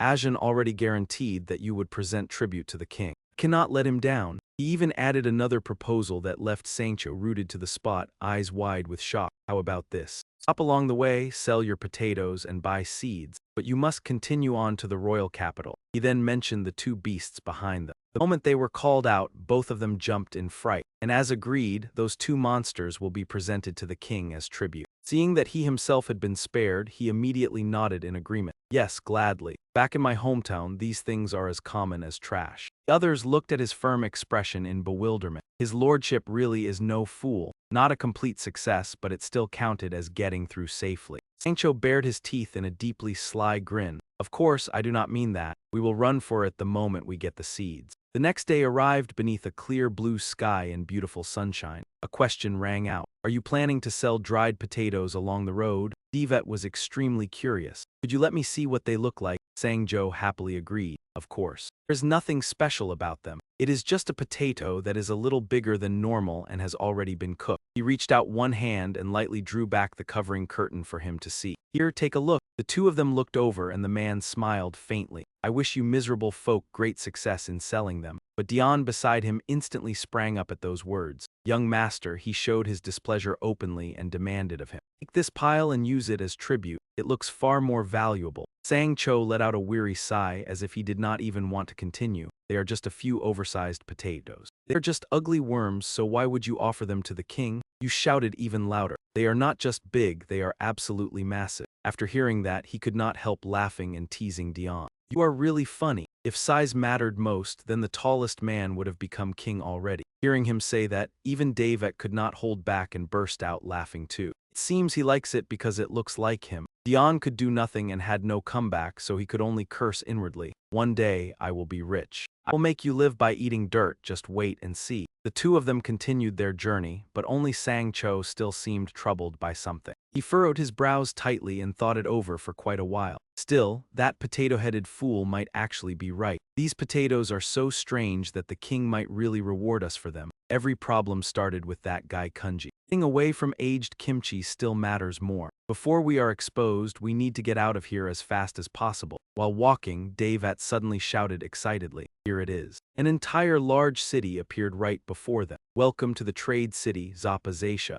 Every house was built in a terribly flimsy and shabby state. Thanks to Azahan's generosity, both I and Baan had rooms, and Kimchi Yu Lao's group was assigned rooms as well. Camel and the Pelican once again had to stay outside. As for the monsters, of course they had no lodging. Since the outside was already ugly, what was inside became much easier to understand. In a bustling trading city, how could there be an inn with vacant rooms that also looked this miserable? But that was not Sang Cho's concern. However, the first goal is to sell the dried potatoes. The Pelican stared straight into his eyes and questioned him. "Are you really going to hand us over to His Majesty?" Annoyed, Sang Cho kept insisting. "Of course not, you idiot. You are my precious lightning rod." It stared blankly.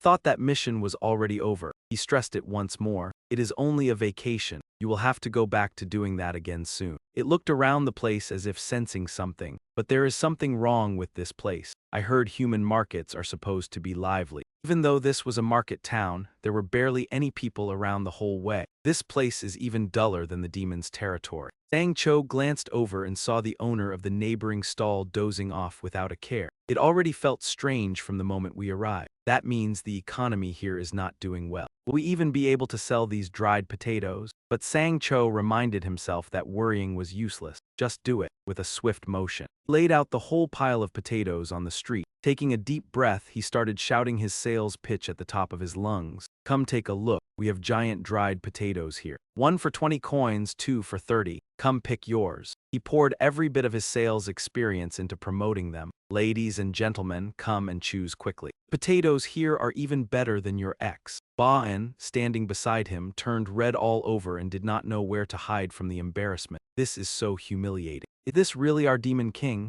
Those words hit Sang Cho like an icy spear to the face, making him flare up with rage as if provoked to the limit. "Shut up. We have to eat, understand? What is there to be ashamed of?" he shouted fiercely. The demon race once even ate their own kind just to survive. If enduring this little humiliation spare us from that fate, then we should be grateful. Baan was somewhat stunned and only looked at him without saying a single word in reply. Even so, the two of them spoke in unison. They were strangely in sync. "Come buy some, everyone." Sang Cho mobilized all available manpower to attract customers as much as possible. "You two, why are you not helping sell?" And so the two people and two beasts acted crazily in every way they could to hawk the potatoes. Sang Cho kept calculating things over in his head. Normally, when someone is transported from a modern world into a fantasy world, they usually sell modern things like ice cream or cooking recipes, packed with seasoning, and then instantly make a fortune. He looked at the goods laid out before him with a heart full of hope, but these were only giant potatoes.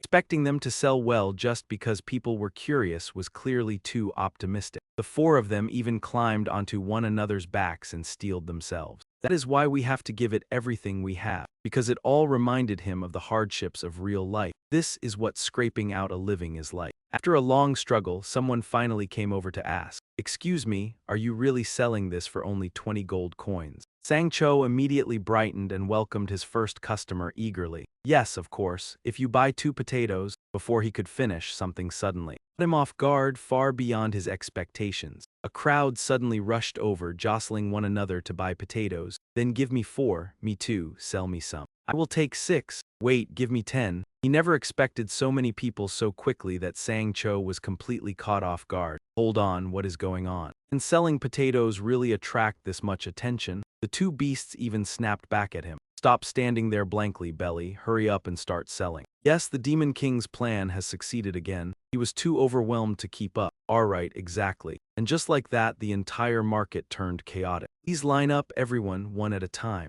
After quite a while, he finally managed to collect a bulging bag of money, and excitement surged through his body. "We sold a third of it in an instant. If word spreads, we can sell out tomorrow." Sang Cho declared forcefully, 4 great demon generals. Wait at the inn, I will go buy seeds and be right back. The 4 of them looked up at the sky, stomped a foot, and shouted in unison, Sang Cho, a bountiful harvest. Sang Cho walked over to a stall, but the owner stopped him. You want to buy seeds? Ah, are you joking? He asked in confusion. What do you mean? The man shook his head in disbelief. You cannot buy seeds in the city. Sang Cho froze in shock at once. What the hell? Sang Cho seemed unable to accept this reality. What he meant was that after telling him he couldn't buy seeds here, he had no other options left either. Most of the food and seeds had already been bought up by the major trading houses. His expression grew uglier by the second. He slammed the table and demanded, and exactly where is that place? But the man caught sight of his face and looked puzzled. Hey, why do you look so pale? Sang Cho became more and more flustered. Forget that, what's the name of that trading house? The man said nothing, only tilted his head to the side and cracked his neck, leaving him utterly confused. Hurried footsteps were approaching, and the man immediately turned away to avoid them. Over there, go ask that person. That man walked up toward him and took the initiative to speak first. Excuse me, Duel asked politely. The one selling that pile of giant potatoes next to the fountain, right? He did not think much of it and nodded at once. That's right, it's me, but... The man patted his chest and introduced himself. I am Duel, secretary of the Jai Meng Trading House. I oversee all operations of the Jai Meng Trading House. Only after hearing that name did he begin to understand. Ah, so that's it. Then why are you approaching me? Yet inwardly he remained full of suspicion. The Jai Meng Trading House. Is that the major trading house the old man had just mentioned? Before he could say anything, the man went straight to the point without the slightest detour. I'll be blunt, 20%. I'll buy all of your potatoes at a price 20% higher than what you're asking. Sang Cho was slightly stunned. Wait, what could it be? His brows twitched upward as he shot back with a question. Let me ask this first. How much is 1 handful of cabbage seeds? Duel repeated his question. 1 full handful, he spat out a sky-high figure.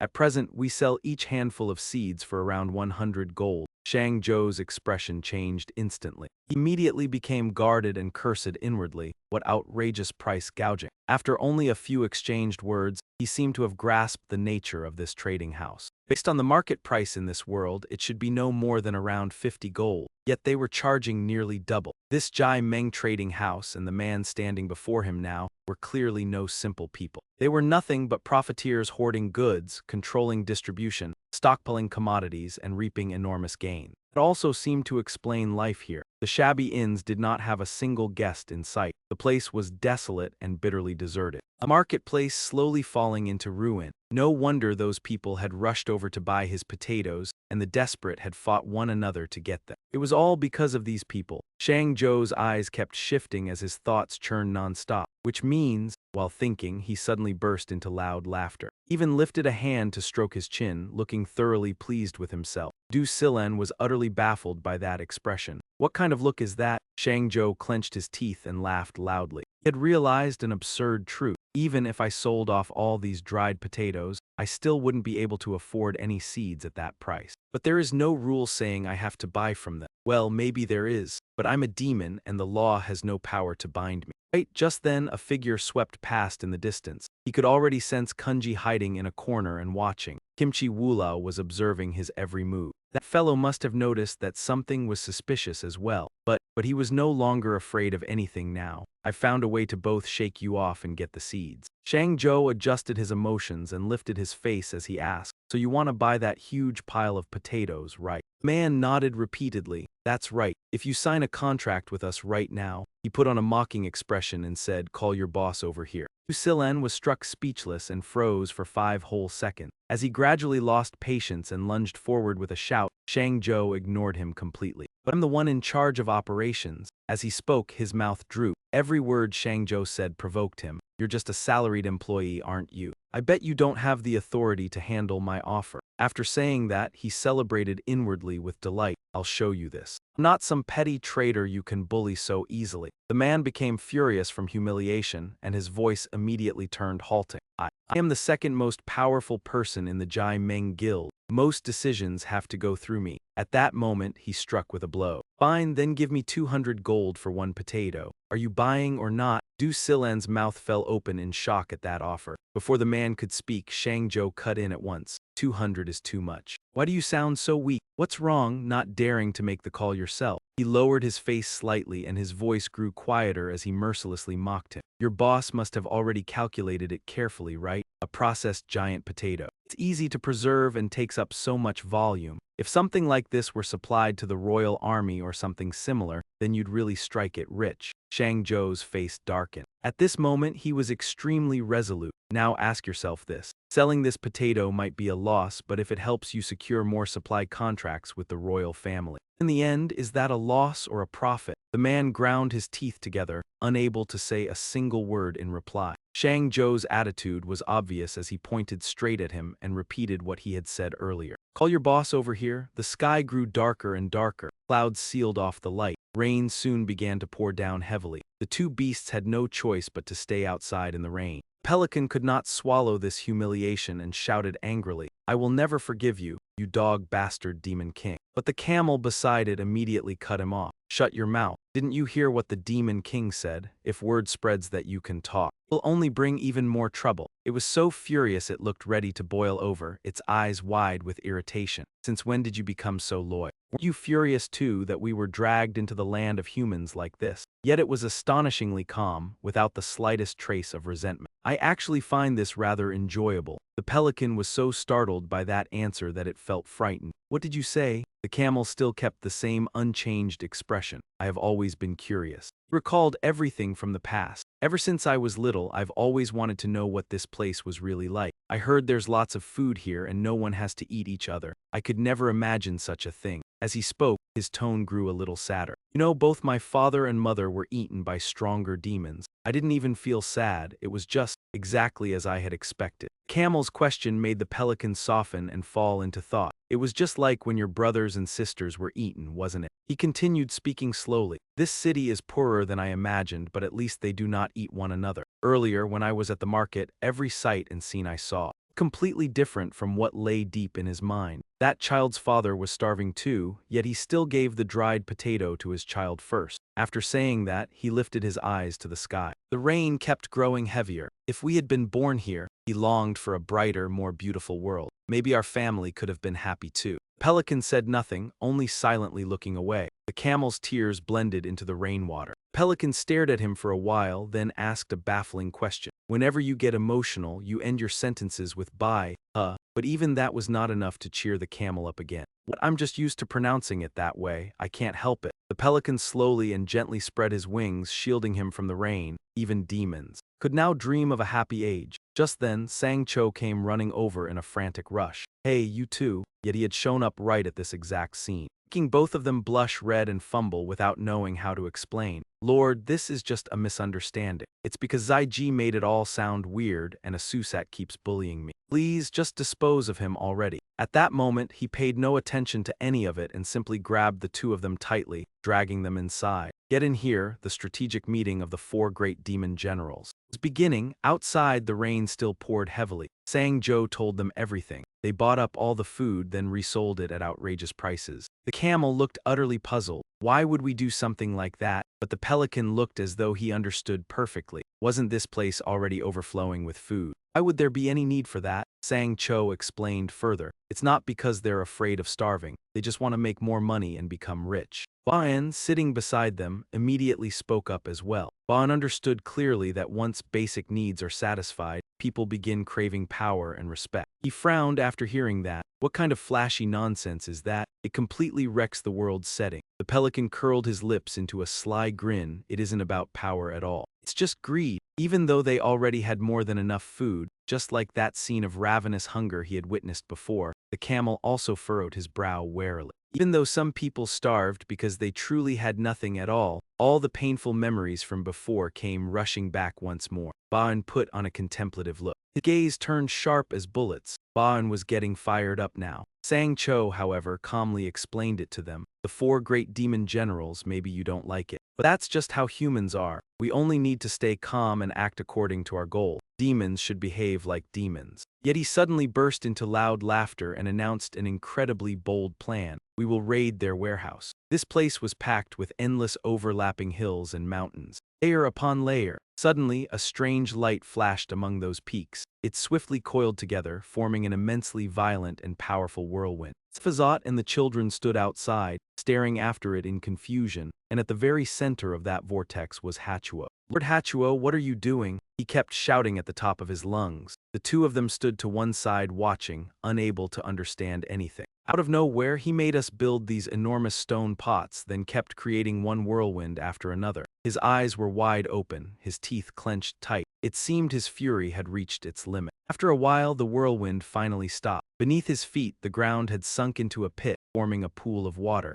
Hachuo slowly rose to his feet in irritation. It's getting harder and harder to keep going. Suddenly, he noticed something right beside him. He saw a whole crowd of people swarming over to watch, unwilling to miss a single detail. What the hell is this? Are you watching some comedy challenge? Is this your break time or something? Sephiroth slowly stepped forward to remind him, Lord Hachuo, you're pushing yourself too hard. You've made not just one, but a whole pile of those enormous water bowls. He still did not understand Hachuo's intention and asked, what exactly are you planning to do with all this water? Hachuo slowly opened his mouth, his voice sounding slightly weak with exhaustion. I've seen it too. Countless demons are gathering here. With the dried potatoes we have left, there's no way to feed them all. So, as he spoke, he clenched his fist tighter and tighter, his heart filled with absolute resolve. I will boil them up. Just think about it with the same ingredients. If we do it this way, I can feed many times more of them. Hachuo was furious, shouting so loudly it seemed to shake the heavens and the earth. In this land of Yuan Gui,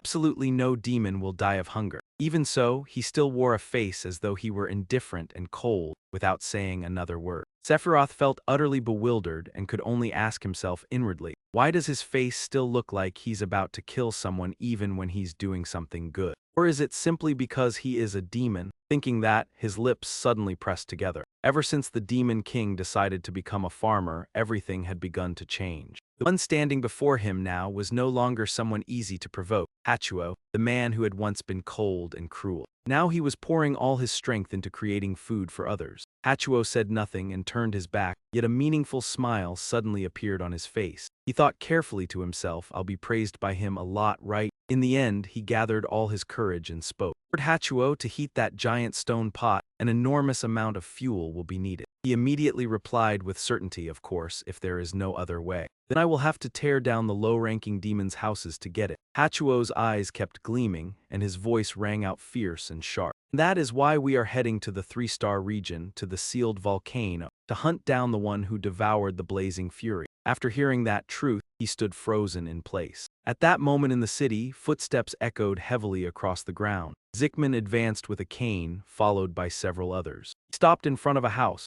So this is the place. Zickman turned back and said to Du Suilan, this time you have truly disappointed me. The man was startled, unable to grasp what was happening. What? The old man's voice was gentle, yet it cut deep. You were frightened by some country bumpkin who knows nothing about the world. If you are that foolish, what important thing could you possibly accomplish? Du Suilan could do nothing but lower his head and accept the rebuke exactly as the old man said. Stay here. Zickman went inside alone, leaning on his cane. I will show you how to squeeze money out of fools. The instant the door opened, Sangjo immediately demanded, who are you? The old man smacked his lips and introduced himself. I am Zickman, a humble merchant of this city. Since you wish to meet me in person, I have come. Without much hesitation, he eagerly invited him in. Yes, please come in. Seeing that, the old man let down his guard even further. In that case, excuse me. So little, he had already grown overconfident and underestimated them. Fools often lower their guard in the face of false courtesy, never realizing that.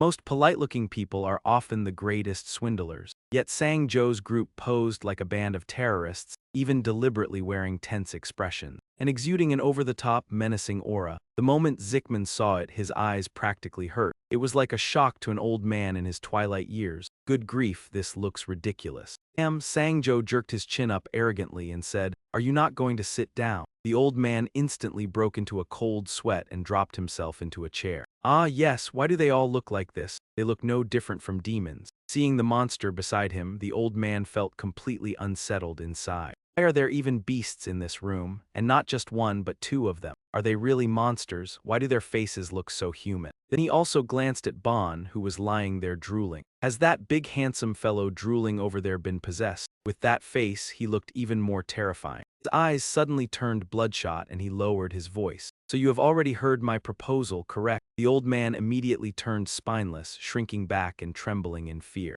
Sang-jo pulled down the corners of his mouth and answered bluntly, "Sir, I said 300. The price made the old man go stiff, and Zickman hurriedly replied in flustered panic. No, 300 is far too much. He ignored that and continued, "There is young Master Azahan in our group. You understand, don't you?" The old man paused for several seconds, uttering the name under his breath. The Azahan family. Sang-jo explained more clearly, "They are nobles who take orders directly from the royal family, so if you can win their favor now, would that not be ideal?" And yet, in only a few minutes, Zickman had already been successfully manipulated by him. The deal was settled at 300 gold coins. His face darkened as he added an instruction. "Escort them to my mansion and prepare private rooms for all of them, including those monsters." Du Suilan was baffled. Why did he simply repeat the order without explaining anything further? "It is part of the agreement." The man became agitated at once, clearly displeased. "Lord Zickman, why are you being so generous to those arrogant idiots?" Zickman was infuriated by the question and could barely endure it. "You fool. We lose now will bring a far greater reward later. You truly understand nothing." With that said, he turned away, leaving behind unshakable resentment. Zickman seemed to have realized part of it too, though in truth it was because they were simply too frightening. Du Suilan, meanwhile, had been scolded to pieces and could only swallow his grievance. Back in Sang-jo's room, the group finally began discussing things. Bon did not understand. Why not just kill them all and take the seeds? That would be easier. After hearing that, he had to nod in partial agreement. "It is no surprise you would think that." Sang-jo then asked him in return so he would reflect on it. "What if a fight breaks out and our disguises are exposed? It would trigger an all-out war between humans and demons." He looked at Bon and bared his teeth in a sly smile. "Avoid conflict as much as possible. Quietly emptying out their storehouse and slipping away is the best choice." As he spoke, Sang-jo raised a finger. "Listen well, to monopolize the market, he needs 3 things. First, backing that can shield him from the law. Second, an enormous amount of capital. And third, as he had already mapped out that beautiful future ahead, a massive warehouse to store huge quantities of food. We will stay in his mansion and find that place." Kalak suddenly cut in. "As expected of you, Demon King." He frowned slightly in confusion. "How is it that you know humans so well? It is as though you once lived in human lands for a very long time." Sang-jo fell silent for quite a while without moving at all. He suddenly laughed, brimming with confidence. "I know everything because I am the Demon King." Cheat mode activated. Seeing that expression on his face, all 3 of them froze at once. "That really is the Demon King for you? What gullible fools." Out in the corridor, Kunji was still standing there eavesdropping on everything. He came to his own conclusion, so this is human plundering. Perhaps the hand of fate. In the end, he seemed to have figured out Sang-jo's identity. This was none other than the Demon King Gzedok. The next day passed, and at Zickman's mansion, Sang-jo led Deviat and Dion to a grand, luxurious room. "Kim Sang-jo, I never thought you would secure such a fine place for us to stay.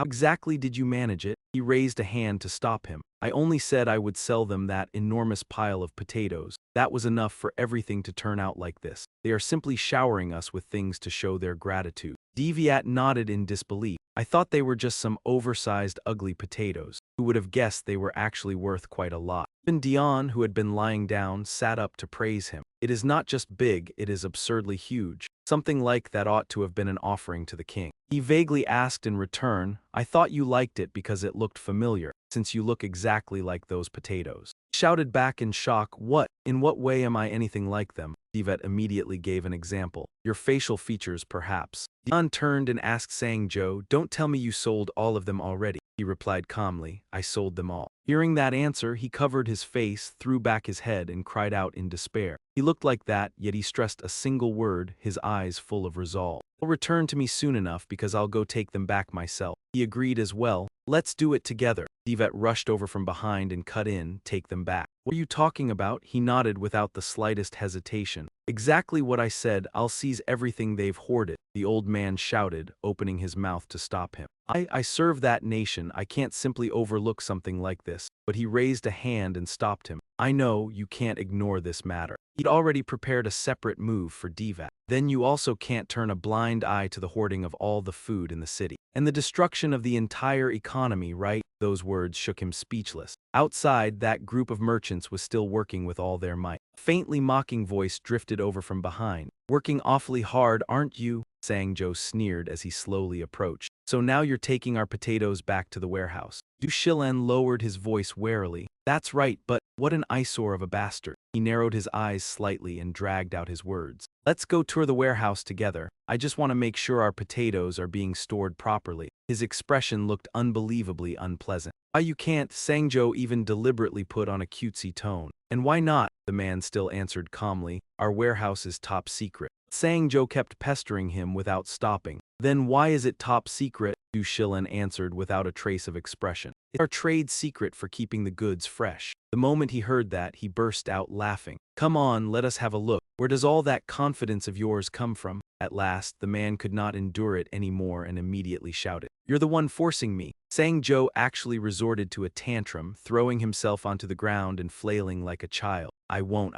Just let us see it. Du Shilen shouted louder and louder, neither side willing to yield. Everything has its limits. This is not something we can show you. Furious, he ordered Kunji, what are you still standing there for? Move out at once. He immediately obeyed. Yes, sir. Sang-jo suddenly laughed and sat up, clearly about to pull another stunt. He ran over and dropped flat right in front of the cart, blocking its way. I'm not moving. If you want to keep going, then run me over. Otherwise, take me to the warehouse. Dion crouched down to pull him up, but he could not budge him. Move, hurry up, don't you understand? Sang-jo was no pushover. He lay there motionless, refusing to budge. This is where I sunbathe. How can I leave just because you say so? Suddenly, his eyes went wide as he repeated the same two words over and over. Warehouse, warehouse. Du Shilen clenched his teeth, helpless against him. Sang-jo began singing nonsense. Three people upstairs looked down and watched. Bei-chan wanted to know where the warehouse was. All three wore expressions that were both baffled and deeply embarrassed. Demon King, what in the world are you doing?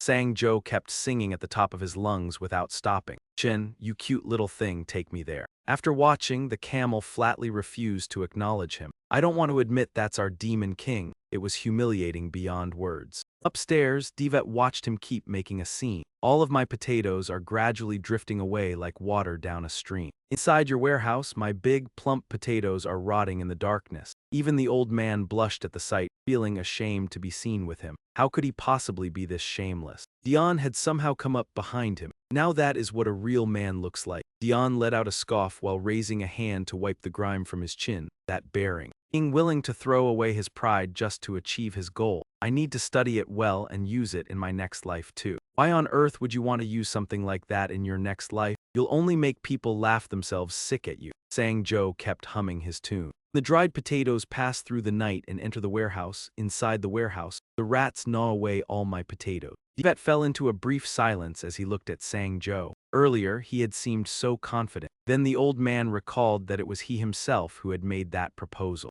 We can expose their crimes and have them punished. But how long would it take to gather enough evidence, find the one behind it all, and then submit a petition to the royal court? As he spoke, his whole body trembled uncontrollably. During all that time, Sang-jo would have to shed tears in pity while the people continued to suffer from hunger. I cannot accept that. Divet was shaken by those words and moved to tears as well. In the end, he concluded with one final line. I believe Lord Azahan will understand me. Let us rise together and reclaim what rightfully belongs to the people. Tears still streamed endlessly down Sang-jo's face. The things that swindler stole away, the things that should have belonged to the people. And at this very moment below, he was slowly carrying out the plan he himself had proposed. Warehouse, no warehouse. He steeled his resolve. I've understood his unshakable determination now. I will also do my utmost. At that moment, Sang-jo's words suddenly echoed in his mind. I will find out where the warehouse is. Lord Asgahan, please prepare the things I asked for. Watching from above, Divet could not help feeling worried. And the way to find the warehouse's location is by throwing a tantrum like that. Suddenly, Sang-jo opened his mouth wide and rolled his eyes back, and no one knew what had happened. The two of them grabbed one of his hands and one of his legs and flung him away. 1, 2, and in an instant he was kicked aside by the crowd.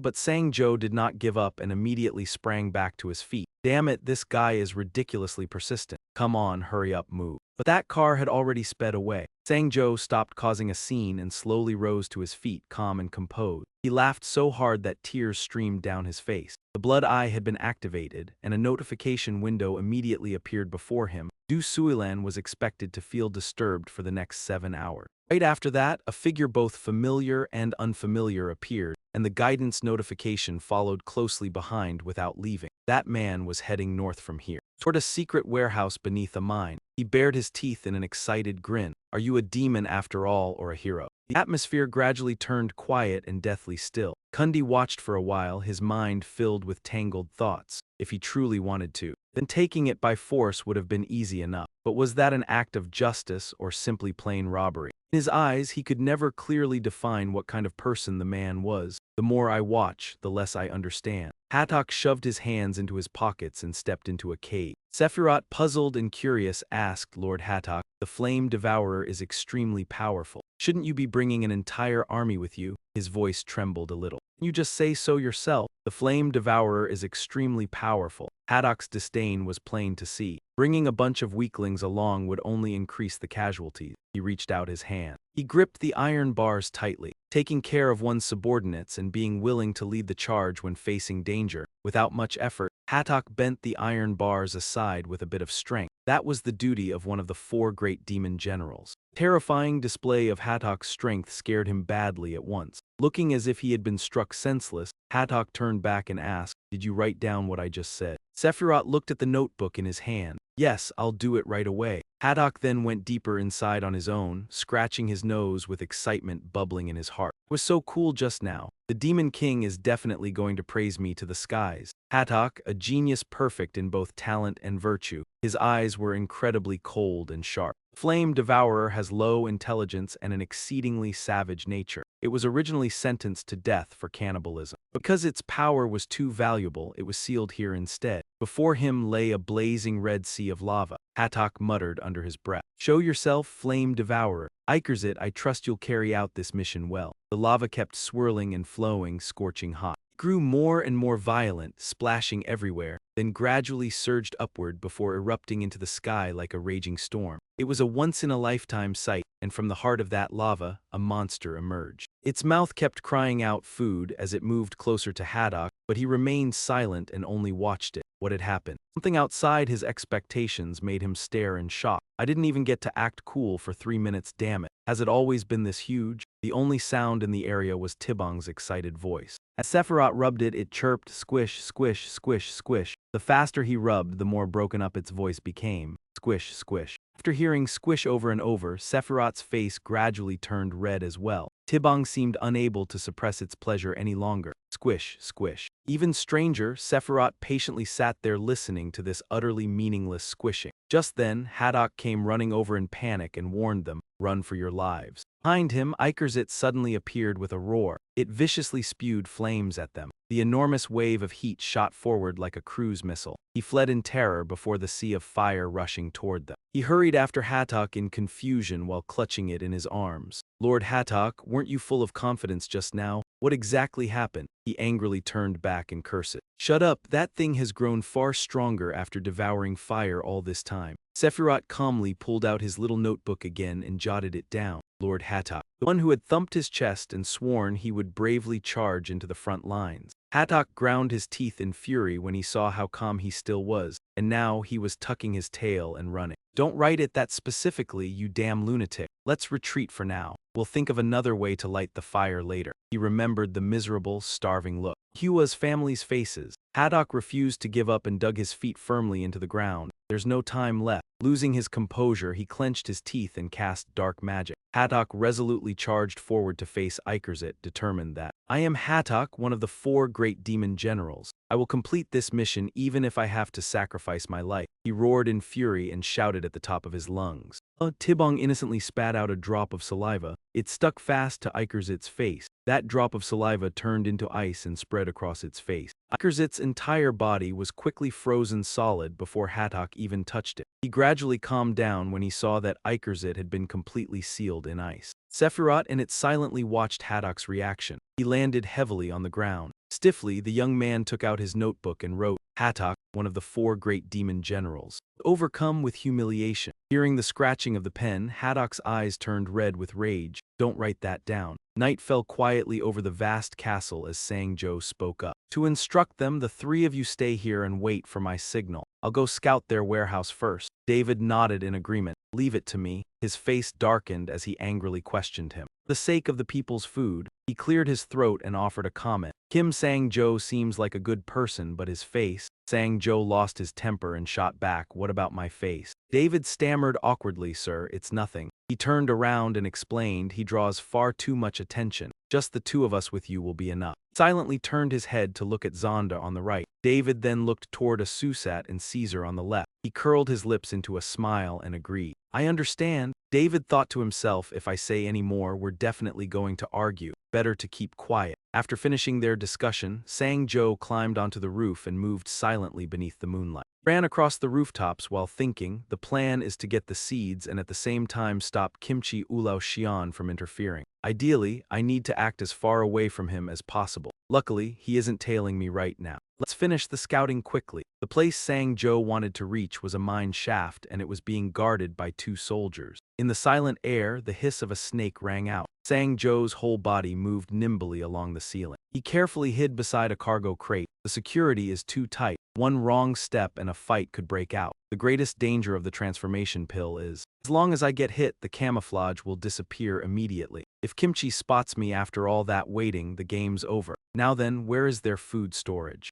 Sang-cho glanced back after sensing someone following behind him. It was Mukunji. That man stared at him darkly, and Mukunji spoke in annoyance when he saw him flinch and tremble. Why are you so frightened? Right now, you look even scarier than my eyes do. You're planning to share the food with the people, aren't you? I'll help. Sang-cho panted and tried hard to stay calm. How did you know? He replied in a cold voice, my hearing is very sharp. Even from another floor, I could hear your entire conversation clearly. His face went pale and sweat poured down as he heard those words from Mukunji. Sang-cho's mind fell into panic, his thoughts in complete disarray. Wait a second. You heard everything I said to the four great demon generals too. Did they call me the Demon King or not? You heard it, didn't you, or did you not? He cleared his throat and asked, does that really matter? Shouldn't we act quickly instead? He gave a stiff smile and stammered, ah yes, that's right. Sang-cho thought carefully. Right, if you had heard that, you would have torn me apart on the spot. He didn't hear it. There's no way he could have heard it. He moved ahead first and reminded him, just follow me. We need to confirm the route first. Mukunji followed, but asked in confusion, but why do we have to sneak around like this? Wouldn't it be easier to just kill them all? That's what I was taught. Sang-cho's eyes widened blankly when he heard him say that. He recalled how crazily he used to play the game, but Sang-cho had still been taken down cleanly by him with a single move. Holding his head, he sighed and explained. That may be true, but a person's life is very precious.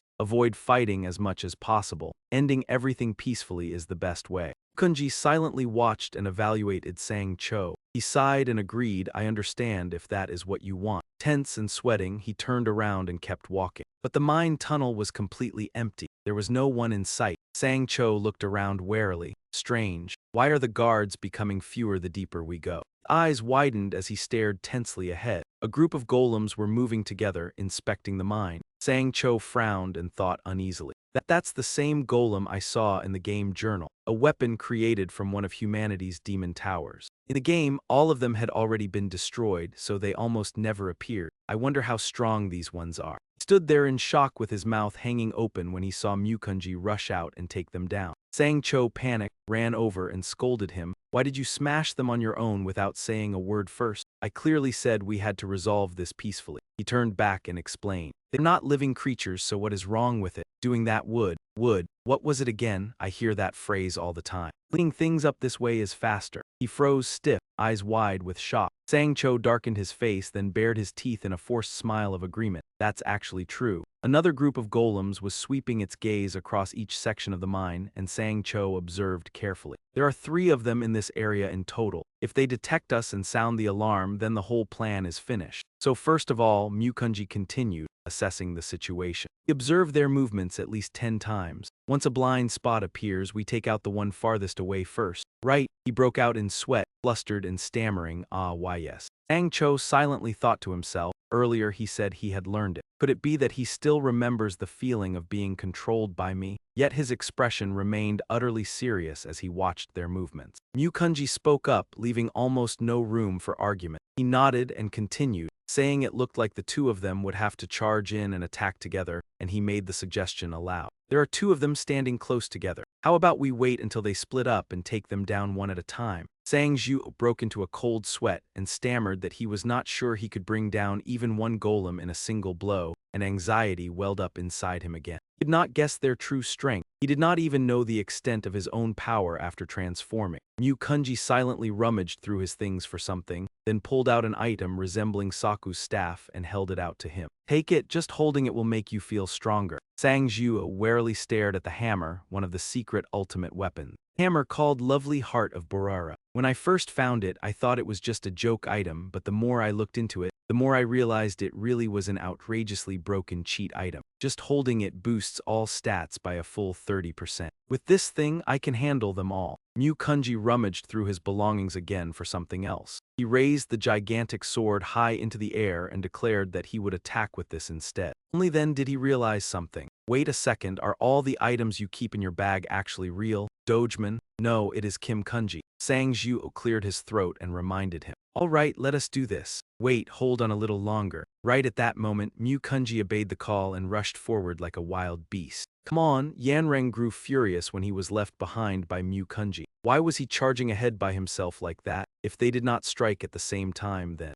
Ryukunji calmly stopped in front of the golem. Sang Yiman froze in shock when he realized that the man was waiting for him. Ryukunji met his eyes without a hint of concern. After that brief exchange, the two of them split up, each taking one enemy. He swung decisively and cleaved it in half with one powerful strike. Furiously brought the hammer down over and over onto the golem. Sang Zhu grew irritated when he noticed one of them behaving strangely. Damn it, the last one is about to turn around in a suspicious way. Get down and roll away so it will not notice. Ryukunji rushed forward alongside him as well. The two of them tumbled forward together and joined forces to attack it. He dashed ahead first and dealt with the golem, and Ryukunji's actions annoyed Sang Zhu. That long-aged kimchi bastard. He is not just insanely fast, he even moves in perfect sync with me. He kept his cold expression as he glanced toward him. A little while later, two soldiers carrying torches came over to check. The three golems here had vanished. They let their guard down and failed to notice Ryukunji and Sang Zhu attacking from behind. Each of them struck hard at the neck, knocking the two soldiers unconscious. Without needing to say a word, they both tossed them into the cart, while he moved and fought with a bewildered, dazed look on his face. What is this? What is going on here? Kimchi-aged Guy and I are moving as though we share one body, but being together with a monster like this somehow feels pretty fun. He curled his lips into a cheerful smile as he thought about Sang Zhu. He taught me how to kill, yet at the same time he told me to cherish life. He once tried to destroy mankind, yet now he speaks of longing for peace. A mysterious being from another dimension only makes me understand him even less. Right now, simply having such a presence by my side has already brought me joy. If I asked, would he tell me who he really is? He turned pale in alarm when he saw the soldier in Ryukunji's grasp trembling and foaming at the mouth. Kimchi-aged Guy, you are choking him too hard. He is going to die. Truth, there are not that many bad people in this world the way you think. The people working here are only doing it to make a living, surely. Their hearts must already carry plenty of pain. I do not want to hurt them any more than that. He silently listened to Sang Zhu's lecture as Ryukunji moved along the wall. As he walked, he grumbled in irritation. We have already gone pretty deep, yet there is still no sign of any guards or golems. He followed behind, glancing around as he observed everything. They probably never imagined anyone could sneak in this deep without being discovered. Ryukunji stopped and raised a hand to his mouth, signaling for silence. He looked toward the door where a golem was standing guard, and said, that gate is enormous, and that golem's size is nothing to scoff at either. Sang Zhu could not hold back an excited laugh. This is what it really feels like to be inside the warehouse. All right, hurry back and bring the things we prepared beforehand. Ryukunji raised a hand to signal him. Wait, someone is coming. Both of them fell tense and silent as they stared toward the door, then spoke at the same time when they saw who appeared. Is Zickman? It was only a faint sound, but the golem still heard it. It cried out a warning, someone is there. No one is allowed to enter this place. Leave within 3 counts or you will be crushed immediately. Zickman lifted the hand wearing the red ring before the golem's face. Its cry stopped at once. After confirming the old man's identity, the golem's eye turned blue again. Blood of Lord Zickman confirmed, welcome. It stepped aside and let the massive door open so Zickman could enter. He frowned as he watched and realized something. Wait, what? They identify him by his blood? That means this plan just became much easier. Behind the huge door were countless rows of goods arranged in perfect order. Zhang Zhu broke into a cold sweat and stared inside in stunned silence. What lay before his eyes was beyond anything he had imagined. He never expected them to have stockpiled this much. Bread, vegetables, rice, even seeds, and all of it was being preserved perfectly. He spoke up to remind him, kimchi-aged guy, the plan has changed a little. This is great, those 3 golems have gathered in one place. Take them down in a single blow, all right. Kunji nodded in agreement at once. Easy as eating a banana. The plan was settled immediately. Instantly charged in and cleanly dealt with the golem in one strike. While Kunji took down those 2, Sang Zhuo only needed to rush toward that room. The old man jolted in terror when an icy hand landed on his shoulder. Someone, he angrily smacked Zickman across the face. Sleep tight, sweetheart. He stood silently behind him while Sang Zhuo handled the job. He looked on with excited delight as the old man collapsed backward in pain. Kunji recalled Sang Zhuo's sorrowful expression and the words he had spoken. Their hearts must already carry plenty of pain. I do not want to hurt them any more than that. His face darkened with anger as he judged inwardly that the man was a complete madman after all. Was that not the truth? No matter what happened inside the cave, outside remained deathly quiet. Zickman groaned in pain as Sang Zhuo and Kunji tied him to a chair. The moment the old man woke up, he screamed, "What the hell? Where is this place?" Zickman cried out in shock as a pale face loomed close to his own. Sang Cho's face darkened as he coldly demanded, "Where else would it be? It's the very torture chamber you built yourself. Why the hell would you put a torture room inside your warehouse, huh?" The old man fearfully looked away and tried to explain. "Sir, this is an endurance training room." He silently stared at the hook in his hand, while Kunji ignored the man's screams and kept pressing Zickman with questions. "You're exactly the kind of person who gets diarrhea after eating spicy mala hot pot, then blames it on tomato curry instead." The old man jolted and broke into a cold sweat the instant Sang Cho gripped his face tightly. He stared so hard that Zickman trembled and sweated even more. Sang Cho's face twisted more and more, pressing the old man under unbearable strain. Zickman was drenched in sweat as he screamed inwardly, "I'm terrified, I'm so terrified." Those tear-filled eyes were no different from the gaze of a killer. But just before he moved in to take his target's life, the system's voice rang out. Zickman had planned to capture and threaten you, him Sang Cho, to force out the origin of the giant potatoes and seize them for himself. His eyes reddened and tears streamed down as he said, "Thanks, you finally lifted the burden from my heart." The old man's entire body kept trembling nonstop. His face had gone pale and lifeless. He had just been crying and now he was smiling and thanking him. "I have no idea what kind of nonsense he's babbling about, and that expression doesn't look grateful at all. This guy was impossible to read. A demon, he really is a demon." He turned to leave and told him, "Wait here for a moment. Aged kimchi, I'll show you a spectacular performance." Zickman regained his composure very quickly. He lowered his voice and taunted, "Country bumpkin, don't look down on my security system." Another golem opened the door and stepped into the room.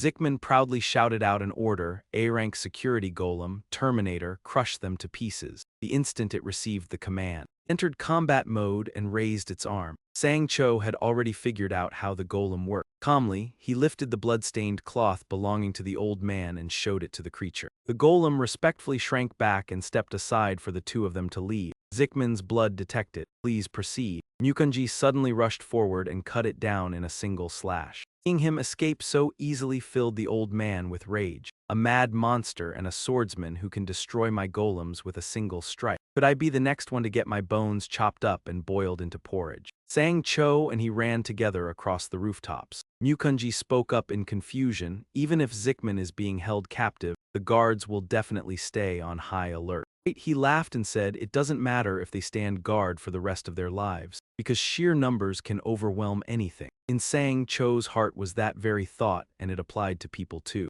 Aged Kimchi, Bo Zonda, Asusat, and Segi all appeared noisily in the street together. "It's a clearance sale from the Zickman Merchant Guild. Zickman Merchant Guild has gone bankrupt. Feel free to take everything in the warehouse. The warehouse is open. The warehouse is open." The bystanders stared at them in confusion and disbelief. "Is this for real? Can we really take whatever we want?" We have nothing left to lose anymore. Let's go check it out first. Standing on the rooftop, he shouted loudly, everyone can take whatever they want. Let's go. That was all they needed to hear, and the crowd roared as one. That's right, let's move. Let's take back everything that was stolen from us. The guards at the cave entrance were startled when they heard the commotion from afar. He panicked and shouted the moment he saw a crowd surging this way. What the hell is going on? The people are coming. They're swarming over like ants. Stop right there. This is private property. What the hell are you talking about? You thieving bastards, get the hell out of our sight. Golems, stop them now. The bystanders behind Sang-cho clutched their heads in fear, just as expected. It's true, he even hugged his coffin all the way to the grave. Even if he goes bankrupt, it makes no difference. Calmly, he held up the blood-stained cloth from Zickman and said, "But we have Zickman's permission." The golem lowered its head and confirmed, Zickman's blood detected. Please proceed. That was all it took. They surged past the guard and charged into the storage cave. The bystanders excitedly ran toward the warehouse while Sang-cho gave the order. Aged Kimchi, take the light and clear out anyone who gets in the way. Mukunji nodded in agreement. Understood. As soon as he finished speaking, he flew over their heads and rushed straight ahead. Cheered inwardly in excitement. He really obeys me without question. What a naive fool. Sang-cho raised his voice and commanded everyone. Quickly load the seeds into the carts, then move out at once in formation according to the plan. Before long, the entire food warehouse was in total chaos. Everyone was busy grabbing things for themselves. He stood below the cart and shouted encouragement. 1, 2, 1, 2. Du Lan frantically opened the room where Zickman was being held. Lord Zickman, the old man shouted for help. Du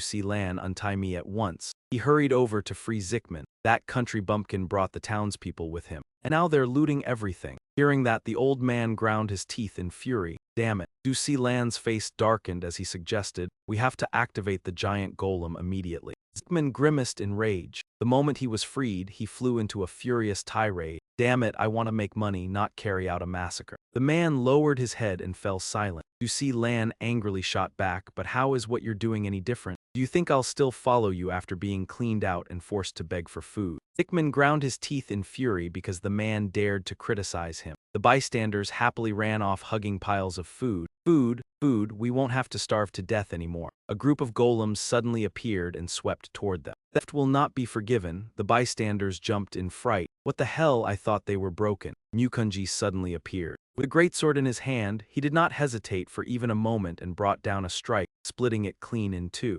Meanwhile, Sang-cho was still busy loading supplies. Aged Kimchi is busy escorting the people out, so he won't notice us at all. As for the others, they said they would protect the civilians, then turned around and ran for their lives. I've already taken care of the troublesome ones. If we slip away right now, everything will go smoothly. Once they had grabbed enough goods, he raised his voice and gave the order. Move, all of you now. The ceiling suddenly trembled as if it were about to collapse. Sang-jo looked up to inspect it, and a section of the ceiling abruptly crashed to the floor. The crowd screamed in terror, some only able to clutch their heads and crouch down, while the older brother shouted an order. 4 great demon generals, hold it up. Among them, a mother clutched her small child tightly in her arms. She pressed her lips together, shut her eyes, and trembled all over in fear. That mother had already accepted death, but when she opened her eyes, she found she was still alive. Sang-jo, together with Zonda, Assurate, and C, had joined forces to support that fallen slab of ceiling. He glanced toward the sound of approaching footsteps. Duel stood on the upper floor looking down, laughing mockingly. You despicable, filthy thieves. I will slaughter every last one of you and take back everything. At that moment, beneath the scorching heat of the sun, the demon folk were still brimming with enthusiasm. Add more dried potatoes. At the same time, another group had tied Yiji back in place and prepared the fire. He shouted loudly, then swung the club, and the ignition device slammed down right after. It immediately spat out flames, making the pot of potatoes bubble furiously. They cried out in excitement. It works. The pot of potatoes was boiling vigorously. Not long after, Sephiroth suddenly turned around. Lord Hachuo, everything is happening exactly as you said. But the moment he saw Hachuo's expression, he stopped at once and thought to himself, he's upset because he couldn't catch the flame-devouring one in a flashy enough way. Thinking that, Sephiroth quickly wrote it down. Zun Shun has already captured the flame-devouring one. As for Lord Hachuo, he could only feel disappointed because he found himself far too pathetic. He roared angrily, don't describe my feelings. Just then, the young man suddenly added, but thanks to Lord Hachuo's wise plan, Zun Shun, everything went smoothly. It seems you forgot that again. Hearing that, Hachuo froze on the spot and the other demon folk chimed in as well. Thanks to Lord Hachuo's idea, our food supply has multiplied several times over. They howled in delight. Hachuo, hooray, Hachuo. Faced with those words, he tried hard to hold back. Hachuo, hooray, Hachuo, but in the end, Hachuo was deeply moved. Well, if you paid a little attention, anyone could have thought of it. Seeing that, they teased him again. He's embarrassed. At the same time elsewhere, Sang-jo was now lifting that massive rock. He looked to be in agony, unable to stop complaining inwardly, it's too heavy. Ba-an's body was trembling as well. We won't be able to hold on much longer. Segi and Asusat were no better off either. Just then, the system popped up again. If you continue to endure, Jidos may awaken a new skill. The instant he saw the system notification, Sang-jo felt as if he had grabbed a lifeline. This is it. He carefully recalled it. Good, this is exactly what I need right now. A skill that when stomped would cause blood-red spikes to burst upward. If we use this to prop up the ceiling, yet the very next second, Sang-jo realized he had enough HP to spend. He turned back and shouted, "What are you all doing? Get out of here now." Only then did they scatter and flee. At that moment, something suddenly blocked them again. Hearing the noise, Sang-jo spun around. Duelan laughed like a madman. The moment you go outside, the golem will kill you. You don't want to die, then lie there obediently and let yourselves be crushed. You lowly commoners were born only to be robbed. Enraged, he cursed under his breath. That bastard, as soon as the words left his mouth, the boulder suddenly pressed down even harder. Sang-jo strained to hold it up. The man's face darkened at once. That stupid Radichmen. It's because he treated them too kindly that this lot dares to raise their heads now. We should have crushed them so thoroughly they wouldn't even have the will to stand again. The moment he finished speaking, Duelan lifted his foot and slammed it down. He stomped hard on the hand of the man before him. Seeing this, Sang-jo became even more furious. Under the crushing weight of the boulder, Sang-jo still could not move. The crowd could only huddle together in fear. The next second, his eyes suddenly widened. It turned out the system had pushed out new information. A member of the Demon King's army feels deliciously satisfied. The notifications kept appearing, but they repeated only the same message over and over. Sang-jo's first thought was curiosity. What on earth are they eating that makes them this happy? His eyes stayed fixed on the notification, as though trying to carve meaning out of every word. At last, Sang-jo found the direction his thoughts needed. Timing couldn't be better. At the same time, over there, the little demons were happily eating potatoes. They kept eating without pause. Sephiroth and Hachuo smiled in contentment. The system once again announced that the HP had reached 15,761. Back on this side, Sang-jo immediately shouted, "Awaken, dread spikes." Notification panels kept stacking over one another as the spikes were activated. Because HP was used, the effects of the transformation potion would be removed. Sang-jo's strength surged at once. The system reminded him again, upgrade the skill to increase the number of spears. He shouted an order. 4 great demon generals lifted up. Following his command, they immediately raised it. At the same time, Sang-jo was issuing orders in his mind, upgrade the skill to the maximum. Only then did the man panic and realize, can a human do that? No, that's not a human, that's a demon. Hearing that, the others were terrified. Meanwhile, Sang-jo finally managed to force the boulder upward. Even then, he did not forget to slam his foot down onto the floor. A second later, countless crimson spikes burst forth. Outside, Mukunzi had already defeated the golem, and his eyes were overflowing with killing intent. Thanks to Sang-jo's power, everyone escaped disaster. But they still trembled as they guessed, a demon, he has to be a demon, but he saved us. A moment later, Sang-jo slowly walked forward. Duelan screamed in fear. A demon, they eat people, kill him. He hesitated, his voice dropping as he asked. People, then who exactly is the one eating people here? After witnessing this scene, the man went completely stiff. Only after a long while did he stammer, "What the hell is this thing?" Sang-jo did not answer, instead swinging Bajia's lovely heart hammer with force. No, the item's real name was Ancient Fiend. At that moment, it was radiating a horrifying killing aura, and a moment later the eye on it opened once more. In an instant, it transformed into Bajia's sword. He was stunned at the sight, and Munkandi's eyes went wide. The sword in his hand had changed into a different form. Only then did Sang-jo speak. "Scum like you, who ruin food and act vile, will never be forgiven." The moment the words ended, the golems charged forward. He did not flinch in the slightest and raised his sword, then brought it slashing down hard. At that instant, time itself seemed to stop. The blink of an eye, they were blasted away. That overwhelming force swept through everything in its path. Not long after, a remaining fragment fell out. Then it came to a stop at his feet. Only then did Mukunji speak. "You tried to kill a human." Sang-cho broke out in a cold sweat in terror. His voice now carried a murderous edge. In the end, "You are still nothing but a demon."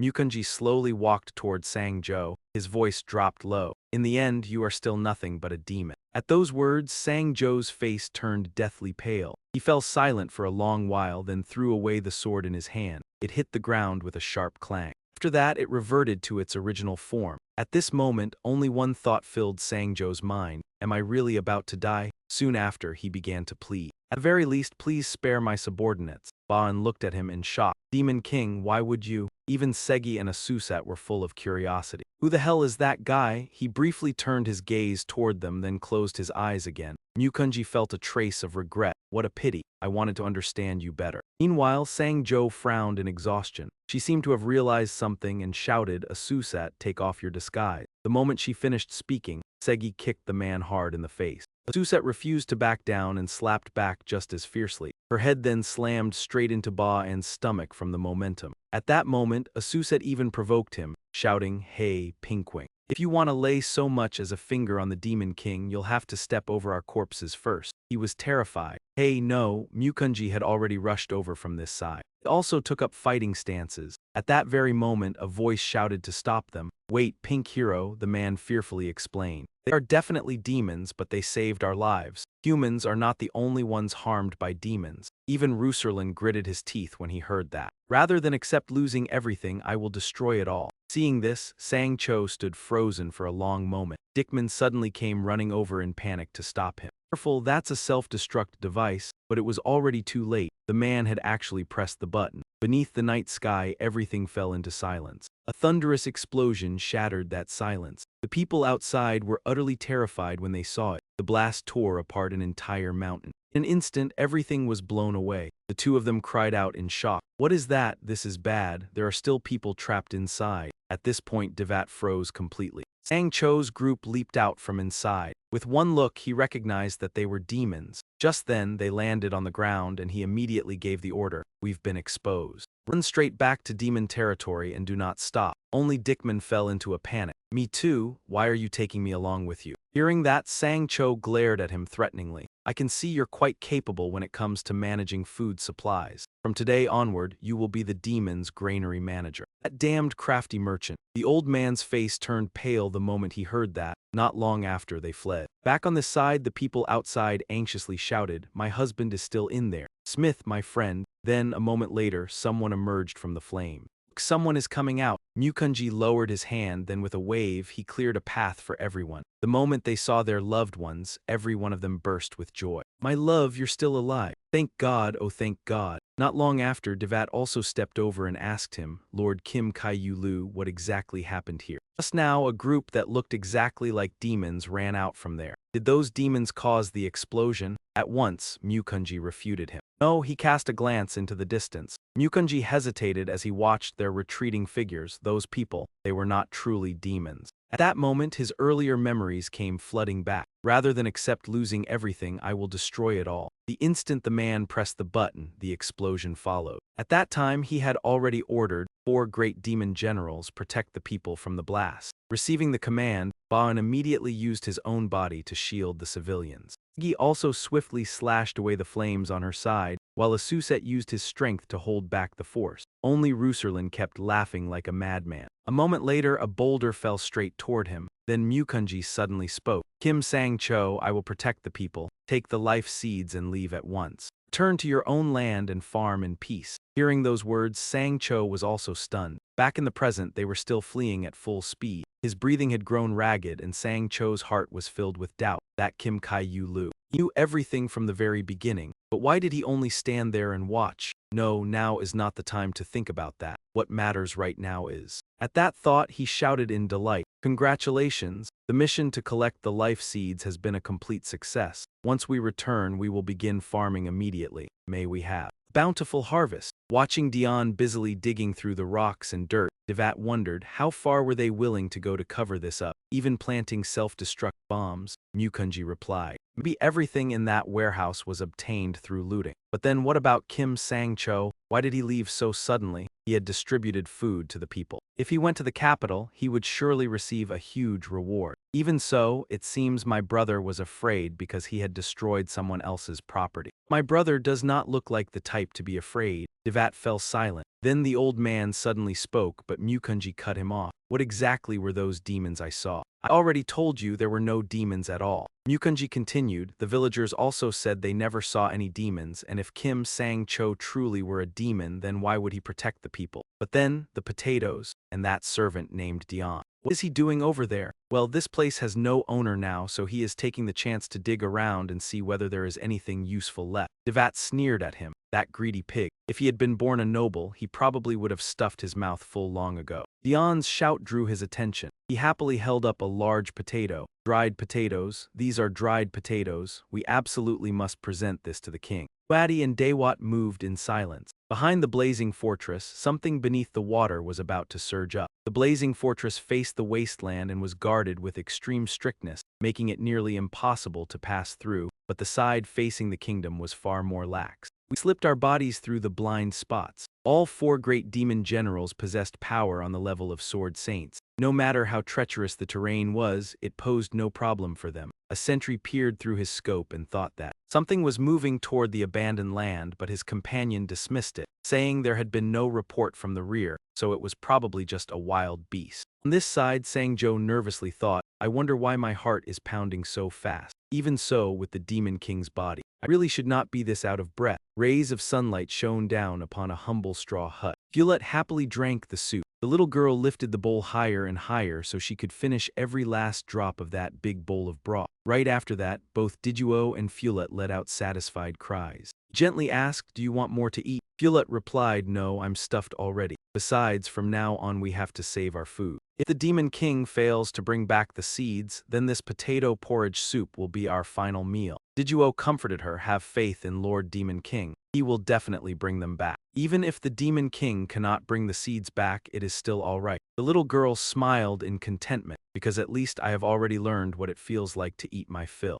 I am truly grateful to him. Hearing that, Dijuo was so moved that his eyes brimmed with tears. In that warm moment, a cry suddenly rang out. It was the Demon King. Lord Demon King has returned. He brought the seeds back. Sang-jo and the others had returned with their spoils. Violette happily rushed forward. Lord Asuzet. The G-men in the bag screamed in fright as well. From Jimeng's point of view, Violette threw herself into Asuzet's arms. I missed you so much. Be honored to once again hold the great Asuzet, one of the 4 great demon generals. Daibung also rushed over to him. Xiongshun said, I missed you too. Xiongshun and even Zephyrat spoke up in praise, making Segi feel embarrassed. You have all done wonderfully. All demons sincerely thank you. What nonsense are you talking about? Do you think we did this for your sake? Get over yourselves. At that moment, Sang-jo turned to speak to Hachuo. Hey Hachuo, I heard everything from Xiongshun. He praised him, saying, well done, as expected of the brain of Demonkind. Thanks to you, everything was settled smoothly. I only did what I should have done. Before he could finish speaking, he burst into tears from sheer emotion. Only now did Sang-jo look around. Segi was being tossed into the air by the cheering crowd. Asuzet had Violette on his back and the others watched on in happiness. Only now did he realize what that pounding sensation in his chest had been earlier. Now I know what it was. A father bringing fried chicken home after work. Must have felt exactly like this. He himself could not help but smile faintly as well, then shouted out, all right, now let us begin the next stage of cultivation. The seed we brought back in the greatest quantity from human lands is rice. But growing it requires a great deal of preparation, and the climate here is not suitable either. Let us put that aside for now. The second most abundant seed we have is corn, followed by pumpkin seeds and beans. Seated upon the throne, Sang-jo explained. We will plant these 3 crops using the smallest area possible while achieving the greatest results. I call it the 3 Sisters farming method. It is a method of cultivation in which 3 symbiotic crops are grown together in a single field. When planted with corn, the beans climb up along the corn stalks as they grow. Beans planted with corn will twine upward along the maize stalks.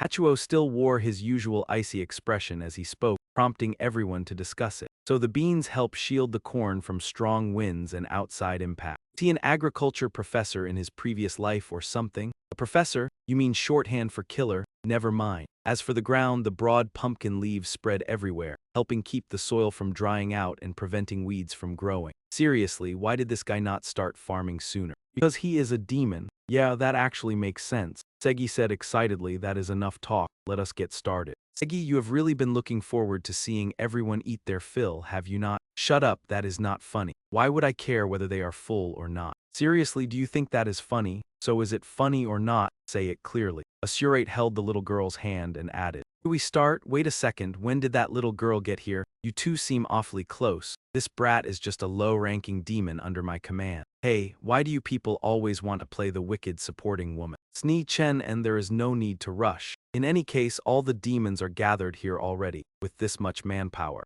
We'll finish in the blink of an eye." Zephyros spoke up. "My lord, gathering the demons from other regions will not be easy." "Why not? We still have plenty of potato soup to hand out, do we not?" "No problem at all." Just then, a roar rang out. It lunged forward and slammed a heavy punch into the tree trunk. However, the tree bit its head clean off. Immediately after that, another enormous tree lifted both of them straight into the air. It smashed them down onto the ground and thunderously declared, "I am the new lord of the two-star territory. I am." The moment it finished speaking, another tree charged into the fight. Yet Zephyros still spoke calmly, making him let out a sigh. "As you can see, ever since the second Demon King's seat was left vacant, they have kept tearing into one another to seize that position." Sang Zhou said, "The third king, Raster, is still alive, but he is nothing more than an empty shell now, so the situation over there is not much better either. Yeah, demons have always handled things that way, but times have changed. This is no longer a world where strength alone decides everything." And yet they still refuse to realize it. In that case, he grinned smugly and declared, "Demon King Corridos will enact a law of absolutely fair duels."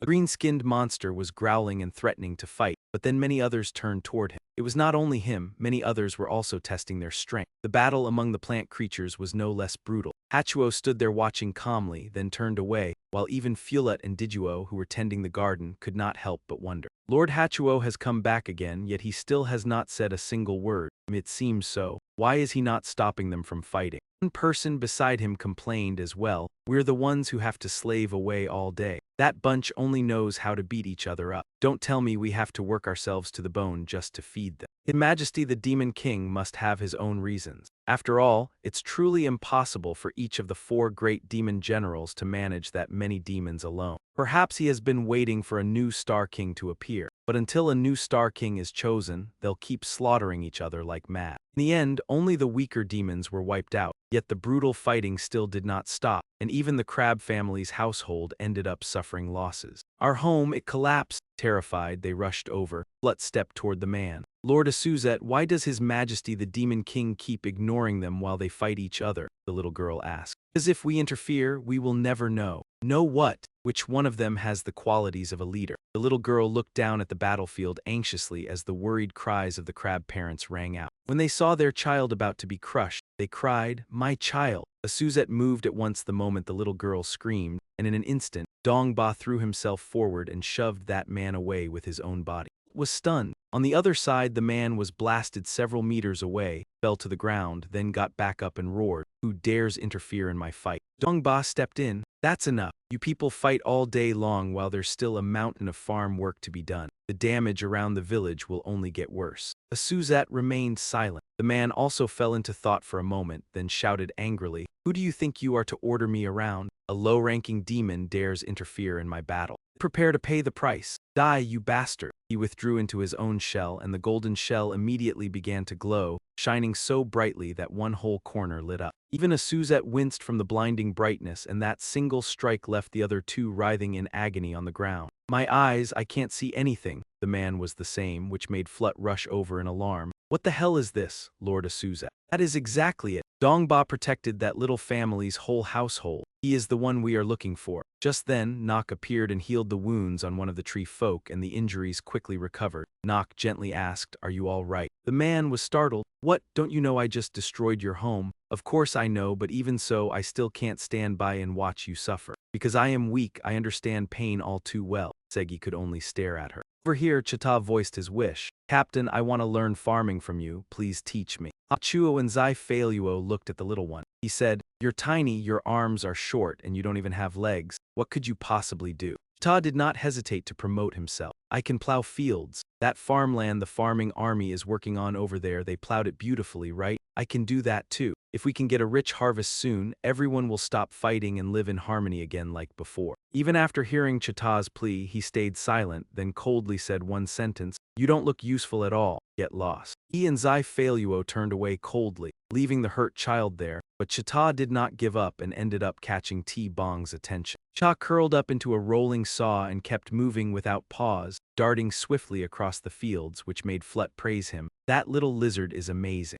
Chuo cast him a glance. Elsewhere, Sang-jo was deep in thought. In nature, the strong have always ruled. This is a world where strength decides everything. But now, in the land of the demons, what we truly need is unity. And the leader I am searching for is someone who can bring everyone together. Understanding, kindness, and tolerance. All the candidates have now been chosen. He praised them. "Well done, 4 great demon generals. Now gather all the demons in one place and begin the tournament." Chu spoke up. "My lord, the candidates for the position of Star King are all very weak. Most likely they will not win a single match." Sang-jo bared his teeth in surprise and challenged him. "Do you know the true meaning behind arranging this tournament? All demons, listen to me. I know very well that because the throne of Star King still stands vacant, you have been hacking each other apart in order to seize it. That is only natural. For demons, strength is supreme. However, right now we desperately need to preserve our manpower for farming. Losses in labor caused by injuries from brawling will not be tolerated. Therefore, I, Demon King Kratos, hereby declare that from this moment onward, all battles will be decided by a fairer set of rules." Chita watched with sparkling eyes, while Sang-jo continued his speech. "It is a contest that demands exceptional sixth sense,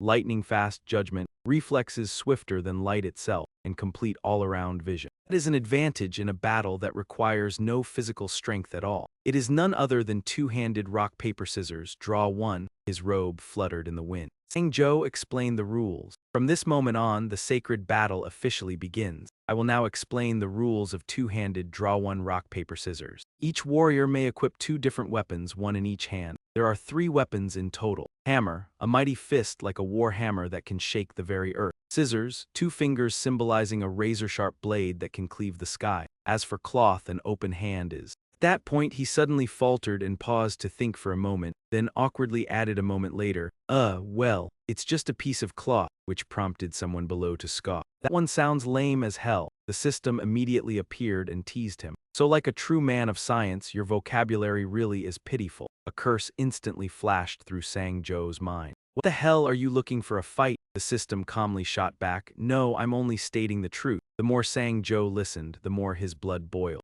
"Anyway, both of those are used for smashing things, aren't they? Right. You want to die?" He took a deep breath, then calmly continued. "These 3 weapons restrain one another. Each one has its own strengths and weaknesses. The hammer crushes the blade cuts the cloth in 2, and the cloth neutralizes the hammer. I've explained it clearly enough, haven't I? Anyone who still doesn't understand, raise your hand." Many raised their hands at once, filling the air with noise. Me, Sang-jo pointed and said. "Everyone who raised a hand is eliminated. Brain-dead idiots have no right to take part in the competition." In an instant, all those raised hands dropped. "Now then, let's continue the explanation. At the command, scissors, hammer, cloth, begin, the 2 warriors will equip weapons on both hands at the same time." The moment the shout to pull out one hand rang out, both of them thrust their remaining weapons forward at once. Whoever reacted faster and struck more precisely would be the winner. As soon as the commentary finished explaining, the result quickly appeared as well. Asusat chose a hammer, while Segi chose scissors, and she was overjoyed by what she saw.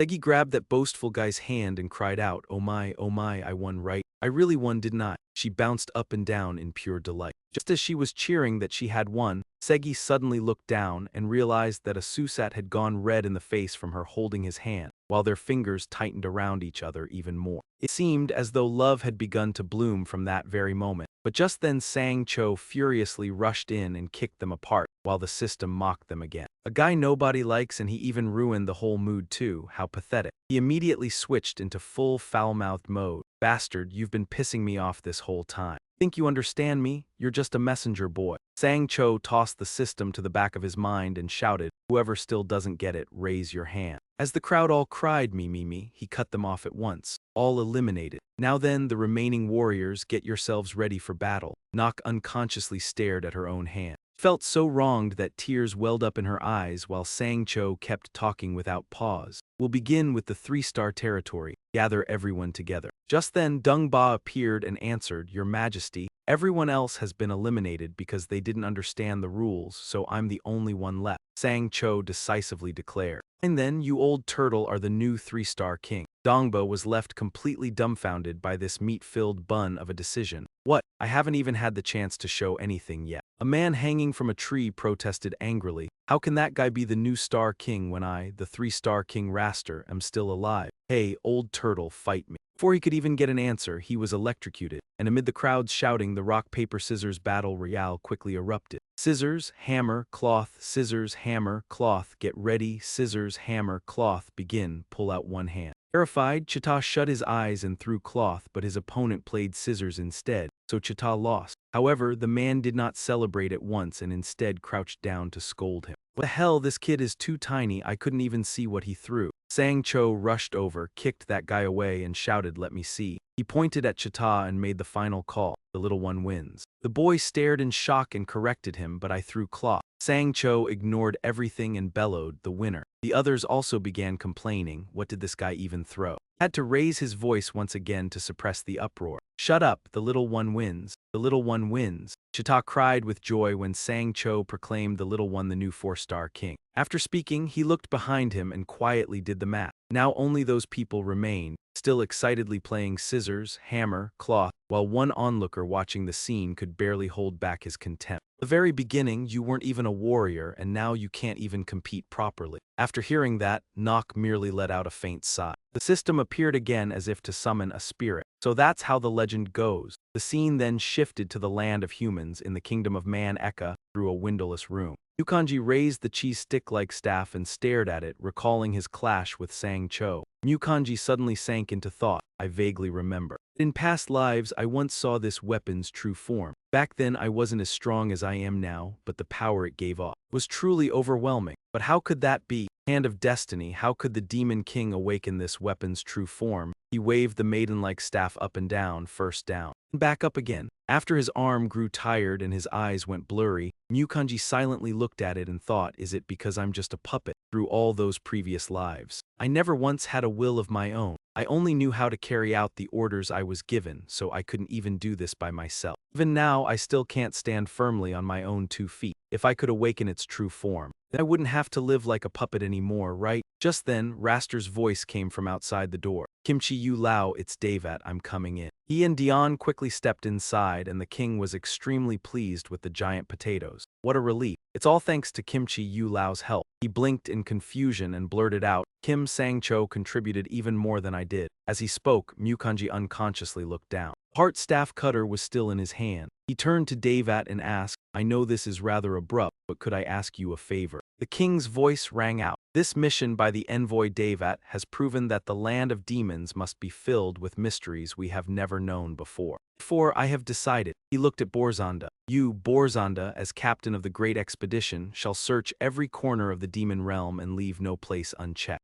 Montiad and Nock were passionately playing rock, paper, scissors, and the cries of scissors, hammer, cloth echoed through the vast space. A big blonde brute with a nasty face said, looks like it's a sure thing. The new plant star king will be Montiad. The radish beside him wore a disgusted expression. Why is some Sigma boy standing here talking trash like that for no reason? But the stream of chatter still would not stop. Montiad possesses overwhelming strength and speed. The radish impatiently cut him off. I know that already, you don't need to explain it. Even so, the blonde kept firing words like bullets. To him, this whole world moves as slowly as crawling turtles. The radish helplessly shouted, I already said you don't need to explain. What did this idiot even eat? That blonde man was Montiad's diehard fan and admired him tremendously. The instant his opponent drew a weapon and attacked, Montiad had already seen through every movement. I'm dying to see that happen. The radish glanced at him in disdain. This moron really isn't listening to a word I say. Blonde man still kept jumping around. Meanwhile, that weak little guy doesn't even have fingers. The radish slammed its head straight into his face. Shut your mouth.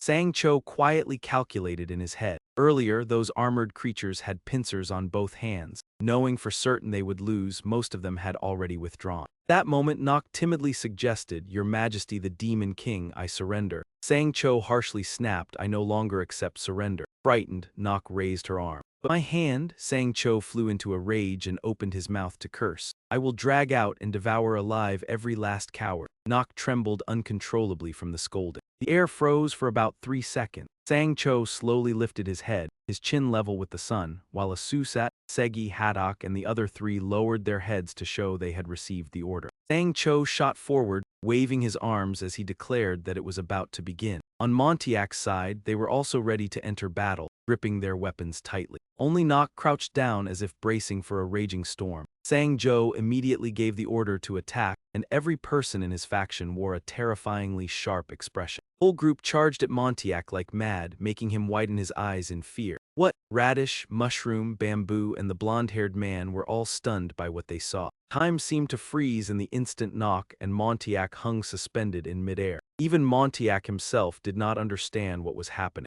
Nock facing him felt the same confusion. Then everyone suddenly broke into excited chatter. What just happened? They both already charged out. Why? Montiac and Sang Cho trembled and blurted out, "That's him." Crying as he spoke, he proclaimed the legend of the victor who wins before even defeating his opponent. He pointed at Nock and announced that there was no need to continue the fight. The new second star king was Yun Shen. She was so stunned that she let out a long gasp. Everyone knelt at Nock's feet. Bow your heads in reverence before the legend, the one who triumphs even before defeating the opponent. Murmuring never stopped. Even the demon lord and the 4 great demon generals have all knelt down. She's amazing. But I have never heard of that legend before. You idiot, what demon doesn't have a terrible memory? A legend is a legend, and Yun Shen is exactly that. Blue robot-like guy raised his hand to object. But that guy playing tug-of-war with both hands earlier also. Sang Cho immediately shouted back that the man was just lucky. He got into the next round without even having to fight.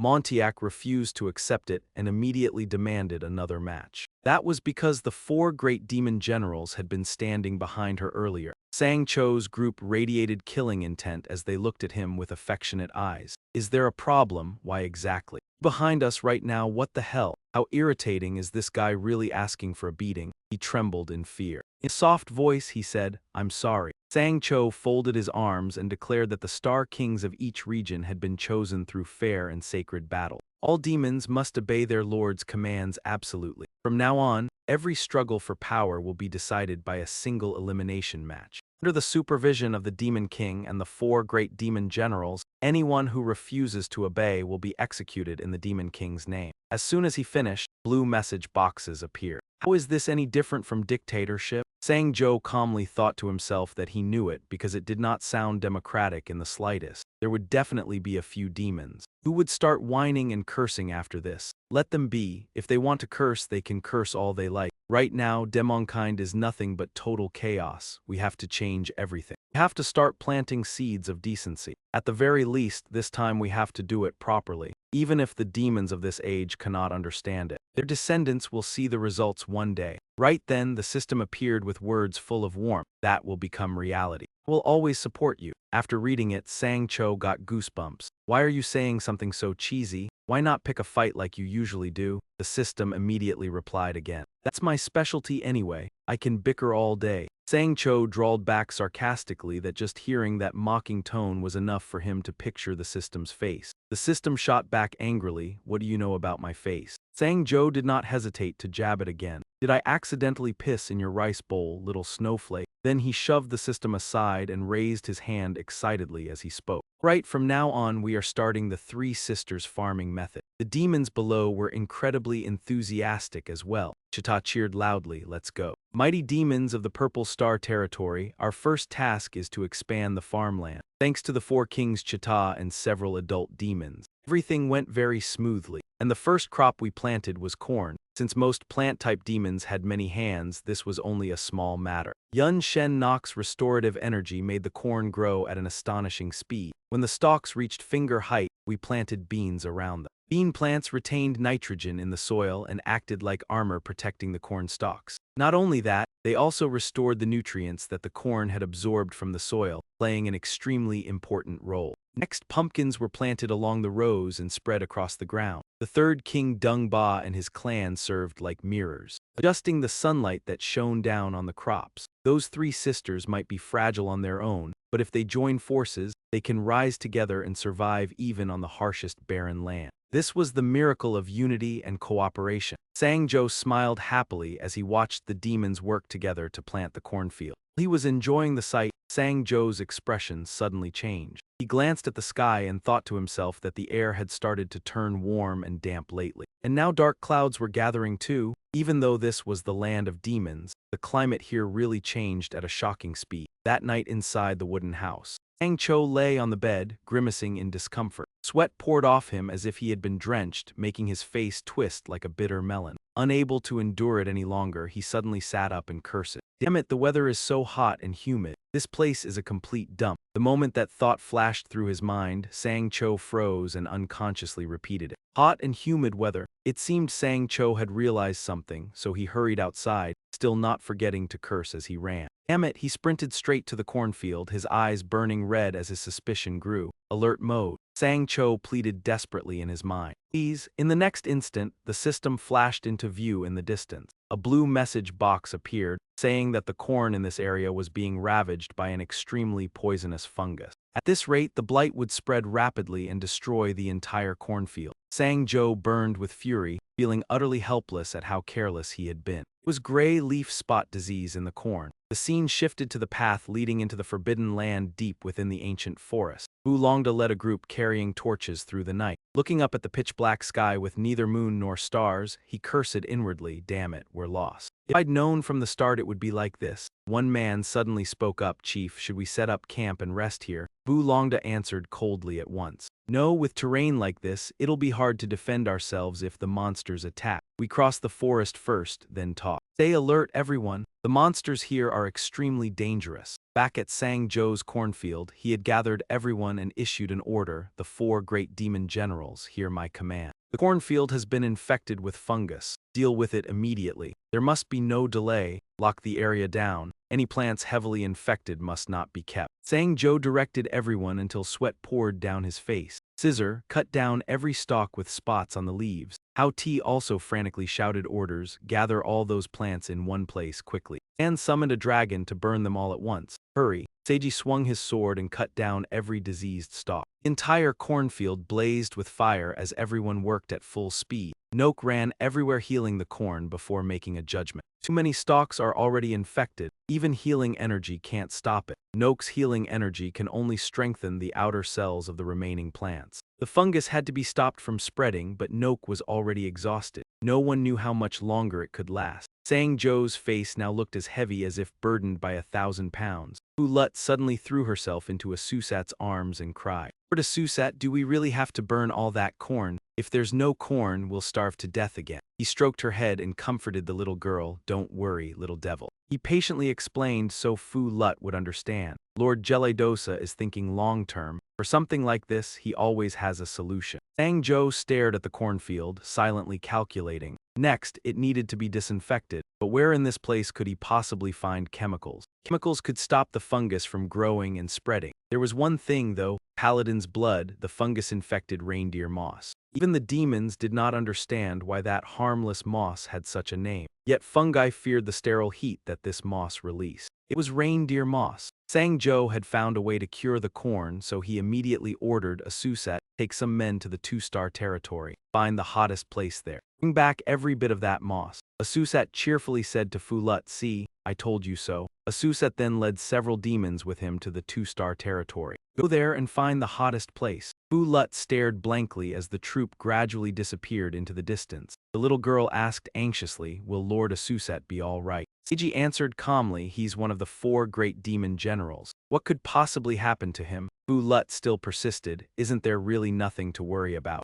Seiji emphasized again, "Not at all." The round-eyed little girl sighed, "You're so heartless. He's the one you love." Seiji instantly blushed scarlet with embarrassment. "Good heavens, what is wrong with this little devil? Are you crazy? The one I love? What nonsense are you saying?" Sang Cho, wearing an expression that said he knew the truth, cut in quiet. "That explanation is even worse." Seiji grew even more flustered. "Not at all. What are you saying, my lord?" While Seiji kept waving her arms and trying to explain, Sang Cho turned to Hao Ti and gave an order. "Hao Ti, divide the people below into groups and rotate them. Don't let anyone get too exhausted. I'm going to the Demon King's castle to check on something." Seiji was still busy trying to defend herself. "Hey, I said that's not it." But all her words were cut off by Hao Ti's 2 words, "As you command." After handing everything over, Sang Cho strode away with calculations filling his mind. "The thing I thought would never happen has happened after all. I need to prepare much more thoroughly." whether it's farming or matters related to this game-like system. For example, the scene returned to Bu Zonda's side. It seemed he had discovered something.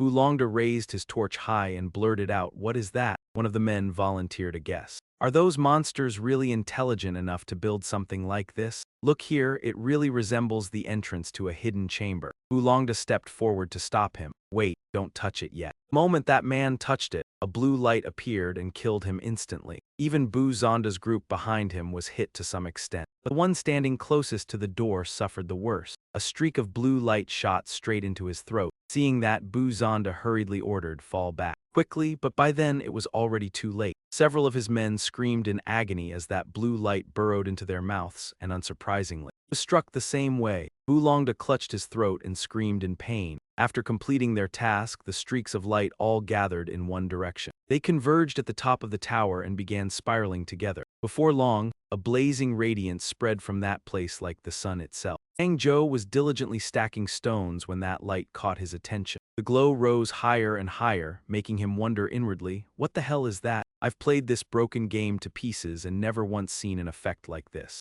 That has to be the deep sleeping forest over there. If that's the case then, no way." At the foot of the tower, Bu Zonda's group lay sprawled on the ground. He weakly spoke, "That is, they." At that point, Bu Zonda suddenly fell silent. His eyes locked onto the scene ahead. The blurry figure shook his mind to the core. A monster. A figure stood atop the wall beneath the crimson sky. It turned out to be Atanic. Without saying a word, she leaped down from above. Then she slowly walked toward Bu Zonda. Once she was close enough, she began to cast magic. Atanis traced chaotic patterns through the air with 2 fingers. Humans have broken the tribulation ceiling barrier of 10 souls. Bu Zonda stared wide-eyed at the being before him. Strange robes, wings, claws, black skin, white hair. Strangely, the space around him fell deathly silent, with only the wind whistling past his ears. After who knew how long, Zonda finally heard the answer. "Yes, it is I, Demon King Aatns. The forbidden land of the 2-star swamp region, the monsters were splitting up to gather reindeer moss. And Assurate, holding a clump of red moss in his hand, was still full of doubt. As long as we take this moss back, we can grow the plants." One monster reported, "Lord Assurate, we have finished collecting everything here," and he gave the order with satisfaction. "Good, bring it all back." Suddenly, the figure of a woman slowly stepped through the dark water, making Assurate turn his head warily toward her. She drew closer and closer, making the tension between them thicken. He frowned and stayed on guard. "What is it?" Assurate asked in a clear, direct voice. "Where did you come from?" Atanis could not speak with words and had to use magical letters instead. "Why are the 3-star and 4-star regions completely empty?" He ground his teeth in annoyance.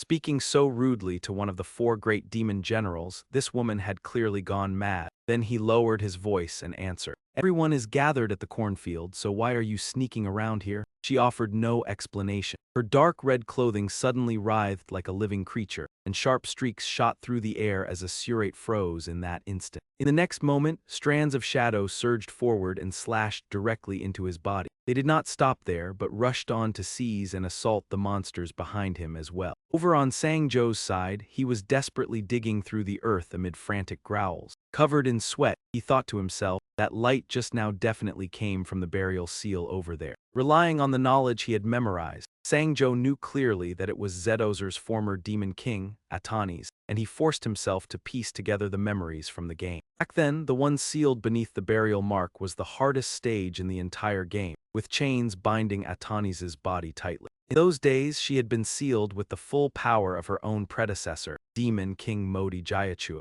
In the game, one of her arms could not be used. But here, her remaining power was terrifying beyond prediction. No matter how skilled you were, you had to play through it at least 50 times before you could finally win. She had easily wiped out a hero, which proved only one thing: her power was absolutely horrifying. Sang Zhou grew more and more anxious, his mind packed with questions. Did that person already break the seal by herself? This is bad. He threw the shovel aside, then stamped hard on the ground and shouted hoarsely, using keen perception. Earth and stone shattered into pieces everywhere. His desperate cry still rang out, "Too many, far too many." Deep down, he kept praying, "Please, please just leave." In the cornfield, Nock was straining to restore a stalk infected with fungus, but the excessive effort weakened her body until she suddenly collapsed. Luckily, Baen caught her in time, and Segi shouted in alarm, "Someone has collapsed. Bring a stretcher here now." The gardening monsters immediately rushed over with a stretcher and carried the unconscious people back to the tent. She kept urging them on, hurry, over here, while Nock still tried to sit up and said, let me do it. Perlet immediately tried to stop her.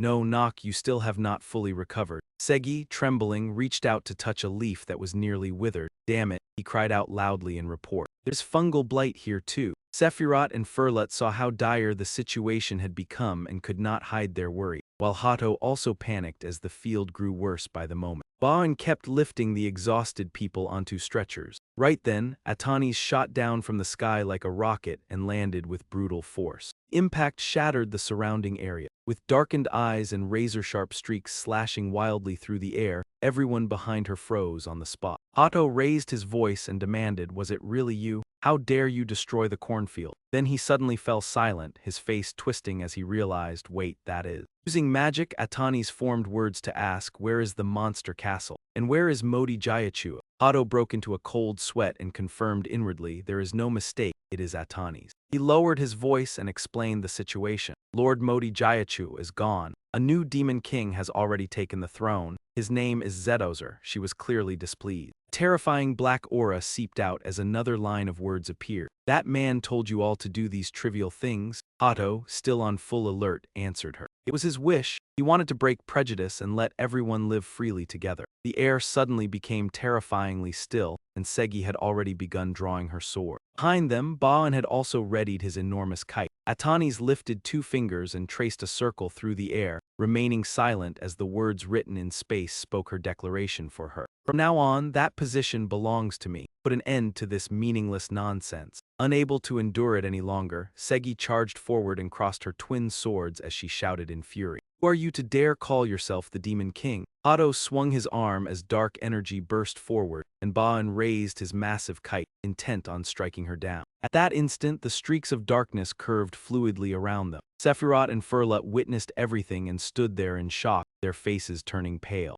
Dark red spikes were already lodged near Segi's forehead. Another pointed straight at Baon's glabella, and the last one aimed precisely at Hato's chest. In a single instant, all 3 were mercilessly restrained. Atanis only asked coldly, where is that man? Then she ruthlessly declared, I will not hesitate to kill anyone who stands in my way. Suddenly, Tibong also rushed in to join the fight, opening its mouth to fire a beam of power. Tibong. But Atanis blocked it all with absurd ease. She glanced over and thought grimly, a dragon, this is dangerous. Then, without the slightest mercy, she turned her attack directly toward Tibong. He cried out, Tibong! Fortunately, Sang-jo arrived in time, holding a crimson heart in his hand as he shouted, activate. He smashed that item onto the ground and roared, Heart of Modi Jayachua, just as the spikes were about to strike Tibong. A barrier sprang up, causing those shadow streaks to rebound backward. Driven by the force, they shot straight into Atanis' face, and she frowned in both shock and fury. Standing inside the barrier, Sang-jo spoke up. Well then, how does it feel? His face was openly provoking as he sneered, Lady Atanis, this is the power of the former demon king, Modi Jayachua, a being steeped in cruelty. Compared to Credos, he existed on an entirely different level. He had once been one of the 4 great demon generals under Ottonet. He seized the power of the other generals for himself and challenged Ottonet, so the 2 of them were constantly at odds. But the moment Ottonet raised her voice, sang the song of death, all power became meaningless. Modsato had no choice but to use all his strength to seal Ottonet's body and lock away her voice for thousands of years. But even after that, he still lived in fear and could never rest easy. In the end, Modsato poured his last remaining strength into one place and created a weapon capable of overwhelming Ottonet. It took the form of a blazing red heart overflowing with magic. Credos immediately seized the chance. With one strike through the chest, he stole the priceless treasure, and Sang-cho smugly clenched the exquisite heart in his hand. The only thing that can seal Ottonet is Modsato's heart. Ottonet brushed her hand over the symbols. I do not know what you are using. She attacked without hesitation, but the 2 behind you have no need to live any longer. The dark streaks shifted toward new targets.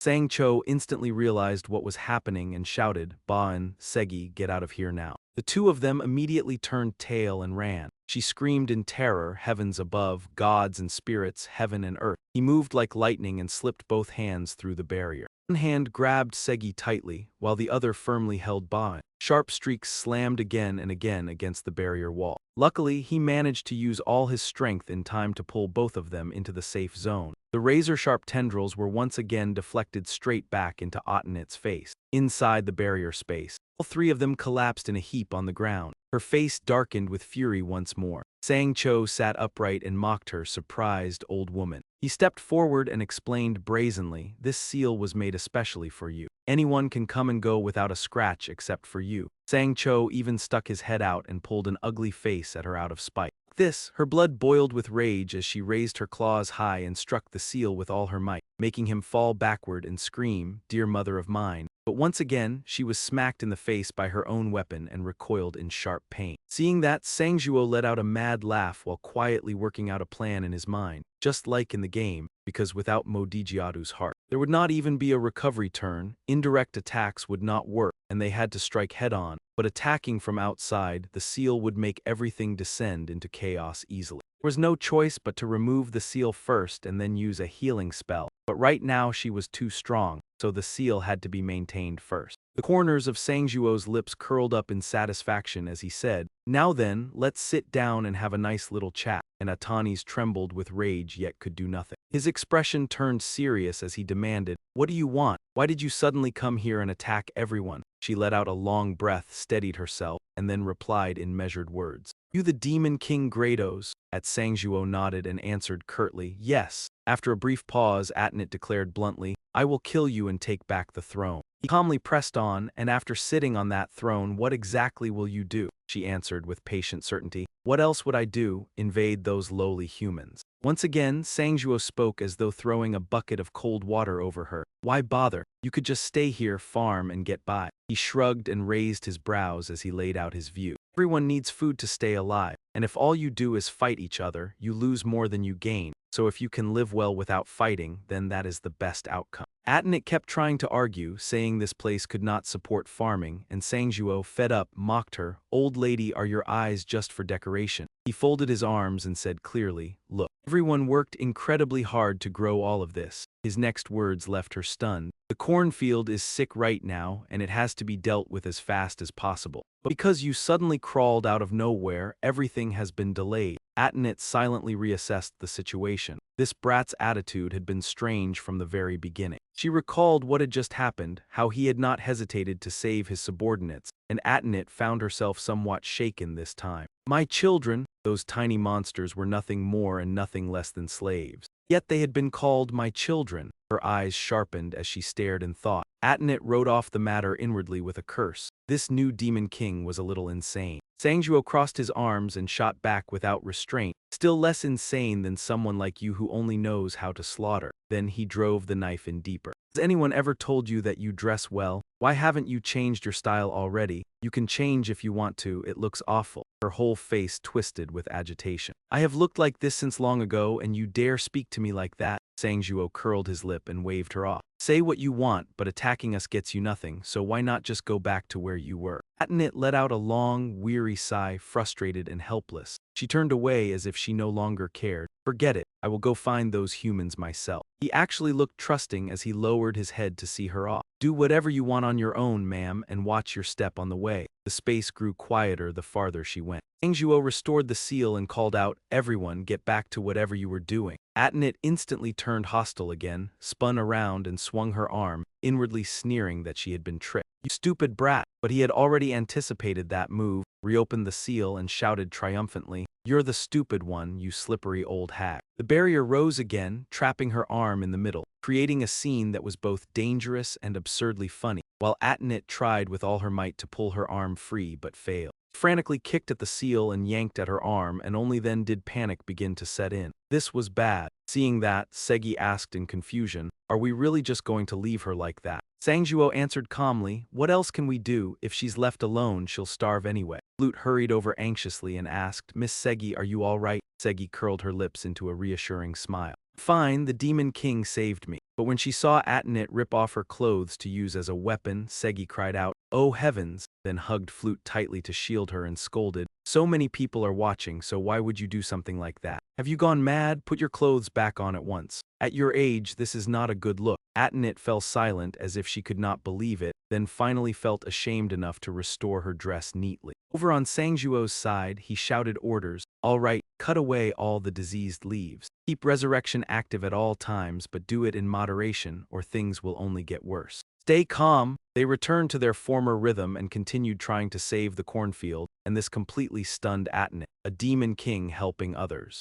How could such a thing exist? The sun grew hotter and hotter as though it would burn skin and flesh, and she collapsed onto the ground, lamenting inwardly, "It's hot, so unbearably hot. I was sealed away for too long, so I have gradually weakened." Suddenly Flute approached and asked softly, "May I ask something?" The little girl continued worriedly, "On your way here, did you happen to see someone with terrifying eyes, someone whose gaze felt very unsettling?" Standing behind her, Segi sighed and said, "It is not that bad, Flute. If you look carefully, he is actually quite handsome." Flute gave an awkward smile and corrected herself, "Sorry. Miss Segi, Lord Asuzat is the most handsome of all." Her face instantly flushed red as she shouted, "There you go again, you little girl. Why do you keep picking up such nonsense? Stop it right now." Yet the little girl innocently went on, "But yesterday you spent the whole day pacing back and forth waiting for him to return." Segi stubbornly denied it. "No, that was because," she faltered awkwardly, and Atenit's eyes suddenly widened in shock as memories of her own past came rushing back. She remembered the time when she still had a companion, someone who had once said, "Great demon general," and then Atenit of that time had smiled and said, "I understand, a companion. From now on, put an end to all those terrible things." Back in the present, she lowered her head as tears silently fell, while the weather grew hotter still. Sangjuo strained every muscle in his face until tears streamed from his eyes, his gaze turning blood-red as he activated the technique Open the Blood Eye, and a flood of notifications appeared. Remove infection, but the attempt failed, making his face twist in misery. Damn it. Sure enough, only remove all infection could solve it, while Asuzet had to keep swinging her sword with all her might to cut away the blight. Even flickering dragon flame and incinerate were running low, and Knock along with the others were all exhausted and weakened. Strength had its limits, and Sangjuo clenched his teeth as he grumbled inwardly, "Why are Asuzet and the others taking so long?"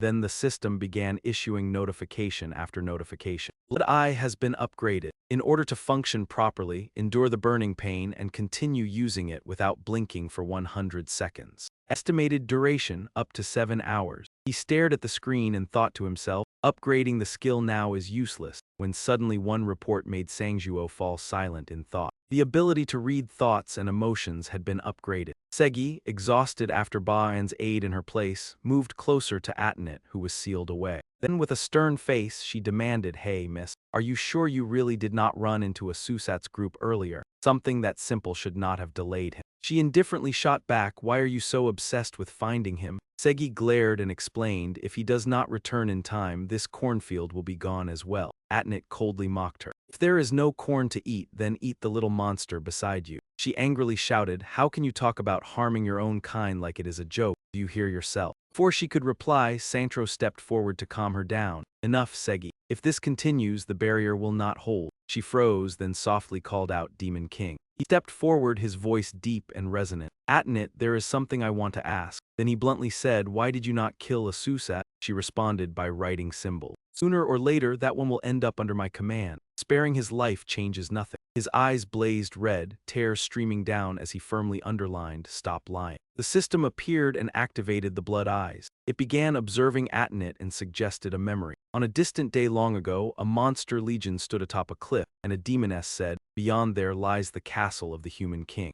Dorado, standing behind her, curled his lips in disdain. "There is no need to fight at all. Humans are even weaker than I thought. One look and they would fall apart." The huge monster beside him chimed in, "That is only because she is too strong." He joined in, "Right, the melody sorceress." Then he arrogantly added, "As long as she raises her voice in song, everyone will throw down their weapons and surrender, if singing alone can defeat others. Then I am looking forward to seeing it." The demoness stopped them, "Do not kill them just yet. If they stay dead too long, they will not taste good." Atenit remained silent and thoughtful. Inside her mind, new thoughts had already begun to take shape. Was killing and fighting truly the only way to fill these starving bellies? What if they could live like humans? Then she suddenly spoke. Listen to me. Atnit solemnly announced a shocking decision. From this moment on, no one is allowed to harm humans anymore. Everyone return to our land. Moderato was stunned and objected. What? You cannot say that, Atnit. Have you lost your mind? And what about the others? We all supposed to starve to death. She turned and questioned him. Have you forgotten the promises you once made, Moderato? That our people would not go hungry. That our kind would not slaughter one another. Those were the reasons I allowed you to follow me. Atnit smiled, her voice light as she said, on the way here, you saw it too. The human farms, let us live as they do. He clenched his teeth, and from that moment hatred took root like a lingering ghost. A cutting storm blurred the air around them. Trees withered away. The fields had already fallen barren and desolate. Atnit lowered her head to look at the dried-out land below. A little demon flew up behind her and called out, reporting. Moderato says he wishes to see you. He asked you to come deeper into the forest. Atnit trusted him and followed. When she arrived, she immediately looked around in search of him. Moderato, where are you, Moderato? She stopped in her tracks when she saw something. High upon an impossibly tall platform stood 3 crosses driven straight up. Atnit faltered, thinking, what happened here? Upon them were 3 monsters close to her heart. They had died in agony. Atnit let out a grief-stricken scream, Lego andante veloce. Moderato had lurked nearby and struck from behind. Pressed a cursed mask onto her face. In an instant, a flash of light burst forth, marking the curse as complete. 2 cords looped around and tightened over her head, pinning the mask firmly in place. Atnit immediately turned back, but it was already too late. Moderato panted heavily, then burst into mad laughter. Good, now your singing voice is sealed. Panic-stricken, she could only make meaningless sounds, her mind full of questions. Moderato, what are you doing? What is all this? He shouted into the wind, you are weak and unfit to lead me. Atnit staggered back, her head still reeling. Why, this has to be a joke, just a joke. Moderato roared fiercely, you can find the place where the humans are hiding. Once we get there, I will take it for myself. With a terrifying face, he declared. For now, the one who needs to die is you. The throne will be mine. Atnit was so shocked that tears spilled from her eyes, and then she turned and fled. Moderato chased after her in delight. Stop right there, Atnit. She tried to use her power to fly away. Gripping his great sword tightly, Moderato did not pursue directly. Branches blocked Atnit's path. He laughed smugly. I chose this place for a reason. Then Moderato hurled the massive sword straight at her. It slashed across her back, sending Atnit crashing onto the damp ground. Her body was covered in wounds. He recalled the sword, his voice rumbling like thunder. Here my power can multiply many times over. If I wish it, I can bring down anyone. What nonsense are you talking about, farming? Stop making me laugh. Atnit still tried to speak through symbols, her heart filled with despair. Moderato, you promised you would help me save them. She was still clinging to a hopeless illusion. You're supposed to stand by my side. Moderato mocked her mercilessly. Ever since childhood, I knew you were strange. You were powerful, yet so naive. Empty-headed, he raised the sword high and laughed loudly as he proclaimed, this is what a real monster is. Atnit sobbed, tears pouring down. Then she reached out her hand. Lines of dark magic shot straight through Moderato's body. Atnit sat there gasping, her despair still far from fading. Dark lines had pierced Moderato's body. Her fingers began to trace circles, symbols appearing in place of words. There is no need to take his life, Moderato's.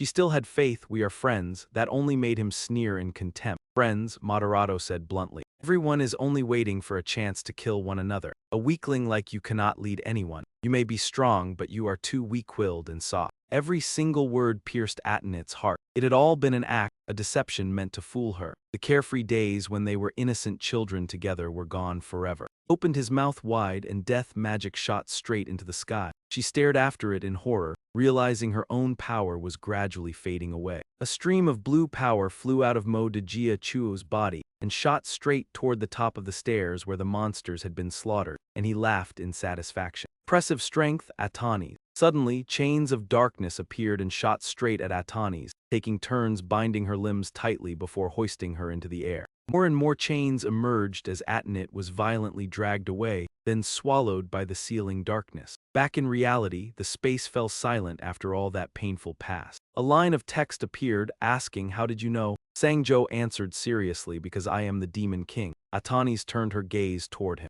She continued writing, since you can read thoughts, then you must already know. A familiar thought rose in Atnit's mind. Between us, there has never been such a thing as cooperation or trust. Even the ones below who follow you are merely waiting for a chance to slit your throat. He spoke up and challenged her directly, and what about them? Sangjo continued, Have you ever asked the 4 great demon generals whether they intended to betray you? She seemed to freeze at a truth she herself had never touched. At that moment, a figure appeared and shattered the space, and Segi stared wide-eyed as she recognized who it was. She screamed at the top of her lungs, Asuzed. When he saw Atenit, even he was secretly startled. She shot him a sharp look, and threatening blades appeared as well, but right after that, Atenit was the one left shocked because all 3 were safe. Seha and Hatok both appeared as fast as lightning, shielding Asuzed and standing ready to face her. The atmosphere was pushed to the height of tension. They were determined not to abandon him and stayed poised for battle, and that display of will stunned her. Why were they protecting him?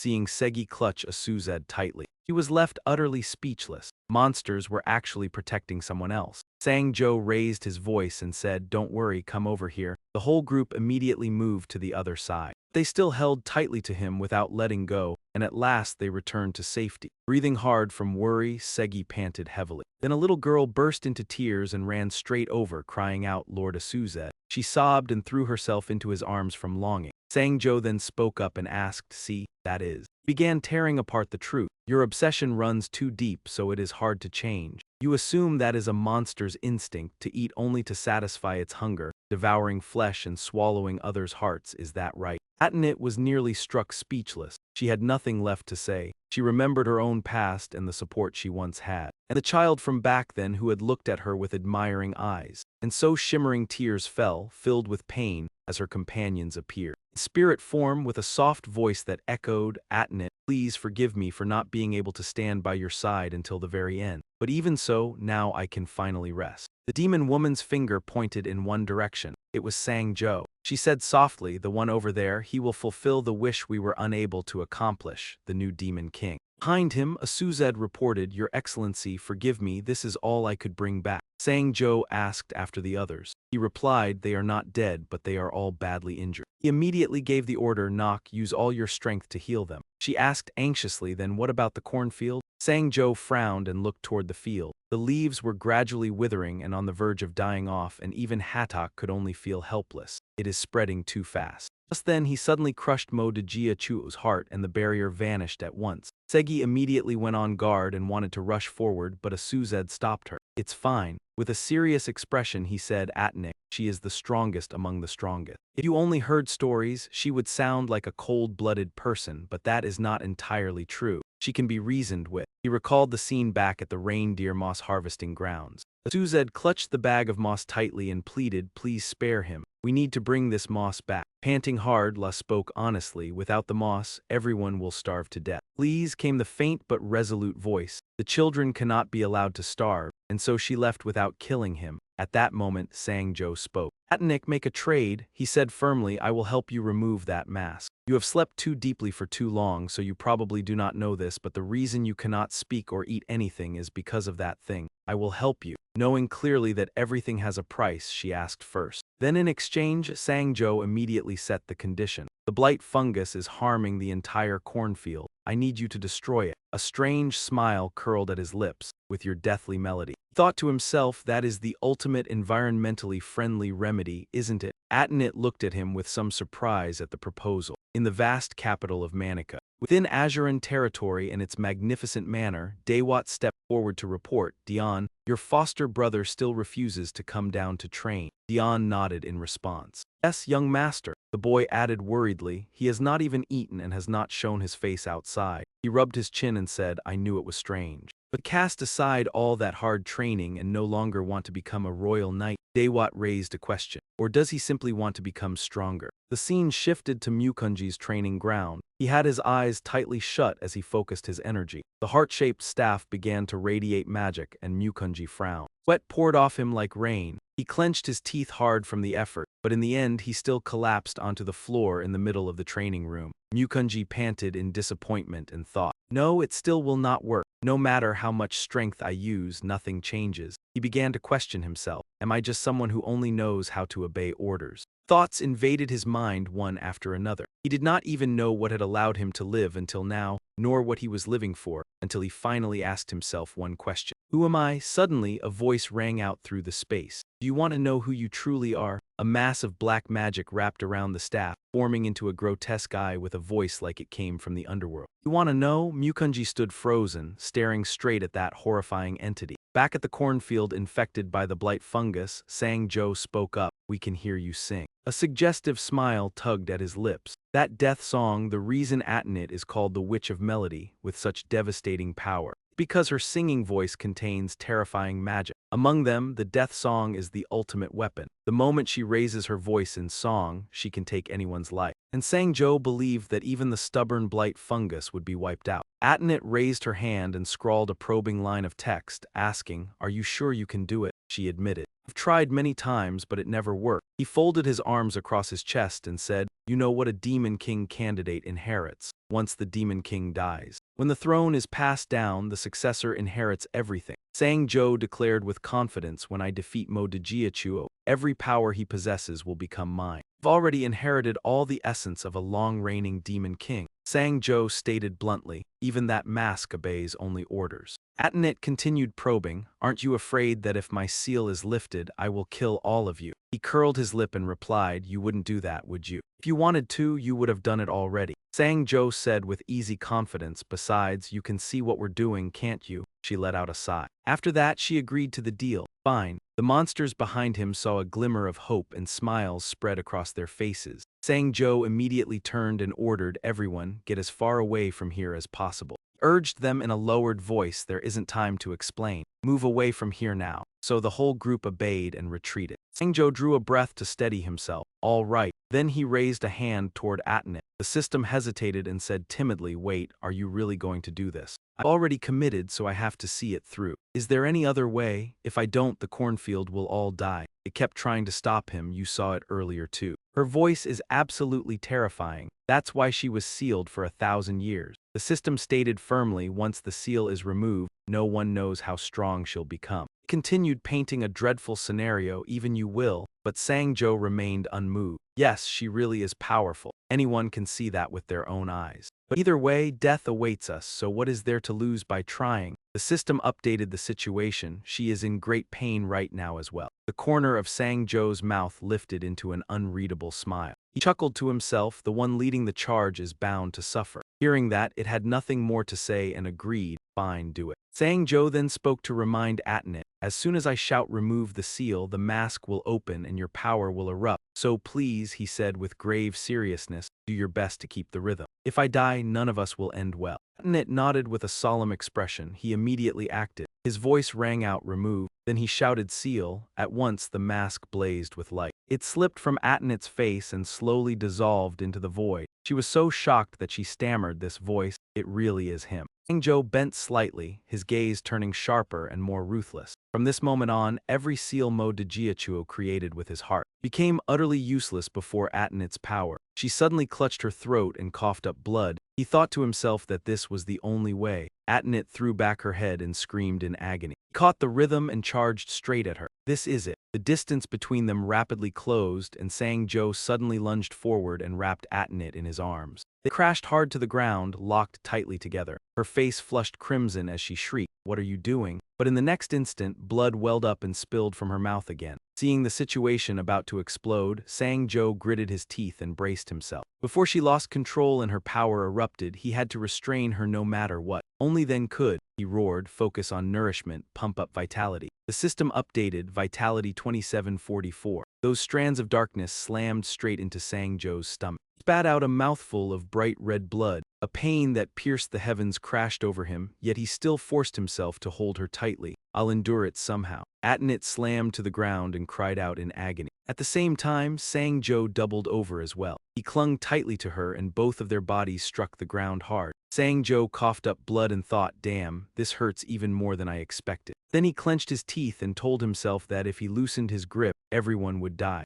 Suddenly Atenit cried out and saw those scarlet strips of cloth drifting away. Sang-jo rejoiced inwardly, damn, it finally came loose. But before he could celebrate for long, the red strips suddenly lashed back, leaving him alarmed. Oh no, Atnit's eyes went wide as she gritted her teeth. The red strip stabbed hard into the ground right beside Sang-jo, making his face turn pale. Sang-jo thought to himself. Atnit changed its direction. This is my chance, should I? Before he could finish the thought, one of the red strips smashed hard into his cheek. Sang-jo's body was hurled into the air. He asked himself, but it hurts too much, I can't stand up. Suddenly Atnit screamed, run, you idiot, I can't hold on any longer. Sang-jo spat blood and thought to himself. I have to run now too. No, he berated himself. Running away is for cowards. Atnit's eyes turned black and she screamed. The red strips shot wildly toward the two of them. Just as the cords reached Segi, she suddenly rushed forward with her sword. She slashed the red strips apart. Baon immediately followed by chopping at the cords with his axe. Then Ha-tak charged in one after another and unleashed their attacks.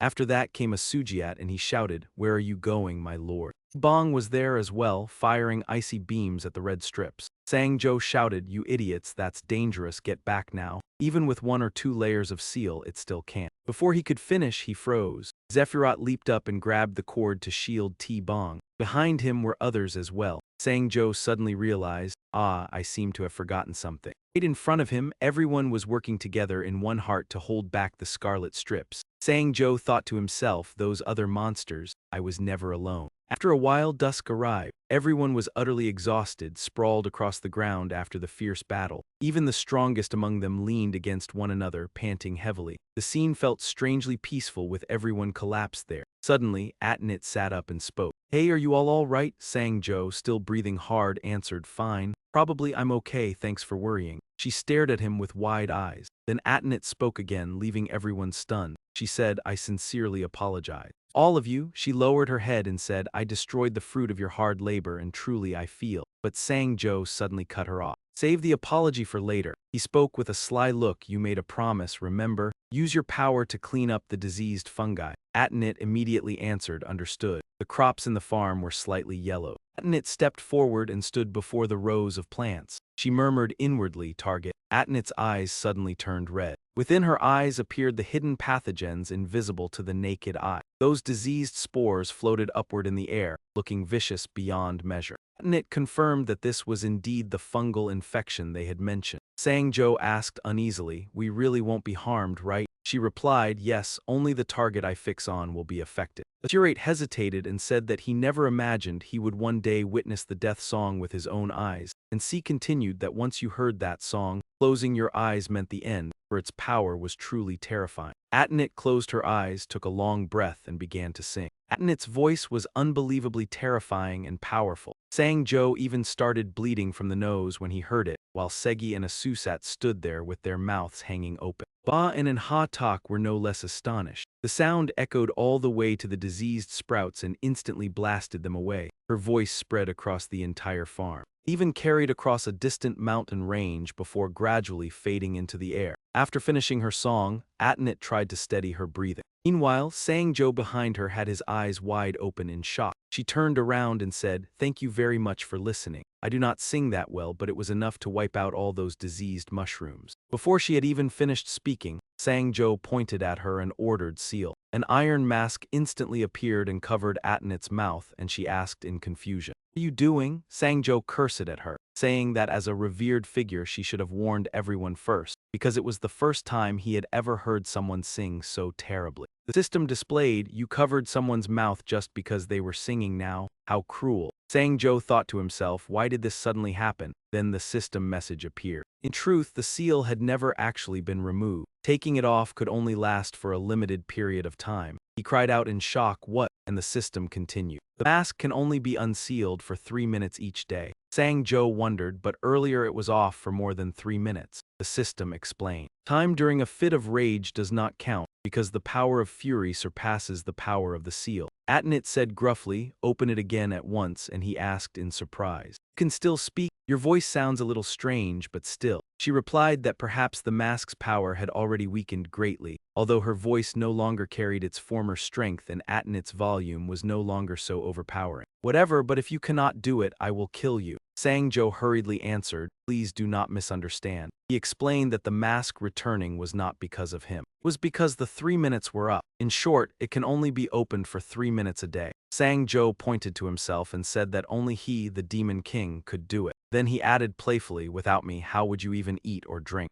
Atenit lowered her voice and asked, "What are you trying to say?" Sangjo bowed politely and proposed, "Please help us with the farming. Your reward will be 3 minutes each day." Atenit snapped, "So you want to exploit me that badly, you coward?" He laughed and said it should be called mutual benefit. She fell briefly silent and in her mind. Atenit weighed the matter and thought that if she obeyed him, then the dream she had always carried might finally come true. She lowered her face and looked at Sangjo. He smiled back at her as well. At last she said, "What do I need to do first?" Hearing that, Sangjo smiled to himself, thinking how perfect it was to have such a useful tool. He said, "First, please clear out and remove all the damaged plants." Atenit answered, "Fine," and immediately stretched out her hand and sent out strands of red cloth. Wherever they went, they instantly swept away the damaged rows of crops along with them. Atenit controlled them with ease, and everyone burst into cheers and applause. Her face flushed red as they kept praising her without stopping. Ding Yuanfang is truly the best of the best. Amazing. She alone is worth 100 people. Sangjo pointed ahead and said,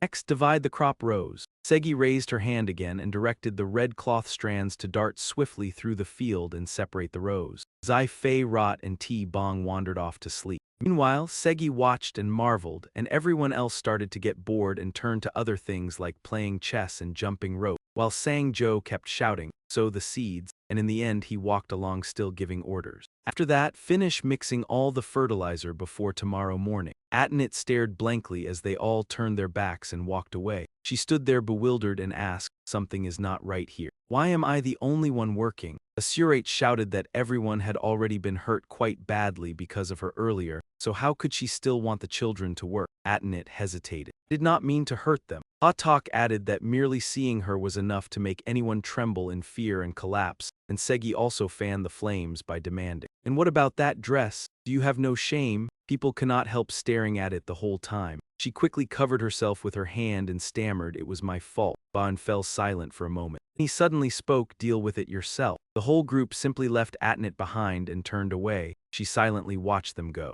In the end, she broke into aggrieved sobs. The system displayed, "You have endured Atenit's wrath and acquired her. Vitality and energy have both increased by 40%. There was even an additional reward." Sangjo examined the system panel. "Request to increase the strength of the field of living seeds has been approved. Activated. The skill will trigger automatically when everything gathers at the moment of growth." System displayed that once activated, it would absorb all internal and external elements and store vitality and energy. He considered it and thought that the hidden danger had now been greatly reduced. He continued thinking and hoped he would not need to rely on Atenit's power anymore. The scene shifted to the imperial capital of Zamanica, where Mukunji carried his luggage and turned to leave. Dion and Zavet came to see him off, and the old man said with reluctance that he was leaving so suddenly. Mukunji said that he could not keep depending on one place forever, and that there was something he had to do. Dion asked suspiciously what important matter could make him refuse such an honorable offer. He lowered his face without replying.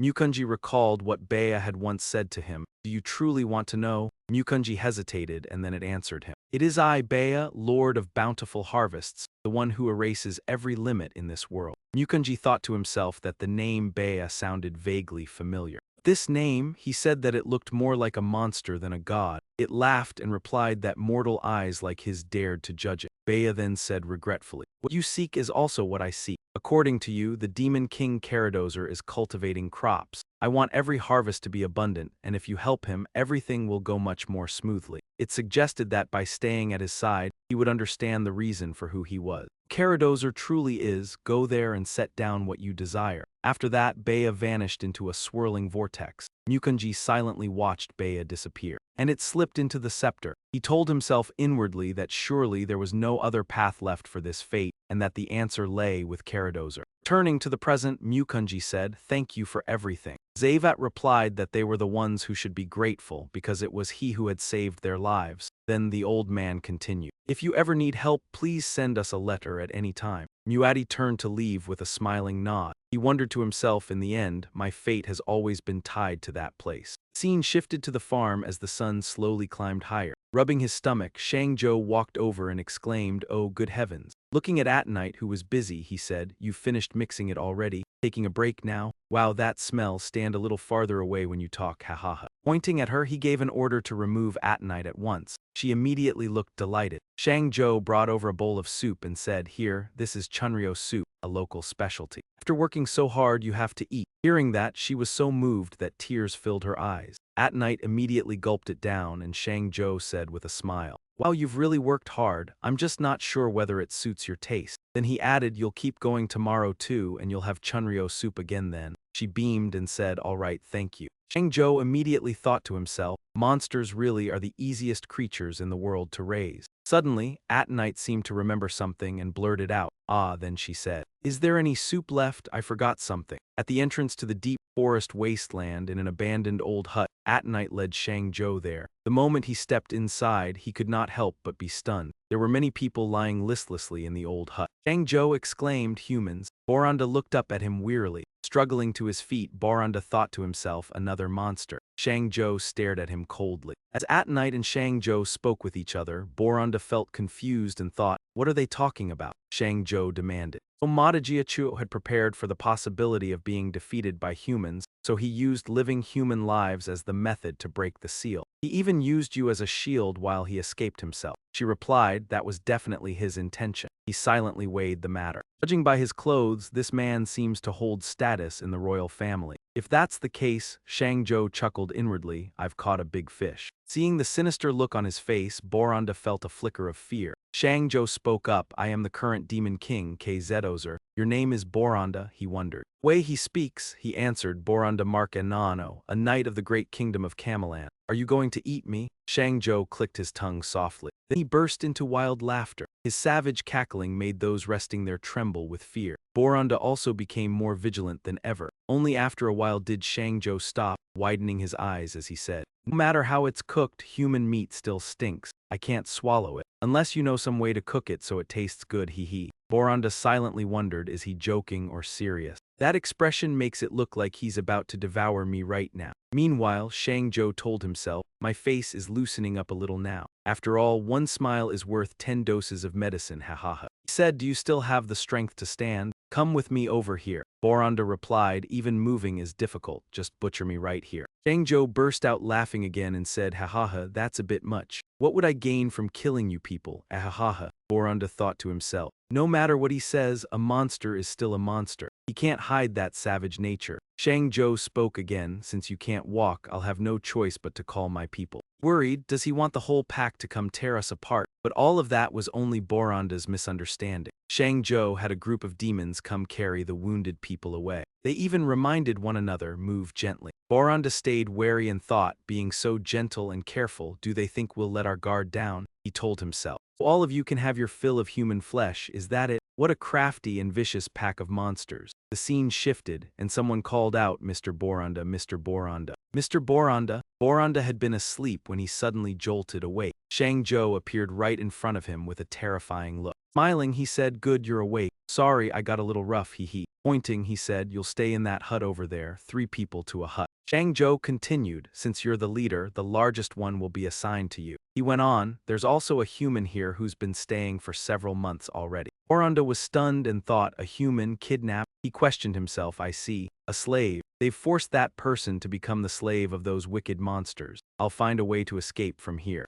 and free that person." Boranda opened the curtain and saw a sturdy old man sitting there eating soup. He was stunned. How did it turn out like this? Healthy and plump, they've forced an elderly man to eat to this extent. How utterly vicious. The old man happily cried out, "Oh, it's you. Haven't seen you in a long time." Shang-Zhou called out, "Now then, live together in peace." Seeing the scheming look on his face, Boranda became tense again. As he left, Shang-Zhou cheerfully asked Atenite, "Atenite, what do you think of me?" She asked in confusion, "What do you mean?" He replied with a grin, "Those people have already realized how kind we are, right?" Atenite suddenly fell silent. Shang-Zhou thought to himself, "Don't say anything that will wound them." Then the system appeared. "You're very kind and you even take care of humans." He told himself, "Oh, how naive. Don't you know that pretending to be kind is also a way to survive?" I'm only laying the foundation for a grand undertaking. He continued thinking, if all monsters are to live in peace, with food to eat and clothes to wear, then the firmest foundation must be built little by little. Shang Zhou shouted loudly, everyone continue the farming therapy. The three sisters who had paused resumed. He continued thinking, and as for at night the final therapy.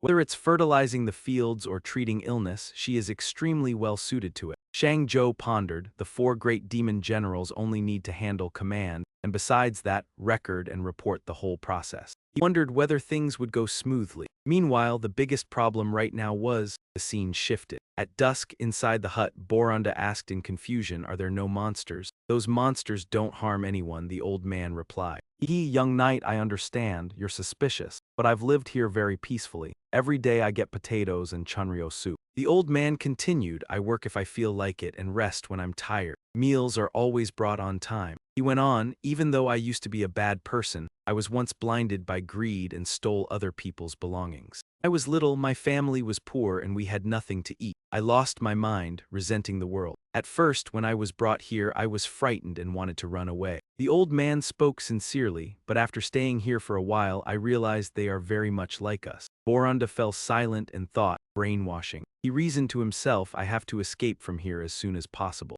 If we leave as a group, we'll definitely be discovered. I'll try to find an exit first, then come back later. Once night fell, Boranda sat bolt upright from his bed. He picked up his sword and thought to himself, what a pack of idiots, leaving their weapons lying around so carelessly. Boranda crawled out of the tent and carefully surveyed the surroundings. Once he felt certain, he dashed off at once, thinking inwardly, no one is guarding the place. They really have underestimated humans. Suddenly, Borzanda noticed something. In front of him was a lush, thriving farm. Borzanda blurted out, what is this? He wondered, a cornfield? They actually grow crops here. All at once, a little girl's voice cried out. Damn it! Borzanda immediately ducked down to hide among the rows of plants. He grew tense as the footsteps came closer and closer. Borzanda raised his eyes and saw Furet. He wondered, that is. In his eyes, the little girl Furet looked incredibly vicious. Borzanda thought to himself, a little monster. He tightened his grip on the sword in his hand and weighed his options. There's no way to avoid their notice. I can't afford to waste time.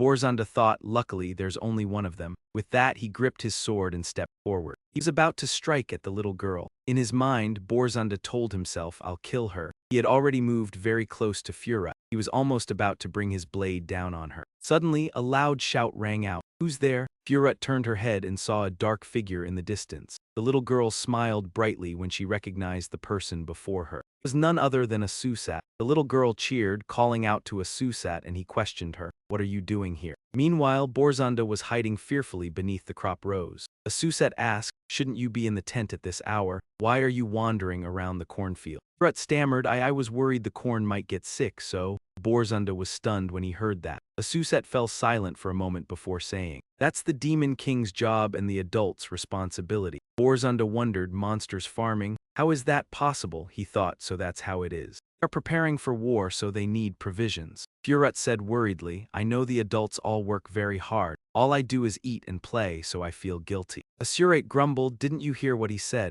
Children only need to eat well and play well. He lectured her, that's how you grow up strong so you can keep farming later. There are still all those newborn little ones to look after too. Got that? If you refuse to sleep, how are you supposed to grow taller, you little shrimp? Grow up big as fast as you can, understand? You have to grow up strong and healthy, got it? That's how it has to be. Boranda stood frozen in shock and thought to himself, the way they talk is so strange, just like a neighbor scolding a mischievous child. He suddenly remembered the old man's words. I think they're not that different from humans. Boranda inwardly denied it. Old man, that can't be. They're monsters that eat people. Asujit kept scolding, you tried to help and got hurt, didn't you? HMPH. Your hands are all scratched up now. Suddenly, Furet burst into tears. Just then, Sangju appeared behind them and called out to Asujit. He sternly said, as expected of a cold-blooded man, making a child cry with your scolding. Sangju walked right past the spot where Borzanda was hiding. He thought to himself, the Demon King. Sangju questioned him. Why are you here at this hour too? You stammered, because...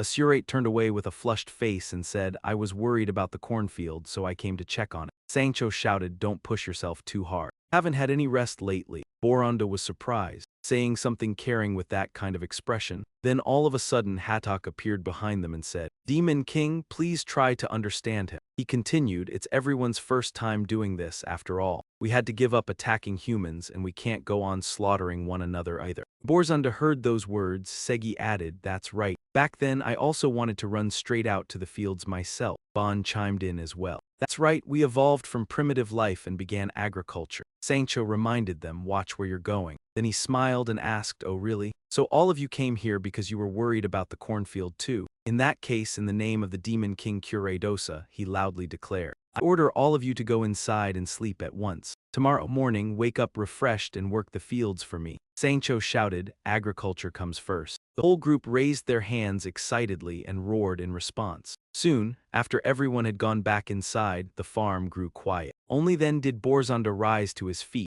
wondering, what was it that I just heard? Sangju thought to himself, their appearance is undeniably that of savage monsters. Why do they never speak of savage things? Borzunda questioned himself, I've seen countless kinds of people in my life. There are those with human faces and devil hearts, so can there also be those with monstrous faces and human hearts? He thought regretfully, the stories of monsters attacking humans happened a long time ago. I was told they were all cruel and brutal creatures, but I've only heard of them, never met them myself. Wondered, what if they truly do want peace for everyone? Borzunda recalled the king's instructions before he left. Borzunda, you do not need to bring back anything from those creatures. You only need to infiltrate the place and learn the truth of it all. If necessary, he listened carefully as the king emphasized, my army will march in and seize everything. Turning to the present, Borzunda fell silent in thought. His eyes turned resolute. Dawn was beginning to break. Borzunda returned to his tent. As he walked, someone called out to him, Lord Borzunda. He asked them, why are all of you here? The soldiers said, there were no monsters standing guard, so we were able to get here. You can launch a surprise attack and take the Demon King's head in one stroke. Borzunda hurriedly cut him off. No, he ordered, wait until everyone has fully recovered, then remain hidden and do nothing. Yet they did not know that outside the tent, Sangjuo had heard everything. He turned and walked away with a sly smile, already plotting in his mind. Back inside his own tent, Sangju praised Furut and the 4 great demon generals. Well done. Continued, brilliant acting. That idiot Borzunda has gradually started opening his heart to us. Furut cheered happily. As for Asusat, he said, that was disgusting. Don't ever make me play some gentle, kind-hearted demon general again. He replied it wasn't really acting. Everyone is like that normally anyway. The man looked doubtful, like that too. Bon spoke up, that fool Behin couldn't even remember his lines and said them all wrong. He shot back, I'm not a fool, not at all. Haddock said, we're building a monster kingdom through farming. There isn't even enough time to memorize lines. Sangju cut him off, but we succeeded, didn't we? Then he went on. To keep anyone from complaining, I already made preparations. Sangju snapped his fingers and said, Zyphilyo Tibong, bring it here. He pulled out a stack of white paper. Tibong inked up his palm and pressed it onto the sheets. They floated over and stuck one piece to each person's chest while his mouth chirped, Tibong bong. They looked at one another in confusion. What is this? Sangju laughed and said, it's a medal. Hearing that, all of them grew excited, but then he added softly, there will also be failures, and everyone immediately became tense again. He went on, if that bastard Flanot dies and becomes fertilizer so the potatoes can keep growing, then fine. But if they still cannot form tubers, it will all be for nothing. Using the third method the 3 sisters mentioned work, it might improve things, Sephi suddenly spoke up. Then do we need to go out and get seed potatoes again? They won't be easy to obtain, Sangju replied. Just thinking about it already feels exhausting. He smiled and said, that is exactly why we need those knights to become our allies. While everyone was discussing it outside the tent, Atanis had heard everything. The expression on her face was strangely complicated. As the sun slowly rose behind the mountain range, Borzunda opened the tent flap and stepped outside. He pondered, were monsters truly demons by nature? Or were they no different from humans? He had to confirm it with his own eyes. Early in the morning, everyone gathered to work in the garden, and Borzunda also pretended to be busy. Yet he was secretly watching Atanis. He thought to himself that this wicked witch had once made mankind kneel to the ground with nothing but a terrifying scream. He thought regretfully that Cregdor was still worth considering, but she definitely was not. Atanis walked over and called, Cregdor. He responded, it's not time to eat yet. She replied, it isn't about food, there is something I want to ask. He looked puzzled. What is it? Atanis hesitated. It is not really, only for Sangju to urge her, just say it, there is no need to hesitate. Even so, Atanis still stammered, well it is about that, she awkwardly asked.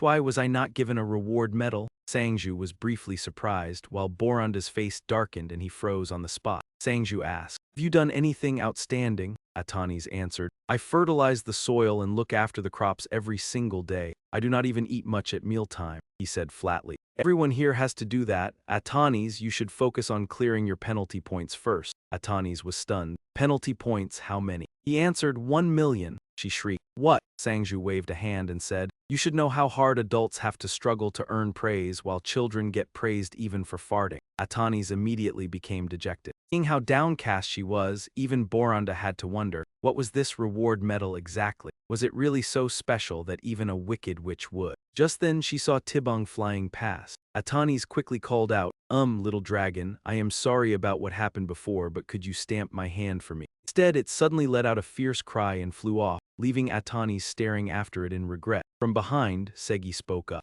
"Ma'am, you are blocking the way, could you step aside a little?" she said. Atanis replied awkwardly, "All right," but when she moved aside, she accidentally bumped into Flop. Asusat saw that, he charged over, scooped the little girl into his arms and snapped angrily, "Watch it, you shoved my child and you even kicked her too. You really are a tyrant." Although the little girl murmured softly, "I am fine," Atanis still tried to explain, I did not mean to." He shot back, "Then was that stab accidental too?" Atanis hesitated. "Ah, that one was not." Seizing the chance, he shouted, "So you did deliberately kick the child too, you vicious woman." Just then, Hados walked over and asked, "Have you finished mixing all the fertilizer that needs to be spread before coming out for a stroll?" Atanis stammered, "There is still a little left." He immediately said, "Then you should finish it first." She hurriedly replied, "All right." Anne was staring at her as well. He said, "You can fly faster, so why are you running around like that?" Segi also complained, "What is she even doing?" Asusat, still carrying Flot, said, "So lazy, unbelievably lazy." From afar, Boranda watched Atanis flusteredly flying back and forth and wondered, "Hey, Atamis is supposed to be very powerful, isn't she?" The sky gradually darkened.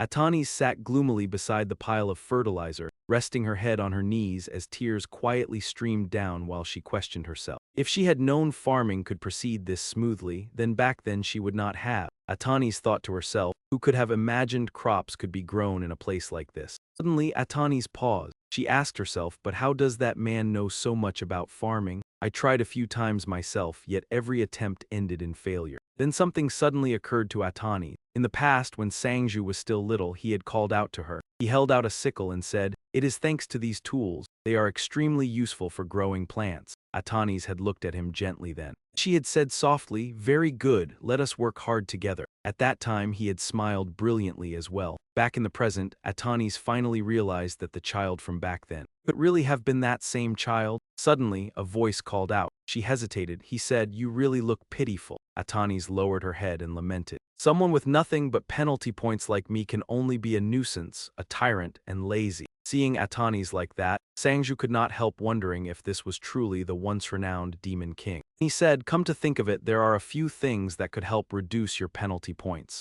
Atanis exclaimed eagerly, "Really, what are they?" He said, "Atanis, you have been doing farm work for quite a while now, right? But the tools show hardly any signs of being used. Yet the soil is unusually loose, which means you have been turning it by hand." Sangju continued, "So this entire place is thanks to you, Atanis." Atanis froze for a moment. She was so happy she nearly cried. Sangju folded his arms and said, "So for your current penalty score, I will deduct 1,001 points." Atanis cried out joyfully. "So that means," he called out loudly, "Tibong." Sangju ordered, "Give Atanis a reward medal by stamping her hand." Tibong frowned in obvious displeasure while Atanis blushed bright red. Overflowing with anticipation, she even held up her hand and made a heart gesture toward Tibong. In the end, it let out a sigh, pulled out a piece of paper and pressed its handprint on it. Then it flew over and slapped the paper hard onto Atanis's face. Staring at the paper stuck to her forehead, she exclaimed, "A reward!" Atanis danced around and cheered, "Ahaha! I am Atanis, the strongest monster, the one who received a reward medal. Ahaha!" But she became so carried away dancing that she lost her footing. Sangju was briefly startled. Atanis fell forward and wrapped her arms around him.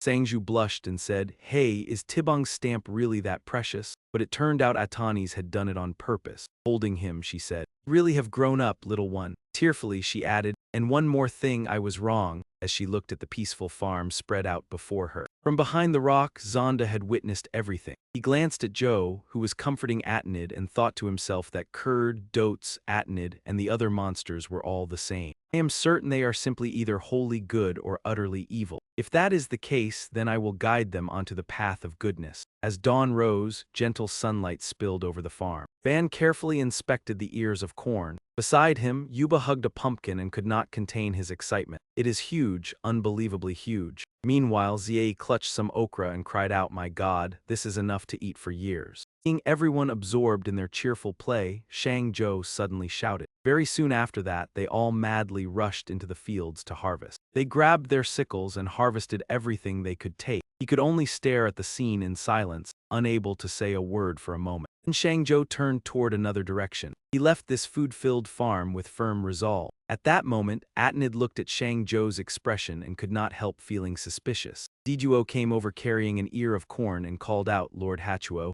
we have had a bumper harvest." But Hachuo only replied coldly, "Not yet. What we truly need to harvest is still far away." Meanwhile, Shang-Zhou was scouting the surrounding, just as I thought. He lowered his head and calculated in silence. Corn, pumpkins, and beans as well. They are all dry crops. If we only keep planting around the castle, it will not work. In the end, we have to move into the swamp and turn it into rice paddies. But that area has been poisoned, so it will be hard to grow rice there. We need something to mobilize. Only then can we start transforming it into rice fields. We have to join hands with humans. At that moment, the system suddenly spoke up. "You talk as if you really are a monster. You were human to begin with." Shang-Zhou stared at the system panel in a daze. For a moment, he did not know what to say. Then he rubbed his chin thoughtfully. "So that means I have almost forgotten that I was human and have begun to see myself as the true Demon King.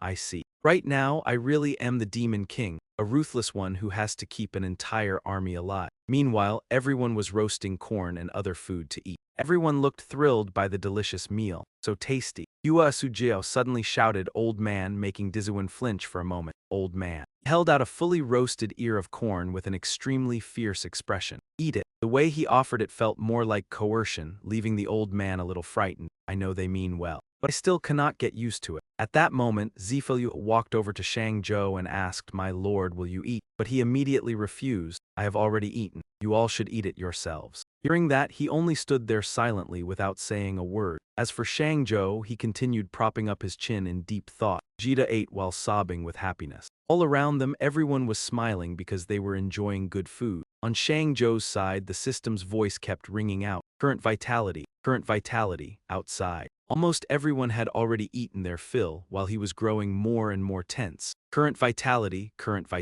It was the complete opposite of the happy and lively scene outside. At that moment, Atnid suddenly asked, "You are the one in charge of the records, right?" Zifu immediately answered, "Yes, that is me." Then she asked again, "Is Shang-Zhou still worried about something?" She thought to herself, "Everyone despises me except him." Zifu replied coldly, "Area 7 has already been harvested," leaving Atnid standing there speechless. The very next second, she rushed out to harvest like a machine. After that, Atnid ran back to Zifu. He then asked, "Every area is finished too?" Panting heavily, she said, "It is all finished. Tell me." At that moment, Zifu also spoke up, "Great King Shang-Zhou, everyone said that after eating with you today, you said there were still things to think about and then you went somewhere." Hearing that, Atnid nodded knowingly. That is just how he is. He cannot stand still and is always moving forward. Those words made him freeze. As for Shang-Zhou, he was still scratching his head and pulling at his hair. The plan is there already, but how am I supposed to make it happen? Can I really carry it out as planned?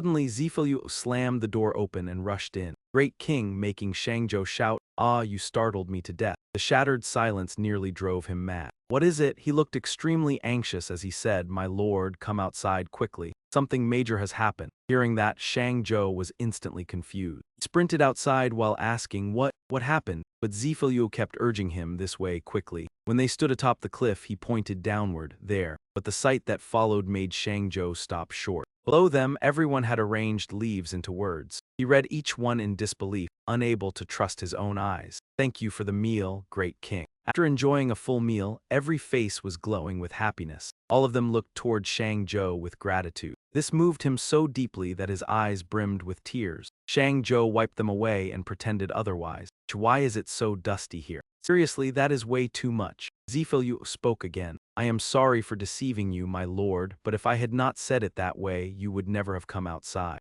It was Atenid who taught us this. At that time, she said, letting him rest is not the answer. He needs more motivation. It is not difficult. Just a sincere thank you is enough. Hearing that, he became even more astonished. Down below, Atenid was still harvesting without pause. Shang Zhou pressed his lips together as if trying to say something. Then he shouted loudly to get everyone's attention. Everyone, listen. From this year onward, this day will be the day we give thanks to heaven and earth. It is by heaven and earth that we receive a bountiful harvest. On this day, everyone will stop working. In other words, it will be Mid-Autumn Festival. Those words made everyone cheer with joy. Zifiliu suddenly asked, "Does that mean we will hold it again next year too?" Shang Zhou immediately answered, "That is right." His eyes were filled with determination. "Tomorrow I will go meet the humans. We need to build a friendly bond." On the roof of a house, a flag was fluttering in the wind, accompanied by a voice saying, "A friendly bond with humans." At that moment, Shang Zhou turned and demanded, "You were about to say I have gone mad again, were you not?" Zifiliu hurriedly denied it from beside him.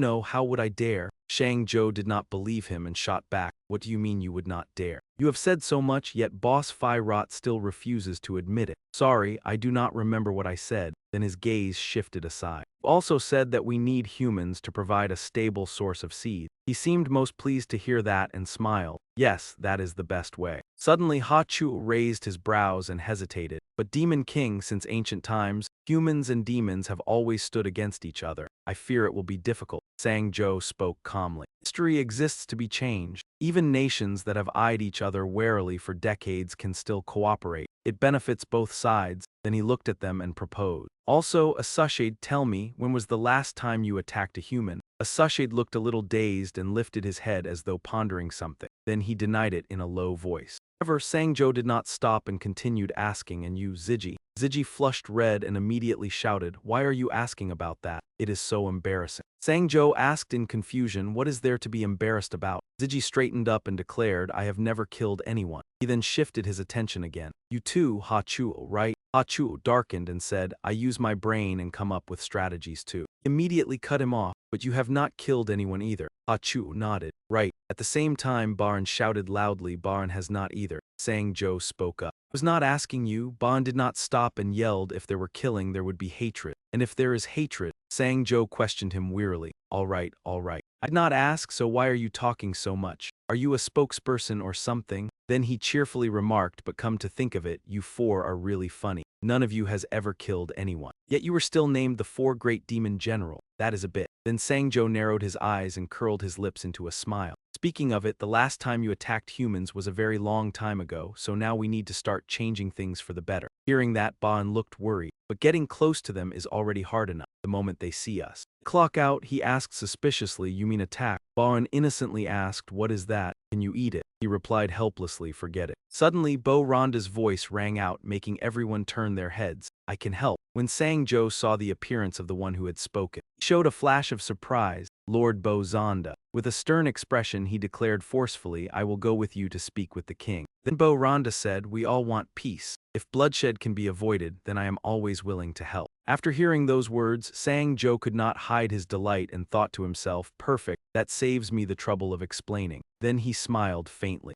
"I am very grateful for your understanding, but Baan is not wrong. The moment your humans see me, they will attack." Then Sangjo excitedly offered a suggestion. "Or we could claim to be a group of exiles, a branch of the demon race cast out for wrongdoing." He broke into a sweat and hesitated. "That makes sense, but..." Seeing the other party's expression, he laughed. "I understand." Then Sangjo looked at the other 4 and said, "Who would believe it after seeing them?" Hearing that, they could not hide their hurt. Then he called out loudly, "Come on, 4 great demon generals." Sangjo was seen holding those small wriggling creatures in his hand while glaring and shouting, "Transform." Then he ordered Ha Chuo, "Stay behind and take care of the farm. Baran, Ziji, and Asashade, come with me." Baran immediately shouted, "Food, awesome." Meanwhile, Ziji and Asashade asked in unison why the 2 of us also had to go. Sangjo did not bother answering and simply stuffed 2 worms straight into their mouths. "Just do it, eat." Right after swallowing it, she turned into a tiny, delicate creature and cried out helplessly. Alpha, as for him, in the form of a bird, he looked extremely angry. Bailey, only Baan with a relaxed expression, remarked, "How strange."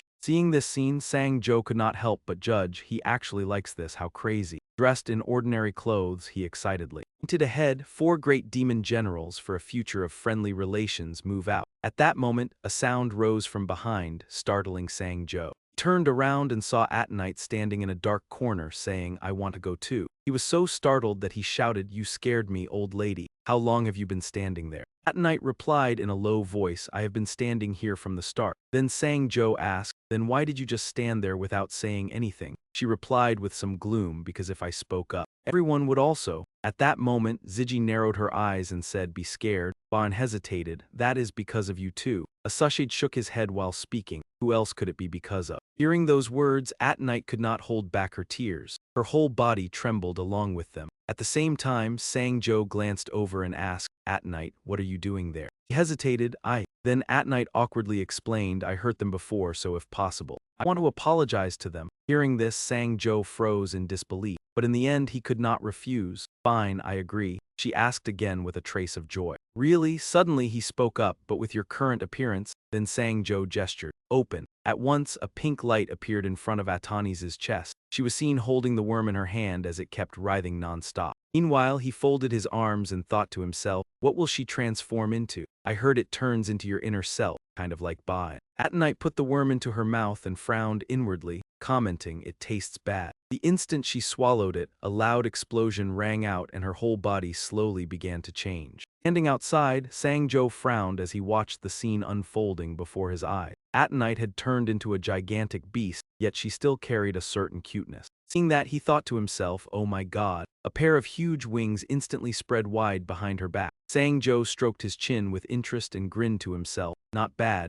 I was worried it would be hard to get through the dense forest." Perfect. Before them was the sight of Atanis carrying them along, flapping her wings as she flew through the sky. At the same time, he signaled in his mind, "Let us go." Sang-jo was so pleased with himself that he could not stop smiling as he looked down at Atani. "Thanks to you, the trip is much faster." "Ata X, thank you for coming with us." Hearing that, she blushed bright red and let out a meow. Ziji exclaimed in a bit of horror, "Good heavens, did you hear that?" At her age, and she actually meowed. Good grief. Beside her, Asashid shook his head. "This is unbearably embarrassing." Hearing those words, Atenite could only silently shed tears. At the same time, Bo-Zonda suggested, "When we get near the palace, please wait outside. I will go in first and report to the king." Sang-jo turned back and replied, "All right, thanks to you." A thought also flashed through his mind. "If things go smoothly, I'll try to ask for corn and bean seeds and also a long-term partnership." Before them stretched a magnificent mountain landscape. Empathetic could be seen charging powerfully forward, while below on the ground appeared the figure of a person.